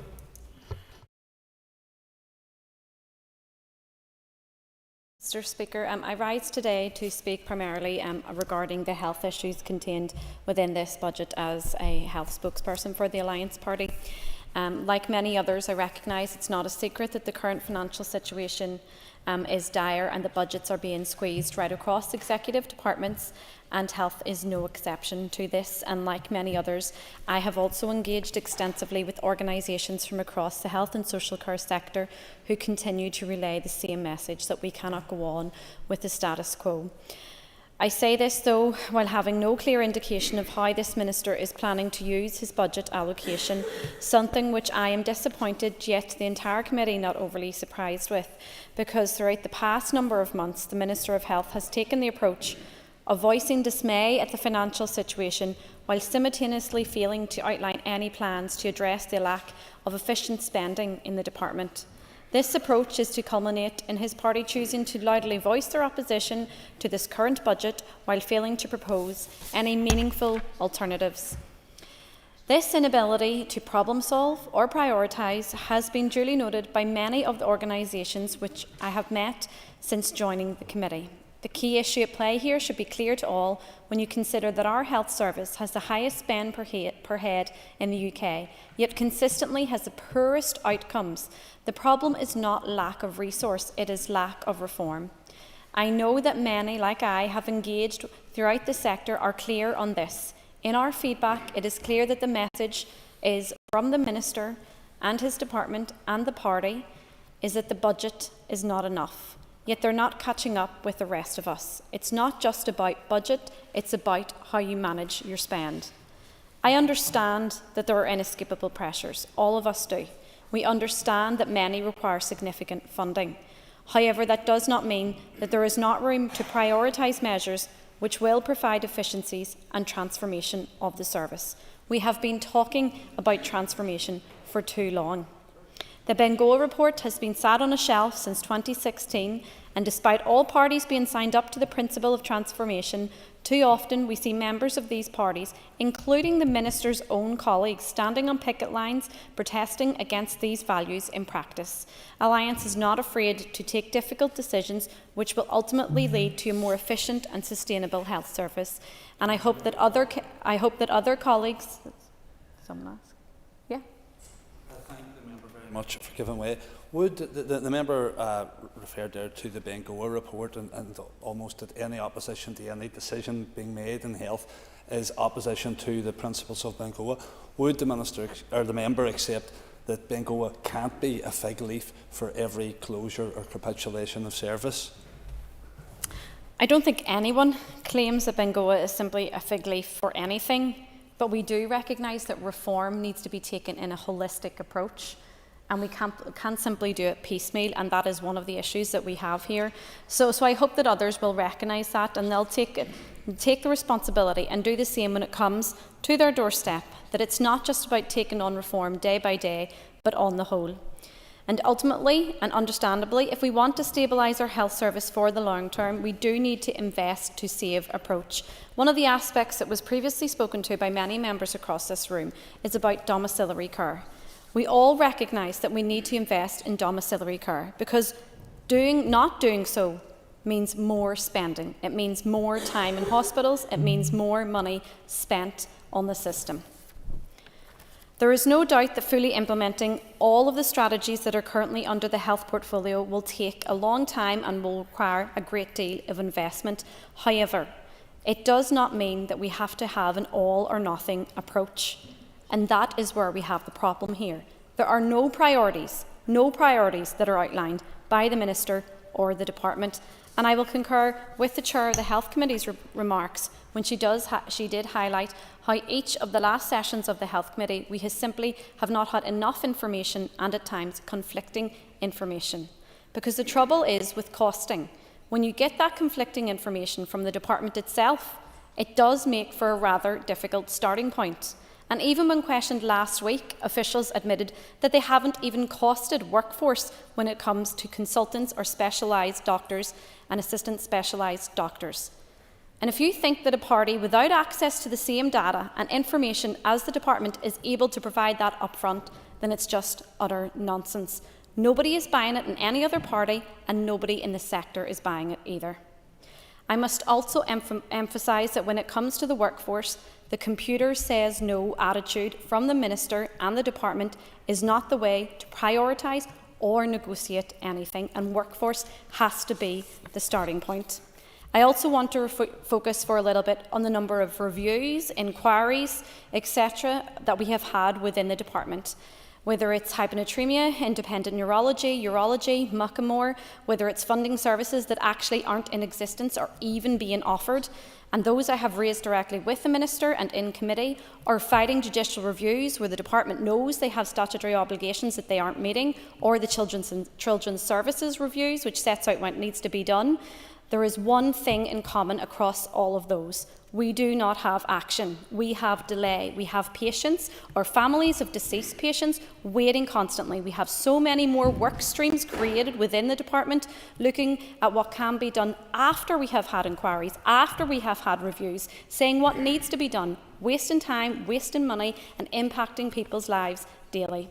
Deputy Speaker, I know the Minister does not need to be a health practitioner, but he does need to listen to them, to take on board their advice, and when questioned, he wouldn't even commit to meet with relevant bodies regarding reconfiguration and transformation because they have the experience and advice on how it can be done more efficiently. In closing, Deputy Speaker, to reiterate what many have said today, this is not the situation we want to be in, but instead of running away and refusing to lead, we will support the budget today, whilst also continuing to engage what will hopefully be the next UK Government for a better fiscal package for Northern Ireland for good. Thank you. Thank the member for the demotion. I now call David Brooks. Thank you, Mr. Speaker. I welcome the opportunity to speak on the budget debate, and as a member of the Education Committee, I will focus the majority of my remarks on the impact that the budget will have in terms of delivery and tackling challenges in terms of education. Since the restoration of these institutions, members on the committee and in the Assembly have raised issues that they would like to see addressed within the education sector. childcare, special educational needs, staffing and pay settlements, the need for new school builds and improved maintenance, holiday hunger and mental health programmes, to name just a few. All worthy causes with universal agreement across the Chamber that they need to be tackled. The reality is that priorities are easy to speak of, but to truly prioritise is to make difficult decisions. From reports today and contributions within this debate, it seems that some ministers and their parties are more willing to work within the realities that we face than others. To govern is to choose, and within our own system, to be unwilling to choose, difficult as it may be, is to be unfit to hold ministerial office. It is easy to argue your department needs ever more, even when receiving the majority of funding. Harder to come forward with a plan. Harder still to outline what police, schools or other services one might cut for additional funds for one's own department. The Education Minister has stated that he needed a budget of £3.6 billion to put the Education Department on the right footing. The budget received is £500 million less. There is also, of course, £150 million less of a capital budget due to the appalling decision of the Government to remove the ring-fenced Fresh Start funding for shared and integrated education. To the Minister's credit, despite this, today's announcement that he has found resource to ensure Bangor Central Integrated and Millennium Integrated are able to progress, as was supported by parties across this Chamber and that committee, is to be praised. However, this will clearly now come from the Department's budget. The seriousness of the budget situation is evidenced by the fact that the Department entered into this financial year with a projected overspend of nearly £200 million.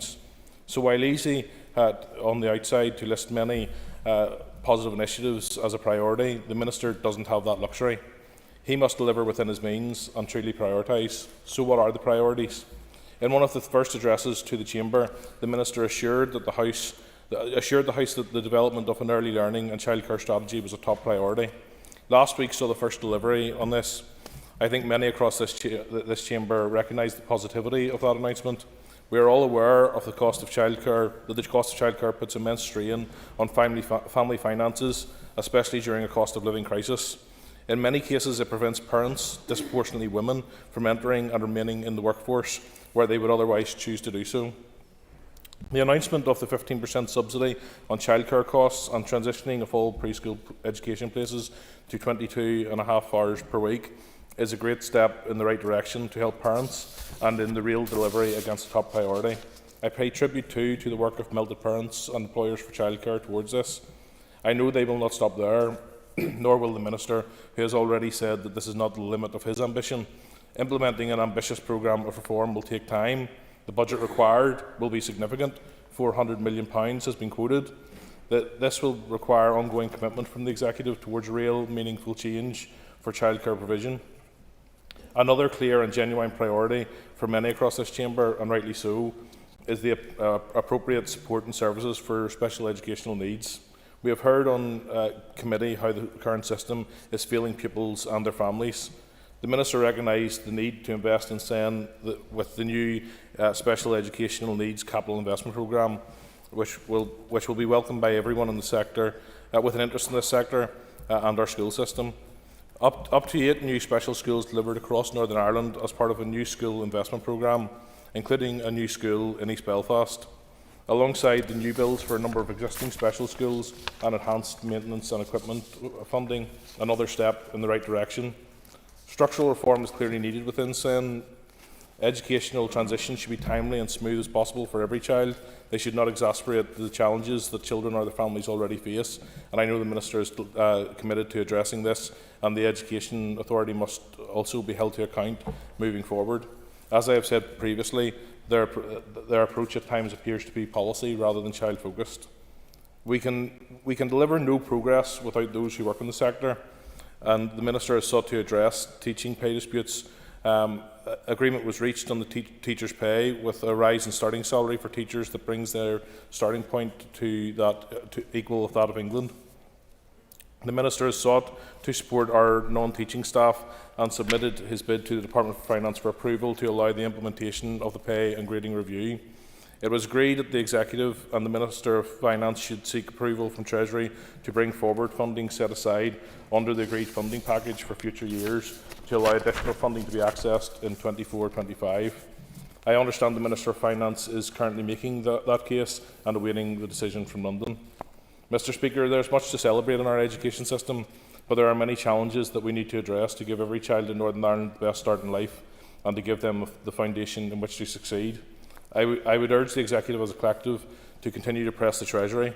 The DUP is clear that Northern Ireland is in sore need of a more appropriate, fair system and funding formula. Our leader, Gavin Robinson, has been to the very fore in crafting and giving voice to that argument and pushing His Majesty's Government for change at Westminster. Indeed, when during the Hillsborough Castle talks late last year we outlined our concerns, we stood alone in saying that what was on the table was not sufficient. I am glad that other parties have now aligned in that battle. Any incoming government must move to a needs-based budget for Northern Ireland as soon as possible to allow the Education Minister and the Executive as a whole to deliver for our children and young people. Thank you, Mr Speaker. I call Mark Durkin. Mr Speaker, every time, Mr Speaker, we debate at the budget in here, it seems to be a more challenging one. But sadly, this Executive, now that we finally have one, hasn't risen to this challenge or delivered on its promises. The current budget process feels akin to steering a ship through treacherous waters with a blindfold on, and while those waters have undoubtedly been made much more treacherous by the Tory shark attacks on public services that have gone on for over a decade, today we stand asked to vote on a budget with minimal opportunity for scrutiny. It's not just bad practice, but indicative of the lackadaisical approach to governance. It undermines the democratic process and our ability to effectively represent the needs of our constituents. So much for the accountability and transparency promised by the leadership parties. This budget falls dangerously short on the most critical issues facing the North. Issues this Executive has vowed to prioritise, from housing to child poverty. It does not undo the savage cuts implemented in the absence of an Executive to many crucial initiatives. As party infrastructure spokesperson, I will touch or major on many of those issues. This Executive has modelled governance by press release, prioritising sound bites over substance. For example, the Finance Minister put out a press release on this budget announcing an £85.6 million allocation for the A6 and the Belfast Transport Hub. Now I see that a meagre £4 million of that investment is for the A6. So why the explicit mention and fanfare? Would that have anything to do with the fact that this road runs through the heart of the Minister's constituency? The same statement refers to £88.5 million for the A5, something we all desperately want to see done, we desperately need to see done, but it neglects to mention that that money is coming from the Dublin government. What we do know about the DFI budget is that once again it does little to alleviate pressures. It threatens delivery of basic frontline services and threatens safety on our fast eroding road network. Other members have mentioned or outlined the economic, environmental and public health implications of not adequately funding our water and waste infrastructure, and this year's allocation doesn't offer much hope in that regard. Reform and sustainability of our public transport network is merely a pipe dream. The public have been forced to foot the bill with further increases to fares due to the Executive's persistent reluctance to invest in this key area. I do, however, hope to see the retention of free travel for over 60s, and I suspect we'll hear something on that in the coming weeks. Bringing me to my next point again on public transport, when will we see delivery of Phase 3 Derry to Coleraine rail line? I see an allocation there in capital, but it goes nowhere near far enough, and that seems to be a hallmark of this budget. It's given wee bits of money to lots, but not enough to see any one big job completed. I think a lot of this underlines also, Mr Speaker, the need for the Infrastructure Commission, and I'd like an update, maybe not from the Minister today, but from the Executive Office on where that is. We need help to inform how we design and deliver major projects in a more timely and less costly fashion. I'll turn briefly to housing. And it's of deep concern that the use of B&Bs and hotel non-standard accommodation, once deemed a last resort, has spiralled tenfold in the past 5 or 6 years. It's a particularly bitter pill to swallow that we're spending over £8 million now on that, when we consider that the EFC hasn't been able to fund homelessness prevention initiatives. I'd like to know the logic behind this penny-wise, pound-foolish approach, which continues to punish the most vulnerable. Ms Nicoline has left the chamber now, but I also had flashbacks to when she was a minister and her all-singing, all-dancing housing strategy that was going to deliver 100,000 homes. I look at the Department for Communities capital budget that has been reduced by a whopping 45%. You know, that's just shocking. How, in the same time, the housing stress list, those in housing stress, has increased by 6,000, and the numbers of households in temporary accommodation has increased by 50% as well. How are we ever going to address this if we don't invest in increasing our housing stock? Minister Lyons has also committed not just to making social housing a priority, but in mitigating against the damage of Tory welfare reform. Again, this budget does nothing to increase the protections for those the most vulnerable in our society. Every department wants a bigger slice of the pie, but it is incumbent on all departments to make sure that they use what they do get prudently and fairly. I'll come to health in that regard. The West will no longer just take the crumbs off the table, and the Western Trust is greatly failed by the current capitation formula that is used, that takes no account of the socio-economic factors that are so prevalent in that area. That really needs addressed to ensure fairness across the North. Not just the West isn't the only area that's neglected, but obviously it's the one that I know best. Where are we with transformation? We need to do things differently to ensure the maximum impact of the money that is spent on health. In conclusion, Mr. Speaker, this budget has been hastily presented and neglects the core issues of housing, health and mental health. These aren't just line items on a balance sheet. We're dealing with people's lives, and we won't be supporting today's budget. Ciara Ferguson. Thank you, Mr. Speaker. I speak today as a member of the Audit Committee to reflect the scrutiny of the Budget 24-25 for the Assembly Commission, Audit Office and also the Public Service Ombudsman. The Committee's agreed report by way of letter on its deliberations was published on the 9th of April. The main role of the Audit Committee is to scrutinise and agree the budgets and estimates of the Audit Office and Public Service Ombudsman. The Committee also undertakes scrutiny of the budget for the Assembly Commission in a similar matter. The Committee fulfils this function in place of the Department of Finance in recognition of the independence of these non-ministerial bodies. The Committee's evidence gathering and deliberations took place over its first two meetings of this mandate on the 6th of March and the 9th of April. With the limited time available to me today, I cannot dwell on the minutiae of the evidence gathered by the Committee. However, I wish to reflect on some particular areas. Firstly, in relation to the Assembly Commission, it is clear that a large part of the Assembly's budget is driven by costs set out in the Assembly members' salary and expenses determination. The Commission is legally obliged to meet these costs. However, members did question officials on the controllable proportion of the Commission's budget. Elements included potential energy savings and sustainability, staffing implications of a fully functioning Assembly, the Commission's capital budget and staffing resources. Members also noted the anticipated financial implications of recent changes, such as the introduction of the Windsor Framework Committee. It was also noted that the scrutiny role of the Audit Committee and Assembly Commission needs to be codified going forward. Moving on to the Audit Office, members questioned officials on how they justified additional funding over and above the previously agreed 22-25 budget. Members were concerned to hear of the potential risks to the Office's public audit function and its vital scrutiny work. The Committee considers this scrutiny as integral to the public finances. The Committee also noted that the Public Accounts Committee's recent observation that the Audit Office's average spend per full-time employment was well below other public audit agencies in Britain. The Committee stands over its decision to fully support the work of the Audit Office.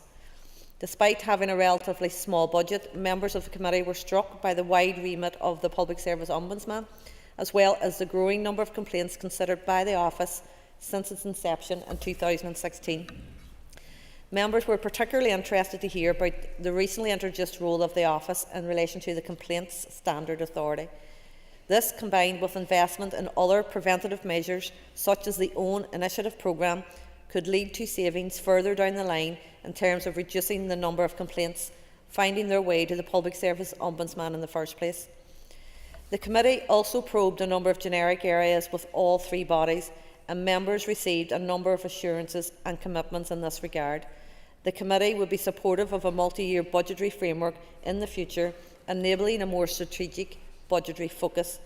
I am pleased to see the Department of Finance's budget document has made provision for the figures agreed by the Committee in its report published on the 9th of April. I will now just like to make some very brief comments in my capacity as Sinn Féin MLA. Across this chamber, we do recognise that the financial package which accompanied the restoration of the Executive was always going to fall far short of what was required, given the years of continuous underfunding of this institution.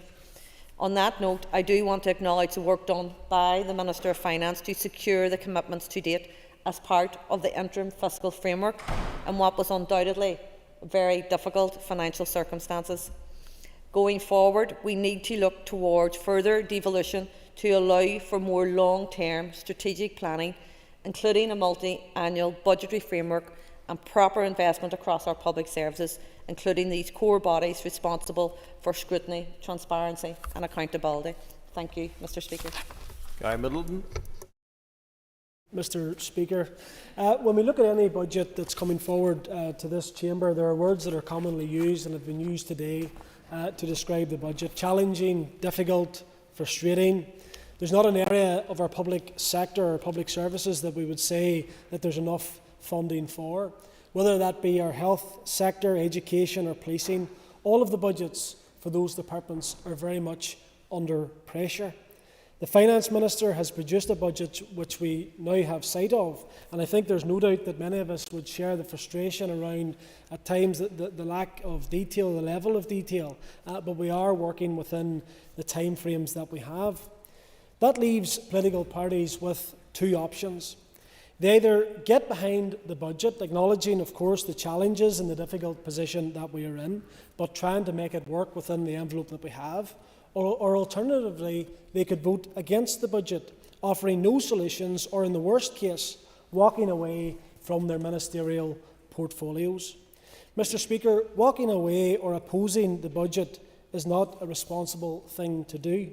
It's even more irresponsible to do so without offering one single alternative suggestion on how that we can improve the budget envelope for each of the departments. It may seem like a politically... I will indeed. Yes. The member will be aware that there is a June monitoring round which may have a considerable amount of money in it, anywhere between 200 to 300 million. Do you think it's actually good governance to be trying to pass a budget when there's that amount of money still available and somewhere in about 30 days' time? How is that possibly a good approach to government? And why would you be supporting something like that? Because I believe the Minister and his party tend to look at budgetary in an appropriate manner. An extra £300 million is not quite the way of doing it. Over to you. I thank the member for his intervention. I think that question actually has already been posed. The reality is, of course, we look at the budgetary position in a sensible manner. We also have to acknowledge the timeframes that we are in and the legal responsibilities that we have. I think what is completely irresponsible is for ministers to walk away from their portfolios for various political reasons. And as I was going on to say, it may be politically expedient for those who they think it's politically expedient in the short term, but in reality the consequences of all parties taking that narrow political stance would actually create further instability and uncertainty, not only for departments and those working within the departments, but for constituents who very much rely on us to show leadership to them. As a member of the Economy Committee, I can see opportunity for the Economy Minister and the Department within the budget envelope that he has been provided with. Of course, is there enough funding? No, there's not. But the reality is there is opportunity with what we have been provided with. The City and Growth deals, for example, particularly in the North West, funding for the Maritime Museum, the Riverfront project, the medical school, all of which without this budget would not happen. And there's no alternative other than asking for more money. At this minute in time, there's no solutions coming forward as to where that would come from. The medical school at Magee is an example of where you have to invest in order to save, and hopefully we will see the fruits of that in the near future. We need to grasp the opportunities that we have within this Assembly mandate to make a real difference to our communities. Investment in our tourism sector is another area where we can see growth over the next few years. With a proper event strategy brought forward by the Minister, we have an opportunity to bring world-class events to our shores, but also nurturing homegrown events such as the North West 200 and many other events within my own constituency. It's for local ministers to prioritise, to bring forward plans, to bring forward ideas to improve their departments. It is deeply disappointing in respect of the Health Department, the lack of a plan, the lack of a vision to address the ongoing challenges. We've seen in the past numerous examples of where the foresight and vision of previous ministers were able to address challenges and also address challenges in the midst of a difficult budget. An example of that is the radiotherapy centre at Altnagalvin. It was an Ulster Unionist Party minister, Michael McGimpsey, who stopped that project within what he cited a difficult budget. But Mr Speaker will know too well that it was a DUP minister, Minister Poots at the time, who delivered the radiotherapy centre at Altnagalvin. That's an example of where, under tight pressure, budgetary pressure, if you prioritise, we can deliver and address some of the challenges that exist. We need to see the Health Minister bring forward a plan. It's not good enough simply to say that there's not enough money. The reality is people see that the Health Department takes now over 50% of the budget, and nobody's arguing it shouldn't. But you need to bring forward a plan to address the issues that continue to exist. Each minister has a responsibility to bring forward a vision for their department. I urge each of the ministers to do so, and those who are opposed to step up to the plate and join with the rest of us in delivering for a better society in Northern Ireland. Thank you, Mr Speaker. Stuart Dixon. Thank you very much, Mr Speaker. Mr Speaker, while I will speak in support of the budget today, I need to address what are some of the many difficult situations that we face. Years, as others have said, of executive collapse and systemic underfunding by Tory governments have resulted in vital programmes, many for the most vulnerable, marginalised and deprived in our communities and society. Not to mention the consequences of leaving the European Union, which resulted in the loss of so much, including ESF funding, which did damage to our voluntary and community sectors, and other programmes such as Engage, Happy Healthy Minds, Holiday Hunger Payments, ending all up for the chop. The cost of division also remains a significant problem for us here in Northern Ireland. One for me, one for you. Just as it has been for decades. Despite spending more per head on health, we have the worst hospital waiting lists in Western Europe. We have reports gathering dust on the shelves, such as Bangor. We have a minister resigning rather than facing the tough decisions. I want to make progress. As someone said recently, we have more pilots in Northern Ireland departments than we have in EasyJet. I want to speak now briefly as the Justice spokesperson for the Alliance Party on how the budget will affect the Department of Justice.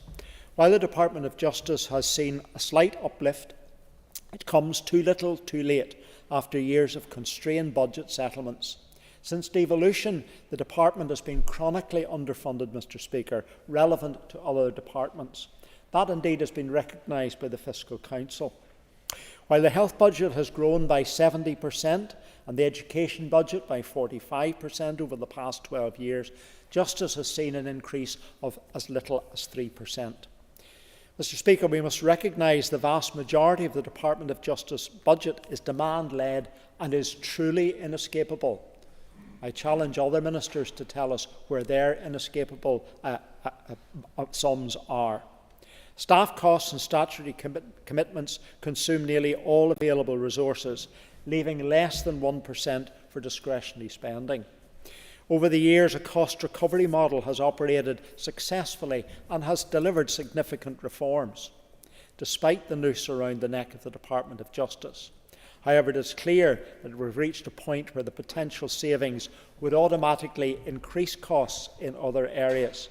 For instance, the introduction of electronic monitoring would allow police to monitor in real time and location of accused persons, therefore reducing remand numbers. But the Department doesn't have the budget to deliver it. Among pressures currently facing the Department of Justice, the situation in our prisons is particularly concerning. A 35% increase in prison numbers over the last 3 years. Since joining the Justice Committee, I have visited our prisons and heard at first hand how these increases have made prison arrangements unsustainable. Older blocks initially set for demolition have been forced to reopen. Prisoners are now doubling up in small cells. Overcrowding has rendered adequate rehabilitation a mere pipe dream, with reoffending rates rising to excess of 40%. There are safety concerns for overworked and understaffed prison officers, and while we know sometime that more prison officers are desperately needed, extra resources have also to be provided to fund that. Policing has been cut to the bone over the past number of years, to the tune of hundreds of millions of pounds. We're now in a situation where the service may become unrecognisable to the public. Policing numbers sit at some 6,390. The lowest number of officers since the formation of the PSNI, and well below the New Decade New Approach target of 7,500. Yet our police have increasingly become the first port of call in absence of other services, sometimes spending their entire shift in an accident and emergency department. With that, and many taking leave due to physical or mental health issues, the strain on these cuts is painfully evident in our police service.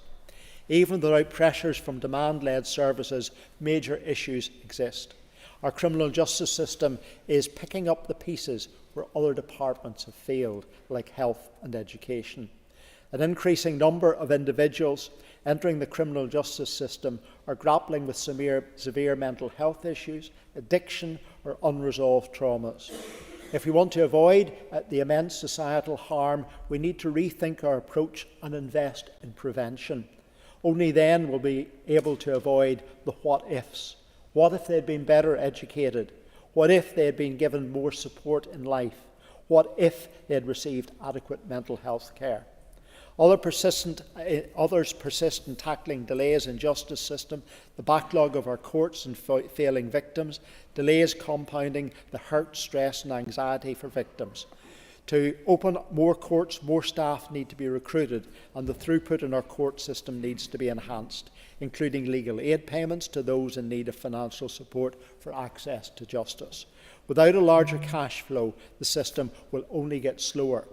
While I know the Minister will act to do more with less and make the best of the available resources, it is going to be very difficult. It goes without saying that we are not where we want to be. If we are to be able to do our job over the last 2 years, we might have been in a better place. But given where we have landed, need to ensure to make more progress and possible in the 3 years available to us. Difficult decisions have and need to be made on prioritisation of services. But that's the job of a government minister, to find the way. As for those voting against the budget motion today, I ask you, where is the alternative proposition? Where are you going to raise the money from to fill the gap on the coffers that you feel need to be filled?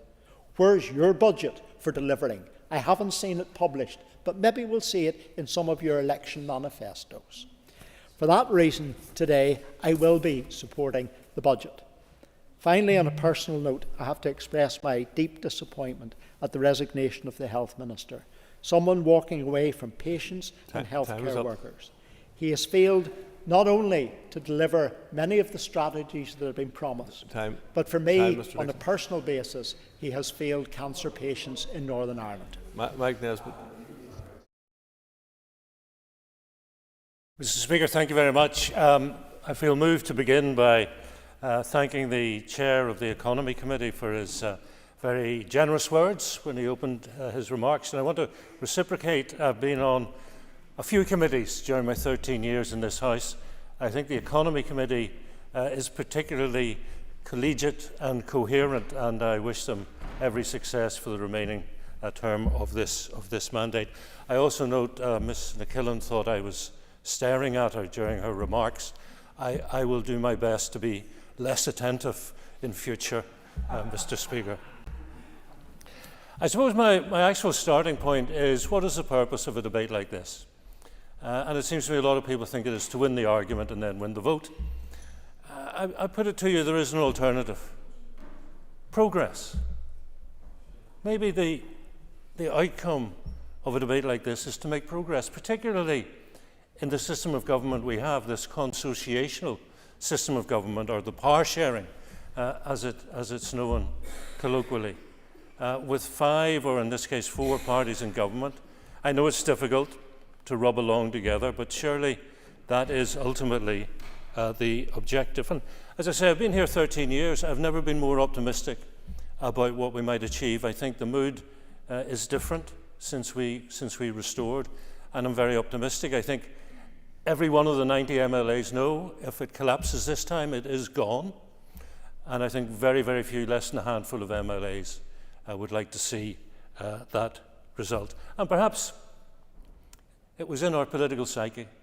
We had to take it right to the brink of destruction before we realised there's no alternative to power sharing, to learning to work together. So I am optimistic, despite the fact that we have a legacy of disaggregated working, the single-year budget, divorced from the programme for government, divorced from the legislative programme. But that's where we are, and that's what we have to work through. I am, Mr. Speaker, a little disappointed at the number of speakers who are calling us reckless, who are saying we don't have an alternative. We had an alternative.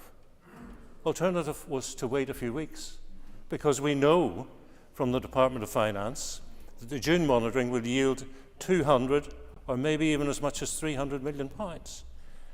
And it does no damage to the working of the departments, because we've already passed a vote on account, so they are solvent for this period of time. So we did have an alternative, which was to wait, see what the 200 plus million can do for the budget, and then go from there. I give way to the member from Fermanagh, South Tyrone. I thank the member for giving way. I find it quite unbelievable that he says it won't damage departments. It may not do that, but it will damage community groups. The amount of people that are in contact with my office, I'm sure they're in contact with his office and the Ulster Unionists at party offices. So there is no wriggle room for us to wait in relation to making sure that we carry out our legal responsibilities in terms of making sure departments are funded and that they can spend money. I think the member maybe misunderstands what vote on account means. It means that ministers are free to make decisions in the meantime.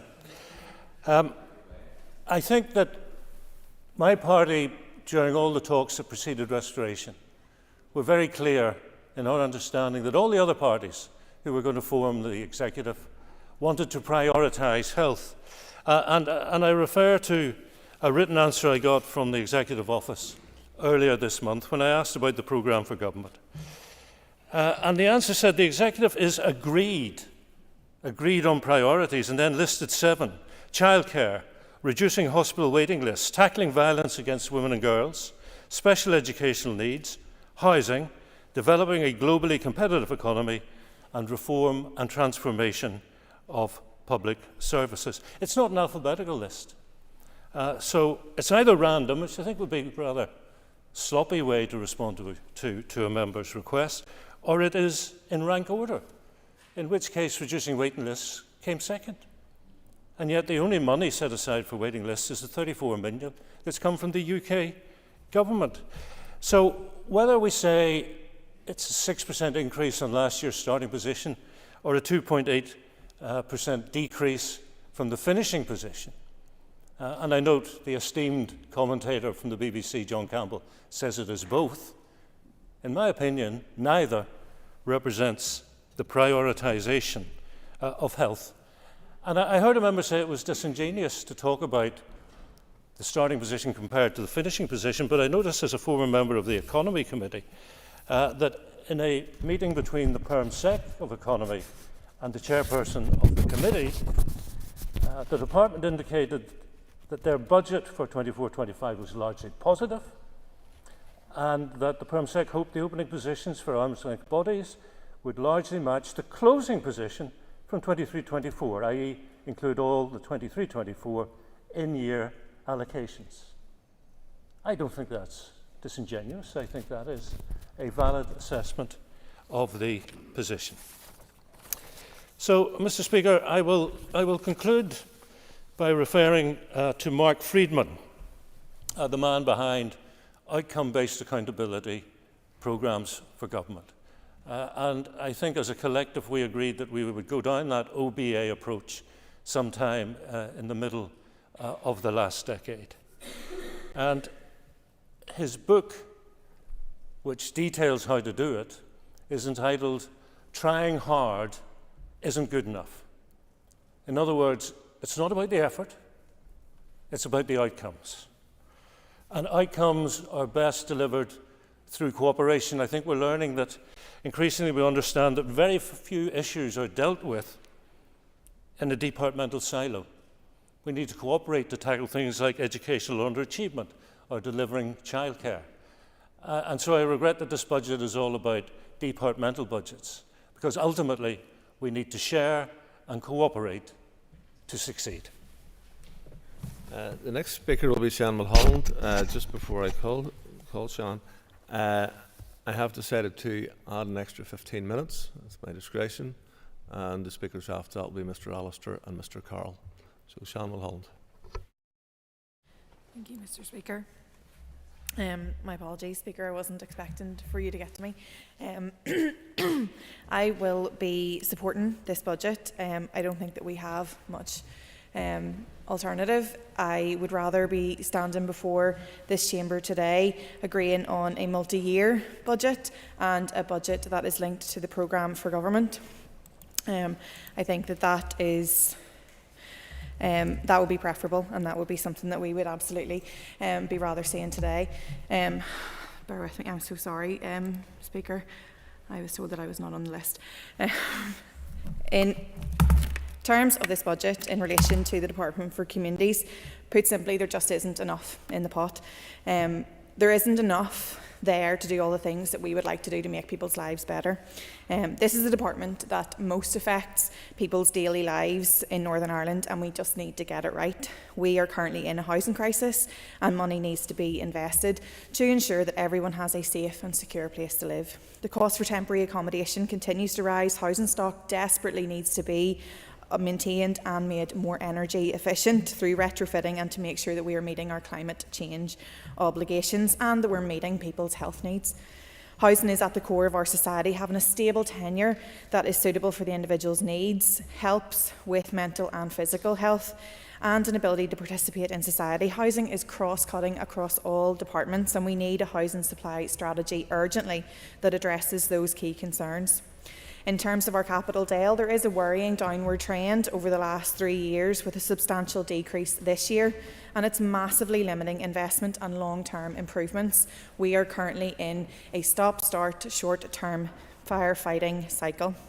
We're facing a cliff edge of our welfare mitigations, and whilst we receive what the Minister bid for, it won't be enough to look at offsetting the two-child limit through introducing a Better Start larger families payment, or restoring the £20 uplift on universal credit, or introducing additional support for carers through a carers recognition grant, all recommendations of Les Allenby's independent review of welfare mitigations. In terms of arts and culture, it's really difficult to actually ascertain exactly what pressure will be put on the sector through this budget, because they aren't outlined in like for past allocations, and that is really concerning. It's a concerning situation, one that urgently needs clarity from the Minister, because as we know, arts and culture is not a hobby, it is not a nice add-on, it is something that actively feeds into our health system, between mental and physical health, into our economy and into our education system. The best example that I can provide of the fact that this budget does not link in through to a programme for government is the disconnect of children. Responsibility for children falls between many departments. So when we have a situation where the responsibility to push forward and to drive a programme becomes difficult because it requires the cross-departmental cooperation. And if we had, as the member, Mr Nesbitt has pointed out, an outcomes-based programme for government linked to the budget, I think we would see very, very different results. So whilst I am supporting the budget because we have no other sensible choice, I do want to highlight how we could make the money work better for the people of Northern Ireland through resource pooling. It involves the collaboration and sharing of resources such as personnel, technology, facilities and expertise amongst various government departments to achieve common objectives. This approach fosters a spirit of teamwork and cooperation, leading to substantial cost savings and improved service delivery, and that is exactly what the Children's Services Cooperation Act 2015 intended, but I feel it has not been utilised to its fullest. Resource pooling reduces duplication of efforts and leverages economies of scale, leading to cost savings and more efficient use of public funds. Collaborative efforts lead to better outcomes for children. We know that. When departments work together, they can create more effective and innovative solutions to address the complex needs of children and families. Integrated services are more accessible to families, reducing the burden of navigating multiple systems and ensuring that support is available when and where it is needed. Ireland's Jigsaw initiative provides youth mental health services through pooled resources from various departments, helps prevent more severe mental health issues that require costlier interventions. Early and accessible mental health support can save the healthcare system significant amounts, with estimates suggesting savings of up to €5,000 per young person annually by reducing hospitalisations and emergency care needs. Early intervention programmes such as the Methiel model in Ireland have been shown to save substantial amounts by addressing issues before they escalate. Studies have shown there that early intervention can save up to €10,000 per child annually. So in conclusion, whilst I support the budget, I think it is important that we also take those difficult decisions in the future to reform, change the way government works and to collaborate. I hope that we can commit to restructuring and making these necessary changes to ensure that our resources are used much more effectively for the betterment of all our people by the time we face our next budget that will hopefully be a multi-year one and linked to a programme for government. Thank you, Mr Speaker. We actually have time to squeeze Ms McLaughlin in, Sinead, if you wish to deliver your speech. Thank you. Very much, Mr Speaker. I wasn't expecting that either. Speaker, as we debate the budget today, I want to acknowledge firstly that it's a good thing that this Assembly is in the position to discuss government spending priorities and exercise our legislative scrutiny. At the start of this year, it was by no means guaranteed. Indeed, some of us had actually lost faith that it would ever be back up and running anytime soon. But I also worry that in the understandable relief that government is once again back up and running, we have set the bar for this government much too low. I want to make a number of points this afternoon. Firstly, on the budget and the process in general, before moving on to my role as the SDLP economy spokesperson to address that department's specific set of allocations. Firstly, we know that this is the 10th year in a row when a single-year budget has been agreed, despite the repeated calls from parties across this floor for a multi-year budget. And it's also a budget agreed in the absence of a programme for government, which is really, really regrettable. In essence, we are funding pressures instead of planning for our priorities. And clearly, it will be agreed in a very difficult context with a much higher proportion of unmet bids than in previous years. There is little doubt that the years of underfunded and brutal cuts from Westminster have taken their toll. the failed economic strategy of the government across the water in Westminster, which is fortunately finally coming to an end, and its bleak and cruel lifespan in the coming weeks. But it has consistently undermined the ability of this place to deliver public services that meet all the needs of our people. But it's not all the fault of the Tories alone. This morning, the chair of BMA committee in Northern Ireland spoke about the end of the health service. Our public services are in complete freefall, collapsing before our very eyes. We can't just blame the Tories. This government has failure writ large all over it, and the absence of these institutions for many, many years, the hokey-cokey government that we've had here, has really just broken our public services. Across Northern Ireland, thousands of people effectively shut out of our health and education systems, and the gap in a healthy life expectancy between the poorest and the most affluent areas are still between 11 and 15 years. That's unacceptable on any level, and we all bear that responsibility. This budget is a consequence of failure. The failure to sustain political stability here, and that in a large way is the two biggest parties in this House, and nobody can move away from that. The failure of the UK government to understand or even empathise with our needs, and the failure of the government here to generate the inclusive growth that is needed. In the absence of competence and too often in the shadow of callousness, this budget has come about after the start of the fiscal year, and our reliance on short-term financial support has continued, while more and more people are forced into chronic and crippling poverty. That includes families who are struggling with childcare costs. And I think many of us were pleased to see the announcement last week from the Minister of Education in relation to childcare costs. And we know that that is only the start, and that 25 million will never represent the kind of transformation of the early education and childcare system that we need to see. The fact that childcare bills have been allowed to spiral to such a significant extent is an indictment of political failure here for many years, and we must see much more ambition coming forward from this executive and in the coming months. Turning to the specific allocation made to the economy, it's clear that the department faces a number of significant challenges. That includes in Invest NI, where the £3 million pay pressure has remained unfunded, and no specific funding exists to implement the findings of the Lyons Review or the transformation of that organisation. Higher education is particularly badly affected. The £7.5 million shortfall in the teaching grant has not been addressed, and the increase of student hardship funding last year has not been repeated. This represents an effective cut to students who are already struggling to make basic ends meet. We are forcing students into poverty while they struggle to invest in their own education.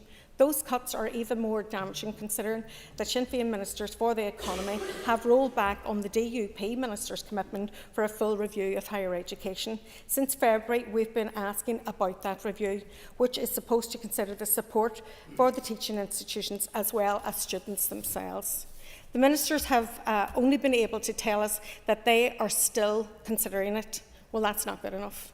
This budget effectively cuts support to this level of education, which is morally indefensible and economically illiterate.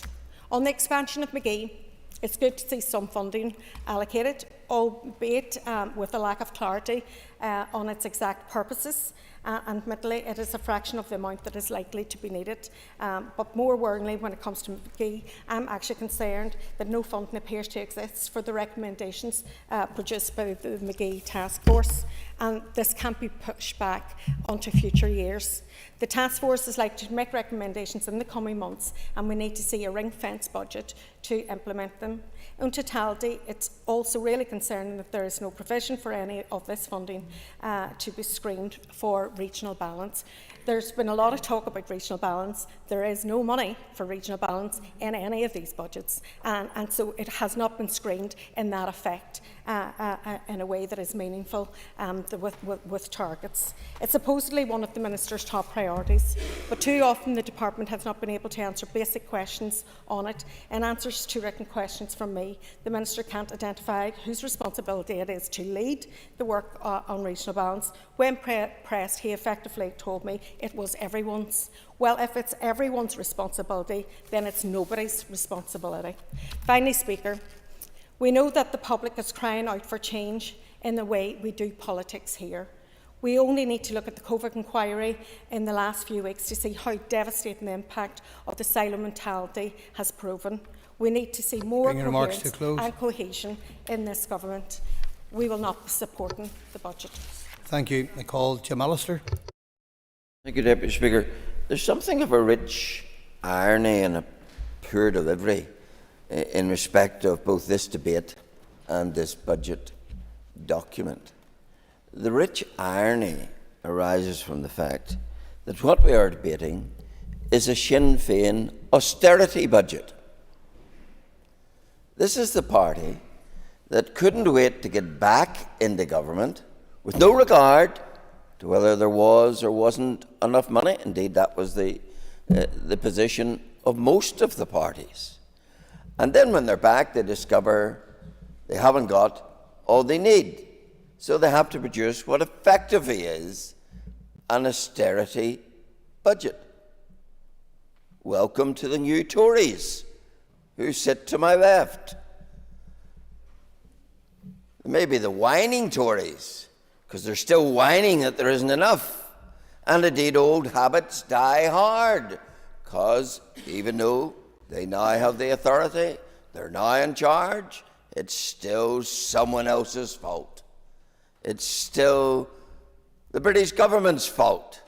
It reminded me of that very apt tweet from the now Deputy First Minister, which appeared in the WhatsApps revealed in the COVID inquiry, when she said, well, why not, obviously referring to Sinn Féin, let English taxpayers subsidise our free prescriptions, lower rates, no water charges, lower tuition fees and free prescriptions. But hey, how dare you guys starve us of funding? And that is still the attitude of the Sinn Féin, even though they are producing this austerity budget, because there never is enough for Sinn Féin. Not enough money, we're told, for health, but enough money to squander by increasing the budgets of cross-border bodies. Not enough money to deal with waiting lists, but enough money to increase the staff of Intertrade Ireland by 50%. I think we can see from this budget and this department where their priorities lie. Much ado about childcare recently, but a sleight of hand delivered to parents. Because under the Barnett consequential, this executive got £57.2 million for childcare. But what does it put in to spend? £25 million. Where did the rest go? Where has it been squandered? Why is childcare not getting the allocation intended for it? That's the product of this system of government. And when we talk about squander, one cannot but think of the rising demands for Casement Park. Demands that whatever it costs, 300 million, maybe more. It's a flagship project of this executive. It must be built, must be prioritised when it comes to it over health and education. And I think there are very few of our constituents who, frankly, faced with that choice, would you rather spend £300 million on improving your health system or educating your kids, or spend it on a vanity project for a sporting organisation? I think most people would think of their families and their health and decide which was the better spend. And of course, the GAA and their demands would bleed any budget dry, but never put their hand into their own deep pockets. Here they are saying, we will only pay £15 million, but we demand it be built at whatever it costs. Where's the balance in that? And as for football, well, it's held to the inflation-ravaged allocation of 10 years ago. That's all it gets. And it's expected to be happy that the only legacy of the Euros is a futuristic stadium where the GAA, which will be a money spinner for every non-sporting event that it commercially runs, but no clawback to government. And then I come to the Ulster Unionist Party's position. I understand their complaint. I don't understand their response. It may well be right, and is, in the sincerity of their complaint, to vote against the budget. But where is the logic of then going back with your tail between your legs to implement the same budget? Where is the logic? Where is the principle in that? If you're taking a stand because you've been inadequately provided for, as indeed an Ulster Unionist predecessor a number of years ago was inadequately provided for in health. But if you're taking a stand on the principle that you're being inadequately provided for, then why on earth would you humiliate yourself to go back and implement the very same budget? That is really what I don't understand at all. And as for efficiency, well, I asked every department what efficiency savings they had planned to make. Each Sinn Féin department answered, nothing. We don't intend efficiencies. Because their attitude still is begging bowl, beg, and then blame. And that's the essence of this budget. Thank you. And I call Jerry Carroll. Thank you, Deputy Speaker. Deputy Speaker, this Tory government is on life support. Yet with every cut enacted by this budget, the Stormont Executive breathes new life into their failed Conservative political project. After 14 years of crippling economic decisions implemented with the support of Sinn Féin, the DUP and others, the Tories are hopefully set to be given the boot. But it seems they can be confident the Stormont will continue to implement their policies on behalf of the wealthy minority that they represent. This crucial juncture, when the British government is at its weakest, should be the time when Stormont's ruling parties finally push back. They should say no to the implementation of more budget cuts, no to the destruction of our public services, and no to the further impoverishment of working class people who have borne the brunt of their attacks. But once again, they're rolling over and doing the Tories' dirty work with this budget. As usual, executive parties will tell us it's inevitable. They'll tell us that they've got no choice but to make do with what we've got. We've heard it ad nauseum today. Not more than 4 days ago, Deputy Speaker, 4 days ago, the Audit Office found that the Executive handed £2.1 billion, £2.1 billion back to the Treasury over a period of 5 years. £420 million every year handed back to the Tories, and they tell us they've no money, they've no choice but to implement these cuts. Budget cuts, Mr Deputy Speaker, are a political choice. To counter the spin from the Executive, I think it's worth tallying up the impact of their choices and the consequences of what we're being asked to vote for. In health, our health service will suffer because of this budget. The outgoing Minister said it would be serious and irreparable damage because of this budget. 1 of 4 people here are on a health waiting list, and the numbers will only grow from here. Stormont has cut over 1,000 hospital beds since 2010, and things are likely to get worse as our services are cut and the NHS becomes more understaffed. Health workers have had their pay cut, junior doctors are out on strike, and there will be more thanks to this budget. Some 80% of domiciliary care has been privatised on Stormont's watch. This budget will continue the reliance on the private sector and will fuel the privatisation of our health service overall. As we struggle to recruit health workers with low pay and poor conditions, the huge vacancies will continue to be filled by handing hundreds of millions to the private agencies. GP services and NHS dentistry, already on the brink of collapse as they are, will be driven to further destruction, and people will die, Deputy Speaker, on waiting lists, in hospital corridors and parked up ambulances. They'll die through lack of treatment and lack of services. They'll die from disease, from forced negligence, from suicide, from overdose and more, as they await barely existent or non-existent services. And for the sake of people's health, Deputy Speaker, I'll be voting against this budget. For the sake of homes, I'll be voting against this budget. The Chartered Institute of Housing have warned that over 400 fewer homes will be built as a result of this budget. Over 40,000 on the waiting list because of Stormont's failure to build. That number will only get higher, as will the number of homeless people no sleeping rough. The Department of Communities budget, which is responsible for housing, will have its budget cut by 38%.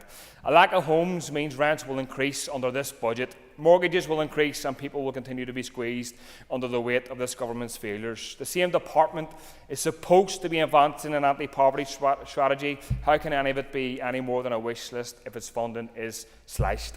Education, Deputy Speaker, I'll be voting against the budget on behalf of education support workers who have been waiting for a pay and grading review since 2018. These workers who keep our schools going would not have to strike if this budget delivered on their demands. Children with special education needs and disabilities will face more discrimination under this budget as Stormont once again underfunds the schools and services they rely on. Long waits on a statement of needs, unsure of a school place and let down by the government. Educators will do what they can with a lack of resources. School buildings are falling down around their ears. More school build projects will be put on the long finger by this budget, and school children will be expected to suck it up. The Irish medium sector, already on the receiving end of state bigotry, will suffer under this budget. I'll be voting against this budget for the sake of children's education. Despite calls, Deputy Speaker, from Stormont to scrap the two-child limit, the budget will continue to punish people through cruel welfare reforms implemented by Sinn Féin, the DUP and Alliance. The promised and much talked about childcare strategy will remain in limbo, and parents will cripple themselves to pay for childcare costs, unchecked and unchallenged by this budget. This budget means more hardship and more poverty, and I cannot endorse it. I'll vote against this budget for our environment, for the countless emission targets that will be missed due to departmental budget cuts. This budget will help drive global warming and bring us closer to climate catastrophe. Less public transport, off-the-charts agricultural emissions, homes in desperate need of retrofitting. That's what this budget will bring. For Loughnane 2, Deputy Speaker, I'll vote against the budget. This executive should be ashamed of the paltry $1.6 million it has provided to deal with the disaster at Loughnane. If that's what this government calls a priority, then we're all in for a very rough time. Infrastructure cuts will see public maintenance scaled back. Public transport workers will have their pay cut, and passenger fares will be hiked. They're being hiked already in coming days. Over 60-year-olds, some of the most vulnerable in our society, will face the threat of having their free travel revoked. The worst thing about all this, Deputy Speaker, is that government ministers know the consequences. They know the devastation this budget will cause, and they will vote for it anyway and say there's nothing they can do. They've agreed to be bound by the economic logic of a Tory government hell-bent on destroying the last vestiges of our public services and ripping our communities apart. I hope the Tory government is set to pay the price for the destruction it has caused in the upcoming general election. This executive should stand up to them now. Stand up and say you won't do their bidding, and that you'll fund services and provide a decent future for all our people, whatever the cost. Thank you. And I now call on the Minister for Finance to respond. Minister, given the time available outlined earlier, I'm reliably informed that the calculator says you have 49 minutes remaining. Thank you, Mr Deputy Speaker, and I thank all the members and committee chairs for their participation in this debate. I thank those members who were supportive of the budget proposals for their input, and I have listened with interest to members who have spoken against the budget. I intend to use most of my time to respond to as many of the useful and constructive issues raised by members as possible. Starting with the Leader of the Opposition, who highlighted, as did a number of other members, the issue of multi-year budgets. And colleagues will be aware that I have said numerous times that my preference would be for a multi-year budget, and that I am keen to be in a place where we are able to set a multi-year budget to maximise departments' abilities to plan. However, as I've also said many times, this is the final year of the current spending review period, so it is not possible to set a multi-year budget at this point, which is set out in legislation, unfortunately therefore preventing departments from being in the position of planning more effectively. Treasury have made clear that a spending review will take place after the general election, which has now been set for the 4th of July. What is not clear at this point is whether that will be a single or multi-year settlement, although I have made the case both to Treasury and to the Shadow Secretary of State that the preference of the Executive and of all parties here would be for multi-year budgets. Mr O'Toole also raised the issue of the Fresh Start funding, and I will reiterate again that the decision was taken by Treasury to unring-fence any money that was repackaged into the financial package, and as I am sure the member is aware, that money was then made available to the Executive as resource funding, and to convert that back into capital would have meant 150 million less for day-to-day spending. So following a request by the Education Minister, the Executive agreed to provide £150 million over the next 3 years to build the Stroll Shared Education Campus, which was previously a Fresh Start project. This budget includes the first £20 million of that and was based on what DE has profiled to spend in this financial year. While the Fresh Start funding is no longer available to take forward the other shared and integrated education projects that are not already in contractual commitment, the Education Minister has confirmed he will include these within his prioritisation for his own budget allocation. I'm sure the member would also agree the £150 million from Fresh Start would only have gone so far in the delivery of those 11 projects. Mr O'Toole also mentioned Casement Park, which as all members will be aware and has been referred to as an Executive flagship project. The bid from the Department for Communities for this year was met in full. The Casement Park project can deliver huge sporting, economic and social benefits right across our communities. It needs to be delivered, and it would be unthinkable that that wouldn't happen in time to host the Euro 2028. My department has received a strategic outline case relating to the sub-regional stadia programme, which my officials are currently considering. The Prime Minister reiterated as recently as last Friday that the British Government would make a significant contribution to the redevelopment of Casement Park. They need to get on and clarify what that contribution is going to be as soon as possible. Mr. I'm grateful to the Minister for that update and for being so thorough and going through points raised, which is a fair bit of time to do. Can I ask, has her department been in touch directly with UEFA, and would you consider getting in touch directly with UEFA to find out the parameters and timing to give absolute clarity to them in terms of funding, to be just so they're absolutely clear, so the Finance Department can be clear when the money needs to be committed, and so you can know yourself as Finance Minister?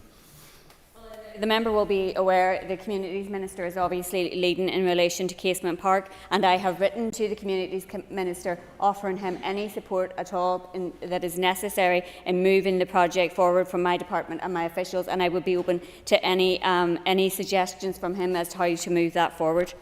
In relation to Mr O'Toole mentioned revenue raising as well, I have always been clear that the Executive would be considering all options, including efficiencies, generating revenue, additional borrowing and further fiscal powers, and that will continue to be part of the negotiations with Treasury in relation to the final fiscal framework.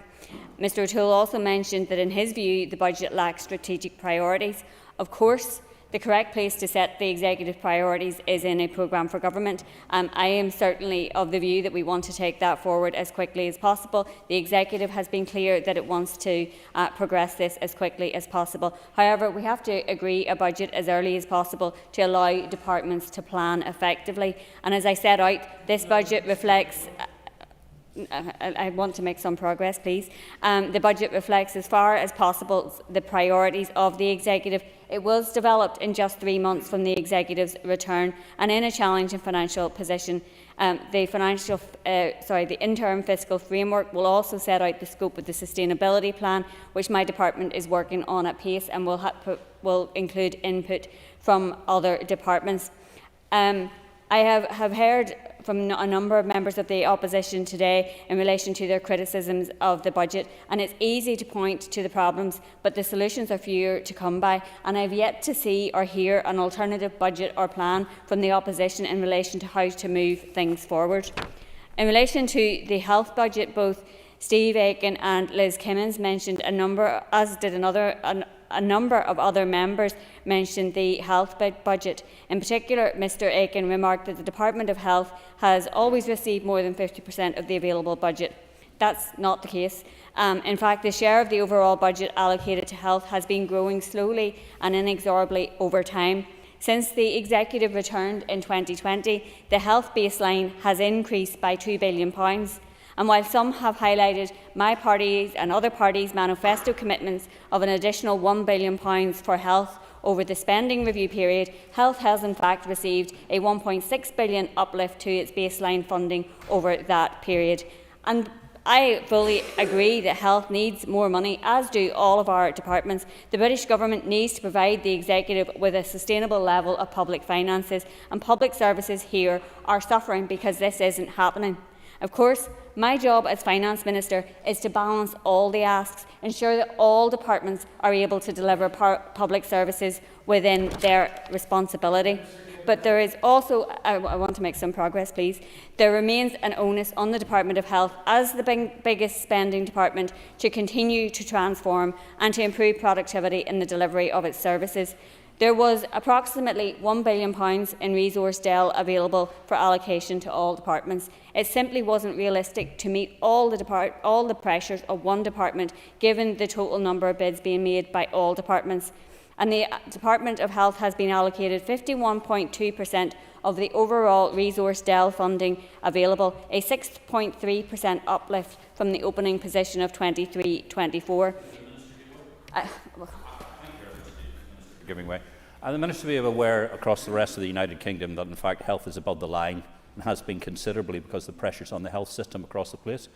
Can you explain to me why Northern Ireland is somehow different to England, Scotland and Wales, and indeed the Irish Republic? And why there are differences here in the north compared to England, Scotland, Wales or the south. But in relation to the budget allocations that we face, we had a really, really challenging budget facing us. And as I said, the bids that came in from all departments largely outweighed the amount of money that had to be allocated. And it was a case of having to balance up getting some money to all departments. We tried our best. Do I think that we put enough money into any department? No, I don't, and that is why I continue to make the case to Treasury that we need to see proper investment in our public services. Every single department asked for more than what they actually received. Mr Aiken had also said that this budget should be delayed in order to allocate the additional funding which is likely to become available from Westminster main estimates. Perhaps the member wasn't listening when I explained in my opening remarks that this approach is in fact prohibited by the 1998 Act, and even if it was possible to do this, it carries significant risks, which I also outlined. The risk of overspends, the risk of worse impacts from decisions later in the year, the risk of the vote on account being exhausted, and the risk of £559 million having to be repaid next year. I also have to say I'm not exactly clear what the member or his party hopes to achieve by delaying the budget. As he has said, the funding will be allocated in June monitoring. That will allow departments to properly identify the impact of their current funding envelope and develop bids accordingly. It will also allow the Executive to properly assess those bids in the context of competing pressures across all departments. And the Department of Health will be able to engage in that process in the same way as every other department. Calls for delaying the budget, I would like to continue to make some progress, appear to be an excuse to avoid taking challenging decisions. That's not a luxury that we have. And moving on to Colin Gildernew, he mentioned the budget for supporting people. and I know the Supporting People programme assists some 19,500 vulnerable people each year to live independently, and it's an important element of the Department for Communities budget. This funding is recognised as a preventative intervention that reduces potential greater costs falling on the health and justice sectors. It's a demand-led service which has been under pressure as a result of increasing homelessness. The Communities Minister bid for some £12.6 million for this particular programme, and it would now be for the Communities Minister to allocate his resource budget to take account of this important priority. Paula Bradshaw asked about the Executive Bureau in Beijing.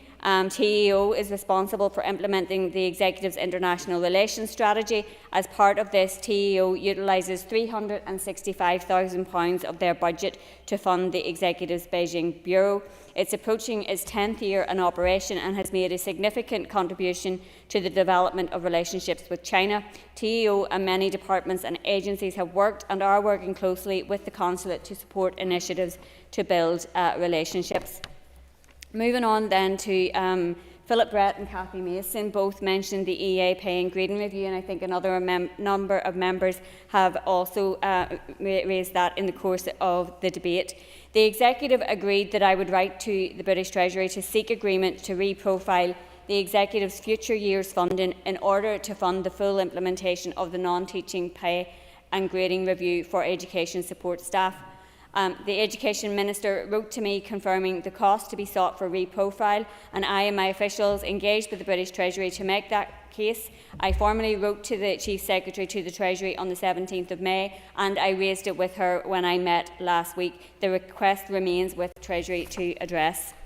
Mr Brett also raised RHI tariffs and the closure of the scheme and AMI funding. So the non-domestic RHI scheme continues to be funded through ring-fenced and capped AMI budget set as a population proportion of the funding for the equivalent scheme in England. The Department for the Economy submitted a business case addendum to my department for the uplift in tariffs in November 2023. DFE subsequently confirmed to my department that an executive review was necessary regarding the future of the scheme before the work was progressed. As DFE is the lead department on energy policy and the operation of the non-domestic RHI scheme, responsibility for the business case rests with the Department for Economy, and my officials continue to engage with their counterparts in relation to this. Colin McGrath raised the issue of the budget for the community and voluntary sector. And again, I recognise the sector and their organisations are experiencing significant increases in their demands for services, including for advice and support at a time when rising costs are impacting organisations and their ability to continue to meet demand. The Communities Minister had bid for some additional money in the 2024-25 budget, and again it will be for the Communities Minister, as all other ministers, to prioritise their budget and the programmes within it. And of course ministers will have the opportunity to bid for further funding allocations through the in-year monitoring rounds. Mr McGrath also seems to have more faith in Labour coming in as a government than what I do, but he thinks that we could do better with the budget that we have. And my question that I would pose to anybody who has criticisms of the budget is, where would they take the money from to give it to somebody else? Because I gave the departments the money and they decide how to spend it, but there was a limited pot of money to be able to allocate, and I have yet to hear any proposals in relation to where I should take it from. Moving on to Mr Swan, he talked again about the reduction to the Department of Health's budget, again comparing the end of 2023-24 with the start of the 24-25 year. This is not a like-for-like comparison, as has been repeated numerous times. Additional funding is frequently provided in year.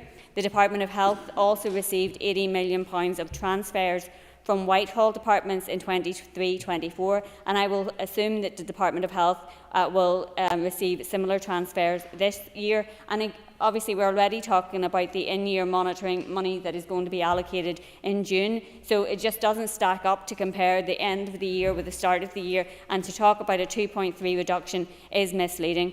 The only true comparison with the end of 23-24 will be the end of 24-25.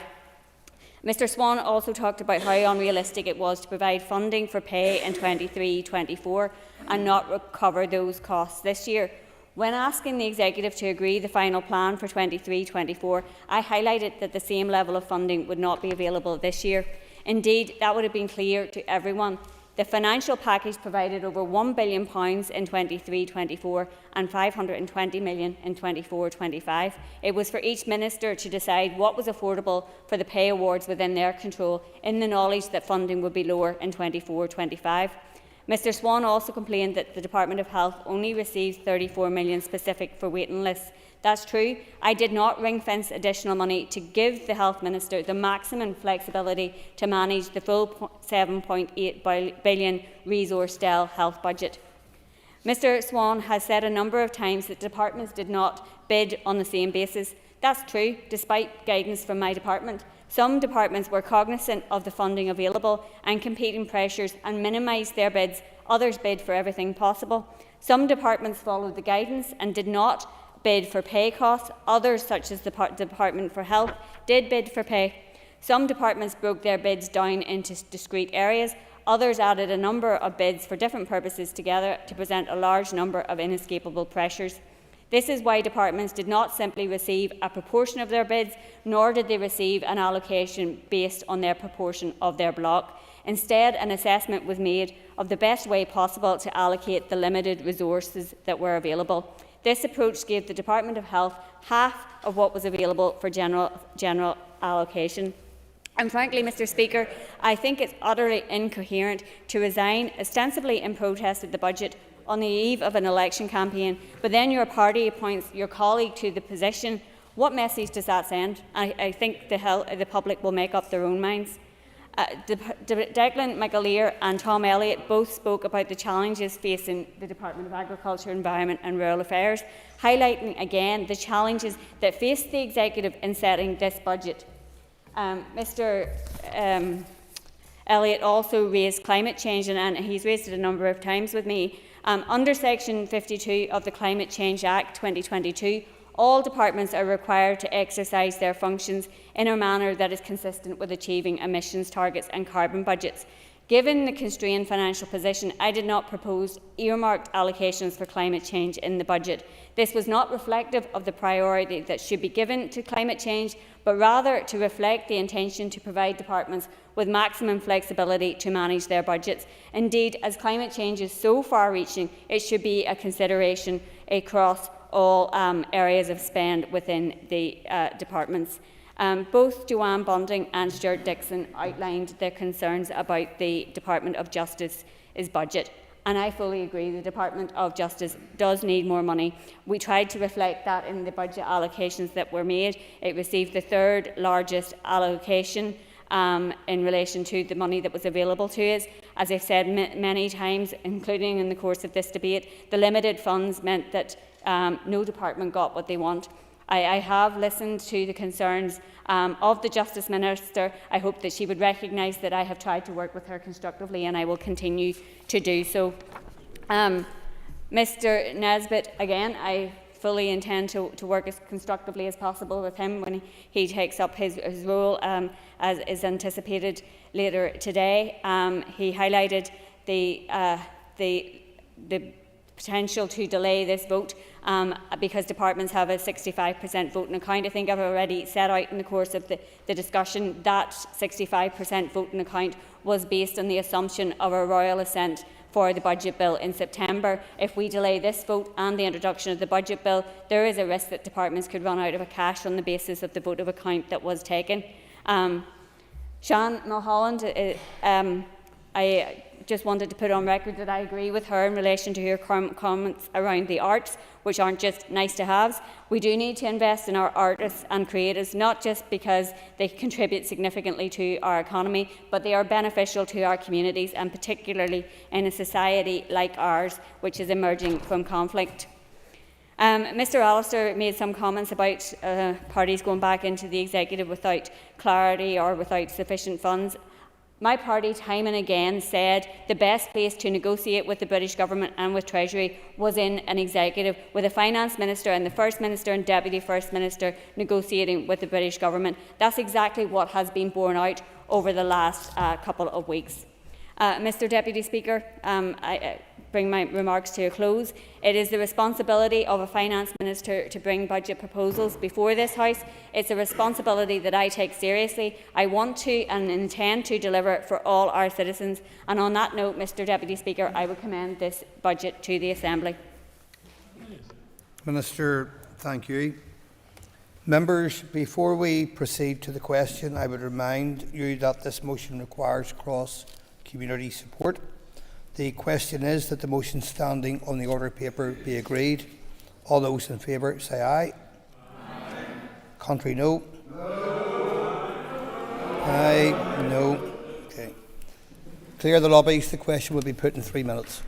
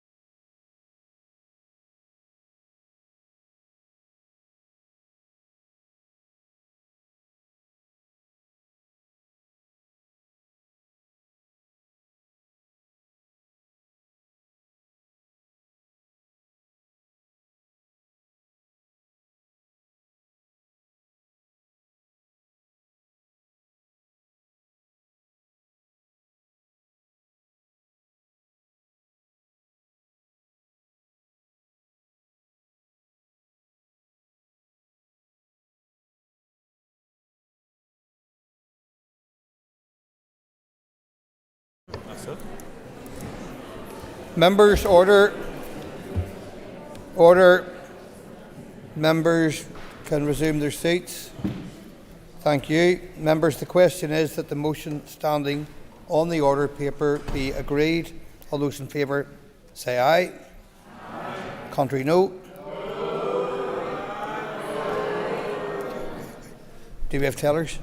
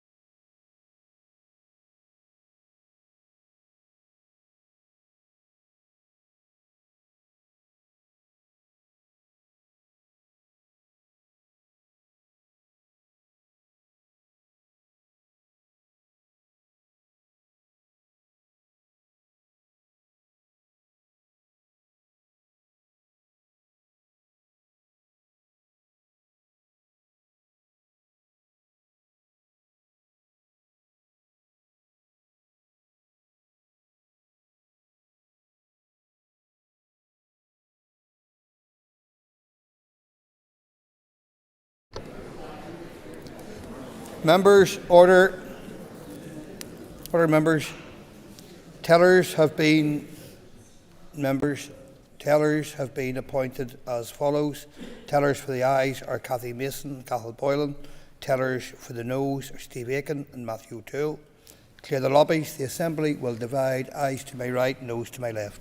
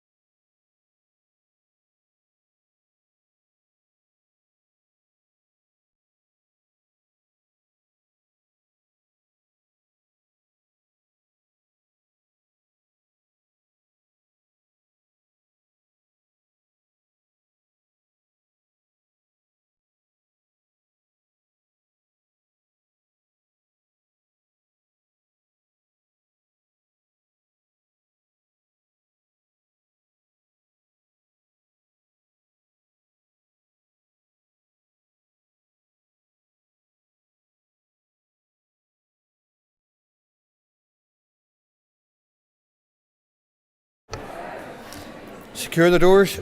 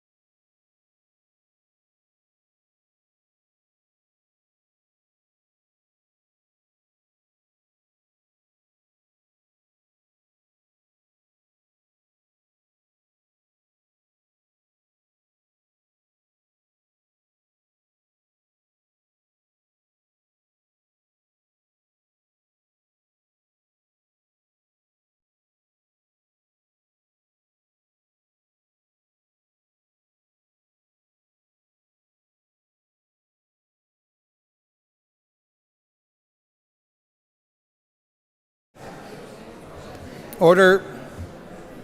Order, members. Members can resume their seats. Thank you. Clerk, please read the result. 82 members voted, of which 61 voted aye, 74.4%.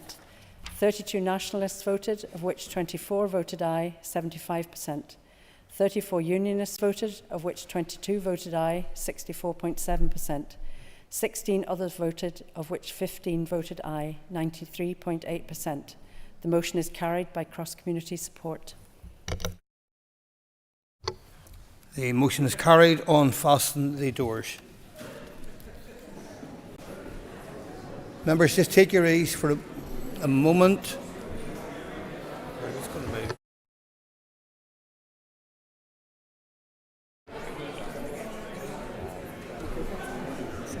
Members, order.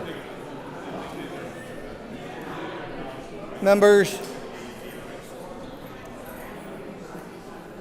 Members. Item 7 on the order paper. Members. Item 7 on the order paper, the adjournment. As you were advised earlier, the Speaker has been notified that the proposer will not be speaking to the adjournment topic on the order paper today. The question is, the Assembly do now adjourn. The Assembly is adjourned. Thank you.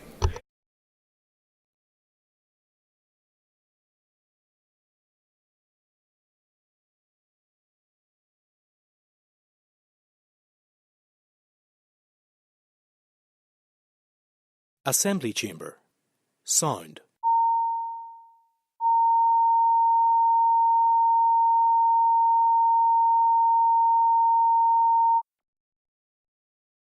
Assembly Chamber. Sound.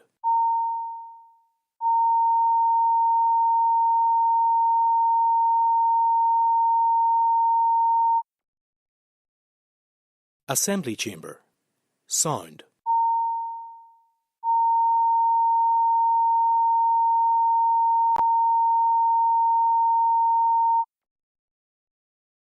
Assembly Chamber. Sound.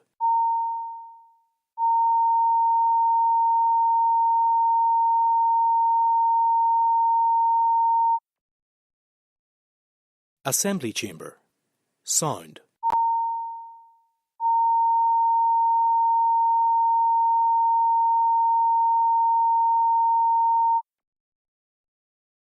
Assembly Chamber. Sound.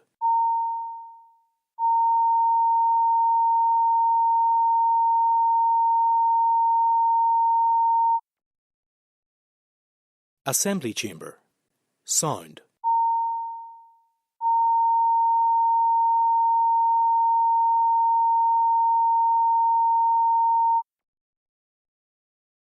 Assembly Chamber. Sound.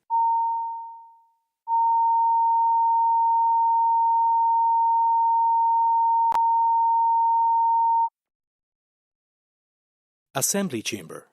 Sound.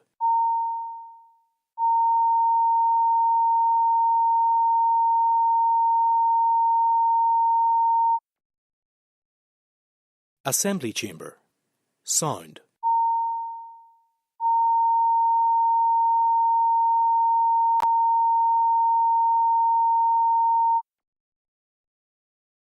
Assembly Chamber. Sound.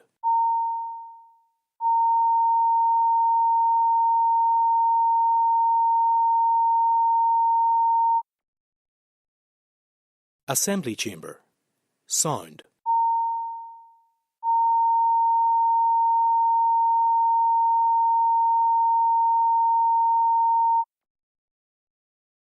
Assembly Chamber. Sound.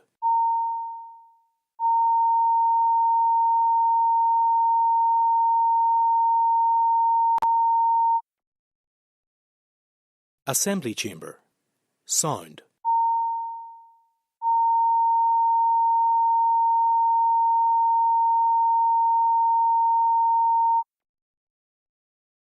Assembly Chamber.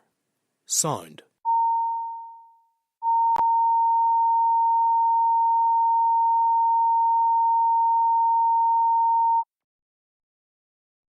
Assembly chamber.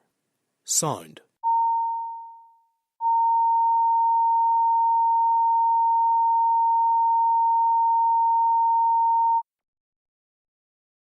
Assembly chamber.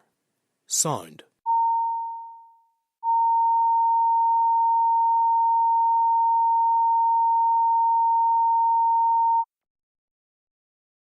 Assembly chamber. Sound.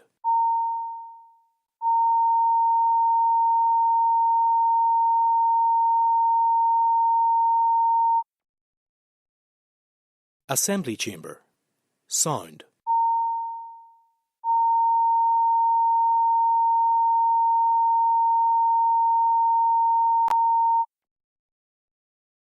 Assembly chamber. Sound.